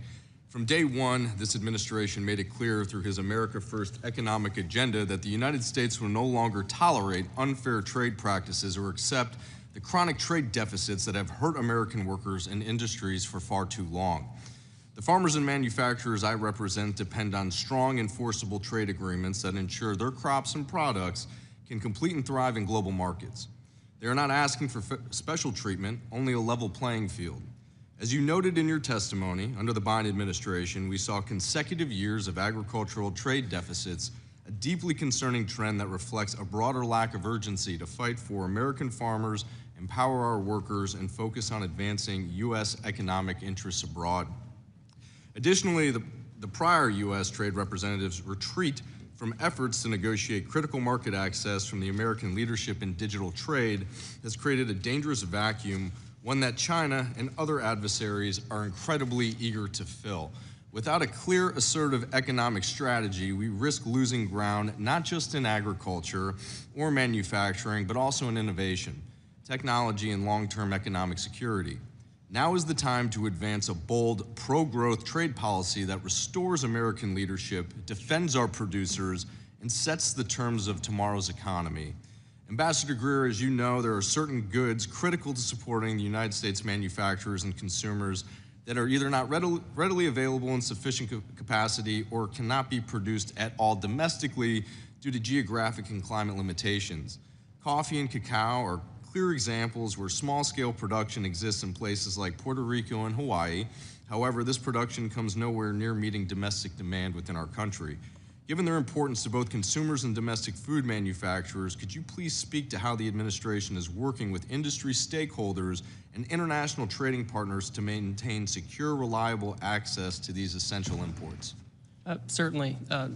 First of all, I appreciate your comments in pointing out this, because the global economy is complex. Among some of the countries that I have coming in to speak, I'm meeting, for example, with Madagascar within the next day or two. And as has been mentioned here, vanilla is sourced from Madagascar, among other things. So we're certainly engaging in conversations with those countries, including those who have some of those things that cannot necessarily be grown here. So that's certainly part of it. We're sensitive to those needs. And again, I've mentioned this before with respect to U.S., Canada, and Mexico, where we have a lot of components and parts that may come across. That's currently not subject to a duty if they comply with the rules. Thank you very much, Ambassador. In your comments yesterday to my colleagues in the Senate, you mentioned that roughly 50 countries have reached out in recent days to negotiate with this administration's following last week's trade action. I'm particularly interested in the engagement with countries of the Indo-Pacific and Africa, where many American businesses compete with companies subsidized by the Chinese Communist Party. Among the countries that have reached out, how's the administration considering these unique challenges while ensuring critical market access for advancing U.S. economic and strategic interests? So for example, you mentioned Southeast Asia. Some of the things we've seen Cambodia and Vietnam, for example, come forward and say that they want to engage in reciprocal trade. You know, they've made certain proposals on lowering tariff levels. I think that, you know, it can be challenging because they do have Chinese businesses operating there too. So I think if you're going to get to a situation where you're having to deal with some of these folks, you know, one, you want to make sure it's real market access they're giving you, not just tariff levels, but also the non-tariff barriers. And you also want to make sure you're not giving a benefit to Chinese companies operating in those countries, right? We don't want some deal with them only to have it become Chinese companies, you know, pushing product to the United States through Vietnam or Cambodia. So that's something we're looking at in terms of rules of origin, et cetera. Well, thank you very much for your attention to detail on this matter. It's big in our district, and so that's why I bring it up, and thank you for your answer. And if I may, and you know, it's a little bit of a tough one, but on what timeline do you expect these negotiations to move, and the outcome, what should we be watching for as the trade commitments from our partners across the globe? Certainly. Well, before the action even went into place, trading partners knew action was coming, right? They heard the president, as everyone had, and so they came in advance to talk about you know, possibilities where they could have more reciprocal trade with us. This afternoon, I have additional meetings. You know, I'm working with other members of the cabinet to make sure we can you know, work with these folks, understand where they're coming down, what their offers might be, and this is job one for the next few weeks and months. Well, Ambassador, I just want to thank you very much for your hard work, your dedication to this country, and the service that you're doing as ambassador. And just checking here, seeing as some of the tariffs that the president is doing have already adjusted a bit. The market's up 2,300. So I know it's in the beginning of the administration, but I feel very confident about your direction and leadership moving through with these negotiations. Thank you very much. Thank you, Chairman. I yield back. Thank you. Ms. Plaskett. Thank you very much, Mr. Chairman and Ranking Member. Ambassador, good afternoon. I had quite a number of questions about tariffs, but since that's on pause, I'm going to pause on those questions and deal with one that is more specific to my district and one that I'm concerned with, and that's regarding a proposed rule that you have that has been put out, and I know that there have been testimony about it. In the U.S. Virgin Islands and throughout the Caribbean, as well as some of the other territories, in Hawaii, we import virtually everything needed for daily life, from food products, poultry, groceries, vehicles, etc. 97% of the food that's consumed in my district comes from imported goods. I'm deeply concerned about the impact of trade actions, particularly because it seems very apparent that I don't know if the American territories have been thoroughly thought through and the impact this will have on us in some of these tariffs as well as some of the proposed rules. Proposed action taken under the Office of the U.S. Trade Representative Section 301 authority right now does not provide a balanced solution, particularly when it comes to American businesses and jobs in the shipbuilding capacity. We know that you've proposed a rule to impose fees on those ships which are not made, that are Chinese made, that are not American made. However, a large portion of ships which are much smaller than those that are made in American ports, the American ports are predominantly making those for the military purposes. It's cost effective for them to do it for the military, but not for those kinds of cargo shipping that's done in the Caribbean region. It doesn't provide a balance for us, and we are concerned not only in the Virgin Islands, but Puerto Rico, as well as the other Caribbean islands, that this imposition of $1 million per port that is being proposed will bear incredible impact on us. U.S. shipping industry serving the Caribbean cannot absorb additional costs of the proposed port fees, which would have a significant economic consequence to us. I have the median income, family income in the Virgin Islands is $30,000 a year. The cost of $1 million per port is going to be passed on to the consumers in my district, to the business owners. We are about to start a rebuilding of 20 schools, 2 hospitals, a complete microgrid, complete utility rebuilding both in the Virgin Islands and Puerto Rico. all of the laying and supplies that are coming into us are coming from these type of vessels. If they are then going to be imposed this fee, we will, negotiations that have already been done with FEMA for the cost of rebuilding are going to skyrocket. And we need some support for that. The thought is, sir, is many of these shipbuilders are in fact American owned. They're American shipping vessels that are American owned. They are just Chinese made. Has there been discussion about having some exemption for American-owned, American vessels that are coming out of Florida, going into the Caribbean? I have a chart up here. 92 billion has come from the Caribbean are imported from the United States. The Caribbean region, which only has 80 million people, is the 4th greatest trade partner with the United States. Have you thought about exemptions for those individuals who are in there? Thank you for your thoughtful comments and feedback. We've also heard from other territories that have expressed similar concerns, and so we've had a process going on with hearings and collecting comments, and this is certainly something that we take on board. I think it's very important. We have 2 things we're trying to thread here, right? One is the Chinese make all the ships mostly, besides Japanese and Koreans, and we don't make any ships, and so we need to change the incentives there. But then we have the issue you're talking about is, we're not going to make 25 ships on April 18th, the day after we put in any kind of measure. So I certainly think that there has to be accommodation made for circumstances, because we're not going to have all the ships on April 18th. So this is helpful to me. No decision has been finalized yet. I would also put this out. The other concern is one that has been mentioned by my colleagues as well, is national security.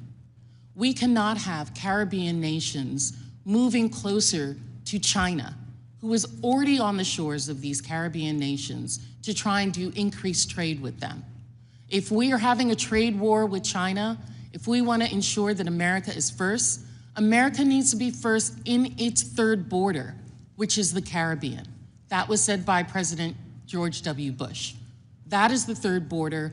That is what we need to secure. And we're not going to do it if we are pushing American shipping companies outside of the Caribbean, and they have to go to China to do that. So I want to thank you for your consideration of this. Thank you. Mr. Bean. Thank you very much, Mr. Chairman. A very good afternoon to you, and good afternoon, Ways and Means Committee, and a special welcome to our special guest, Ambassador Greer. Thank you so much. As I look at the clock, you have sat in the hot seat for 4 hours. And the hot seat has gotten hot. I know it's gotten hot. It's gotten hot because you and this president, President Trump, have chosen to not ignore a problem anymore. It would be so easy just to ignore it. It would be so easy to ignore our collapsing manufacturing base. It would be so easy to just ignore that we're subsidizing the rest of the globe right now, but it's not how you roll. It's not how this president rolls. We're determined to make things better. The problem is, as you know this already, since 1994, we've lost 5 million manufacturing jobs, 90,000, I'm looking at a camera somewhere. I want the American people to know what's at stake. 90,000 manufacturing plants have closed. You have said enough. You have said enough. This President Trump said, I'm going to fix it. I'm going to leave it better than I found it. And for our kids and grandkids, no more. Ambassador Greer, can you tell the American people what's going to happen if you just ignored it? If we just ignored it, how long? Is it unsustainable? If we just ignored the problem, what happens to our economy? No, thank you for your comments. I agree completely with you. The situation is, for the past 30 years or so, we have had a trade policy dictated by Wall Street, and that's what I have people screaming at me today, the Wall Street talking points, repeating everything. They're trying to tell me what Goldman Sachs thinks. They're telling me all these different kinds of things. We're not talking about the next quarterly earnings for the investors on Wall Street, right? When the Wall Street Journal says, oh, well, this is going to be bad for Wall Street, I'm kind of focused on Main Street. I'm focused on getting these jobs back. We're sensitive to volatility in the market. We're sensitive to this. The problem is there's not a silver bullet where we can magically, have everything, bright and shiny again immediately. But we have to take strong measures. I would love to have Congress also take strong measures to help with reshoring and to support during this transition where we adjust from an economy that's fueled by government spending and over-financialization to one where we're making real goods and services. Because if we don't do it, Congressman, if we don't do it, then we will be dependent completely on others, including our foreign adversaries, for the things we need the most. Amen. Like drugs and manufacturing, 50% of which comes from our adversary China, which is a shame.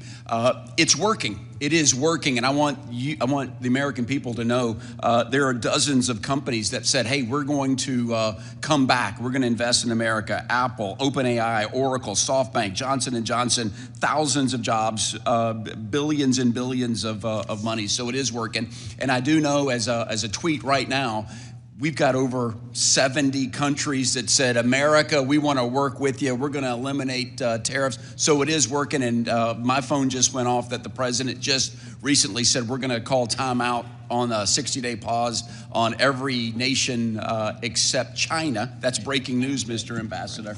So, which is really good. I want us to be sensitive, though, and I've heard from manufacturings, too, in my area alone, growing wood, said, amen, finally, we can't have Brazil and Canada dumping wood. The seafood industry, which is big in Florida also, China, shrimp comes from China enough. What about companies that ordered product before the tariffs, before Liberation Day? Are we going to recognize the Custom and Border Protection have put arbitrary dates? I just want to get that on the record, and hopefully you and your team will recognize that. Is that something that's on your radar screen of when they've ordered it before, are they still going to be able to comply with some deadlines? So I know normally what happens when you take a tariff action, if there are goods on the water, en route, that's something where it's not going to be subject to a tariff. I think we have a little bit of a pause right now as we're negotiating with countries, and we can take a look at that. 10-4, and just and then coordinating with customs. Your team has given me the thumbs up that I just want to put that on the record. How are we going to compete when countries like China that are subsidized in foreign governments, how are we going to make sure the American worker can compete against them? Is that on your radar screen? Yeah, no, it definitely is. I mean, as we're looking at these other countries, and I mentioned this a little earlier, maybe it was to Congressman Miller, if we're getting to a situation where we actually have a deal for better reciprocal trade with other countries, I want to make sure that it's a benefit to us and that country. I don't want a third country like China benefiting from it. Amen. Mr. Ambassador, on behalf of people in Florida, Northeast Florida, thank you for standing up for the American worker finally. Mr. Chairman, I yield back. Thank you. Mr. Swazi. Thank you, Mr. Chairman, Ambassador. Thanks for being here today. Thanks for your service. I saw that you were a missionary and you were a veteran and you had a big job at a law firm, and now you're here serving the government. You helped negotiate the USMCA. Did you think the USMCA was a good deal for America? I think it was. There was a lot more we could have done and should have done. So why did the president come out after this year and say it was one of the worst deals we ever negotiated in the history of the country? I think it's frustrating that here we are 5 years later and steel imports from Mexico shot up, car imports from Mexico shot up. Well, you think it was a good deal, but he thinks it was a terrible deal. I mean, I feel like you're in a very bad position here. This whole idea that this president made this switcheroo on you while you were in the middle of testifying here today. I actually feel bad for you. No, but I really feel bad for the American people that are seeing these things happen. There's no plan. I mean, that's my big concern. I know there's goals. I want to see manufacturing brought back to America, or at least I want to see jobs that pay more money so we can rebuild our middle class in America. I'm for that. I'm for holding China accountable and holding our adversaries accountable. I'm for tariffs in select specific places. But right now, all we know is prices are going up, we're pissing off our allies, and the stock market went down dramatically. It's gone up dramatically today. The market manipulation question by Mr. Horsford is a very real concern that we're gonna have to dig into a little bit. Who's benefiting from these wild fluctuations down, wild fluctuation up? We're still way down. We need a plan to accomplish the objectives that I know that you genuinely believe in, which is to try and recreate the middle class here in the United States of America, that on my side of the aisle, we all believe in that. We have to recreate the middle class in America. Do you think we should increase the minimum wage in America?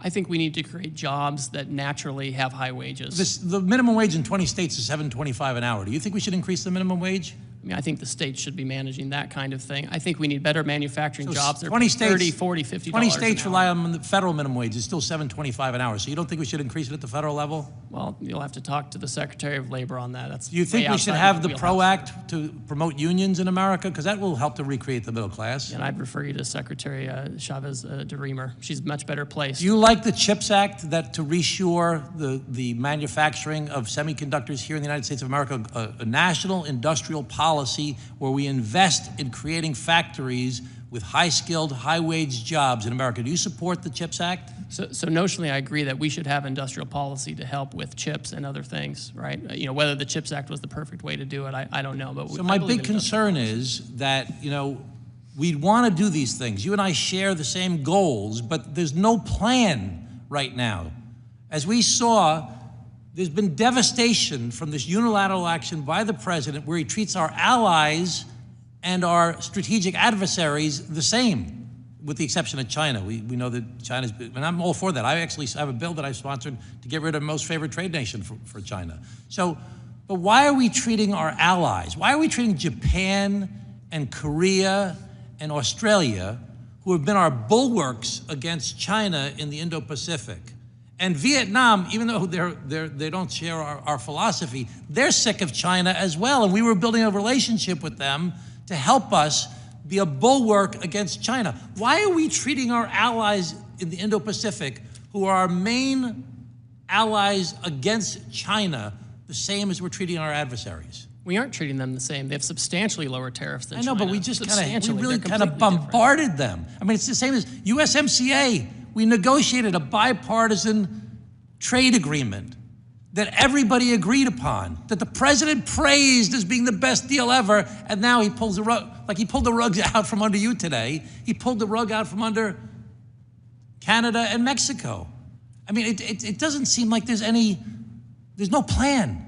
Do you think that there's a plan, and can you share the plan with us? Certainly. Listen, I'm very confident in the president's policy. Goods that meet USMCA rules come in duty-free. So when the president comes out and he says we're going to have a tariff to make sure we're treated the same, that we can get rid of these deficits, we have a baseline 10% to make sure that we don't have Swiss cheese in this program, and then we have higher tariffs on those who are the worst offenders. That's why you end up in a situation. The president put in place these high tariffs, but today he just yanked them out. Is that part of the plan? Was that always part of the plan? Well, they're paused. The reality is, a lot of these countries have come to us and they said, we understand American leadership, we understand what you're trying to do, we want to have reciprocal trade with you. China has taken a different choice, and so they're on a different path. Our Western Hemisphere countries, they all have the lowest rate. They have a 10% rate, right? The UK, Australia, they have a 10% rate. These are all the lowest. The big issues are in Asia, where we saw the offshoring, and China is in a category all by itself. Okay, thank you, Ambassador. Appreciate your time today. I'm very concerned there's no plan, and this is being done kind of willy-nilly at the last minute by the president, out of his head. It doesn't really make sense to us. It'd be great if we knew what the plan was and it was shared to us by the administration, and even if it was done in a way for our committee, that we can at least know what's happening. We have a lot of the same goals, but right now, prices are going up, our allies are very upset, and the stock market is on fire. Thank you. Thank you, Mr. Chairman. Thank you. Mr. Gomez is recognized to enter and document into the record. Yeah, Mr. Chairman, I wanted to enter a tweet by Howard Lutnick, basically where he states Scott Besson and him sat with President when they drafted the post, the Truth Social post that paused the tariffs for 90 days. This is just to emphasize that we don't really know who's running things over there. So ordered. Thank you. Mr. Moran. Thank you, Mr. Chairman. Ambassador Greer, thank you for your time today. Sincerely appreciate you coming down to answer questions during this week. I know your time is busy. I want you to know that I support President Trump's effort to achieve trade reciprocity and equal treatment for the United States on the world economic stage with those countries that are strategically aligned with the U.S. As a short-term negotiation strategy, I am hopeful that the current tactics of the administration will restore trade disparities and imbalances around the world, to induce our friends and allies around the world to reduce or eliminate their tariffs on the U.S. and eliminate anti-American non-tariff trade barriers like quotas, subsidies, sanctions, unreasonable regulatory restrictions that are there against and on American products, not to mention currency manipulation and intellectual property theft issues. If President Trump is able to achieve this worthy reset, it will have a material long-term benefit for the American economy and the American worker. I'm confident about that. I'm confident that his strong leadership can achieve these results using this tool. But I do think it's also important for you to hear from me that I urge caution and express my hesitation on the use of tariffs as a long-term economic strategy rather than a short-term negotiation strategy. In my opinion, freer trade practices traditionally have helped spur economic growth, technology innovation, and cooperation of economies. Freer trade also helps to keep consumer prices lower, in my opinion. I want to come back to and visit this idea of China, because I think China really is the big problem here. When we're looking out on the world stage, I was glad to see that we even went up today from 104 to 125% on the tariffs, according to the tweet that was put out just a little bit ago. And China, I think, needs to be our focus on where we put our efforts in the next few months.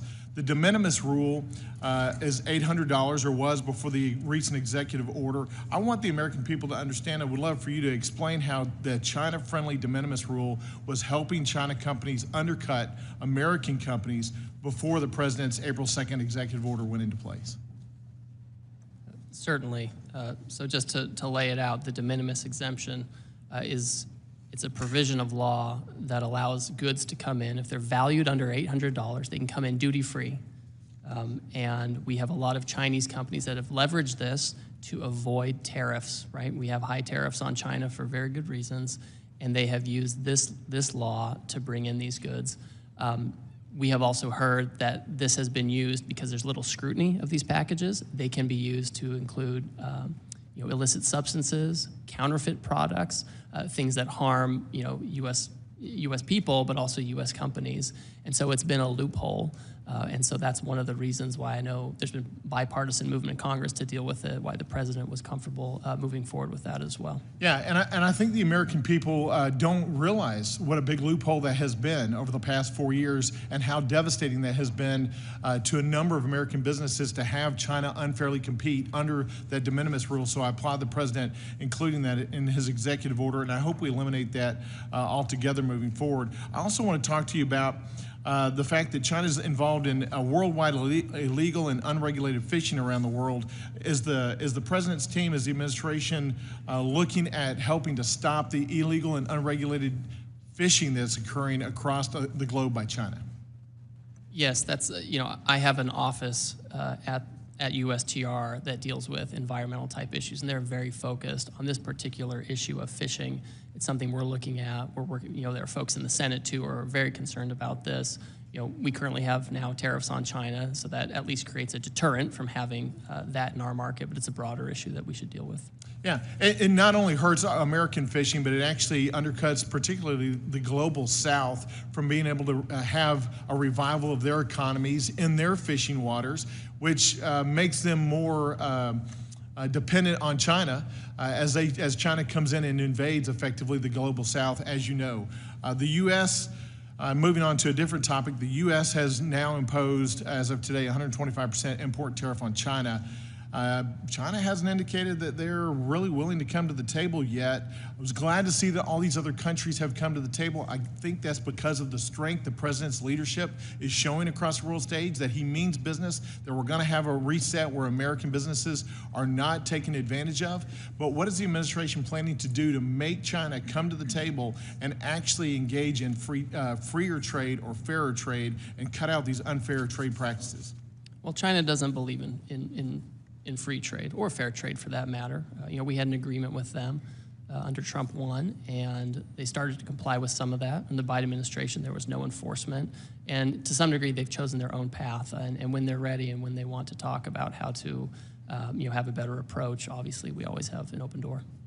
Ambassador, again, I applaud the President's efforts, particularly as it regards China, to push hard on China already and to make them understand that we are not going to lay over and let them run this world, that the United States is going to reset the economic stage. Thank you, and yield back. Thank you. Thank you, Ambassador Greer, for appearing before us today. Please be advised that members have 2 weeks to submit written questions to be answered later in writing. Those questions and your answers will be part of the formal hearing record. With that, the committee stands adjourned.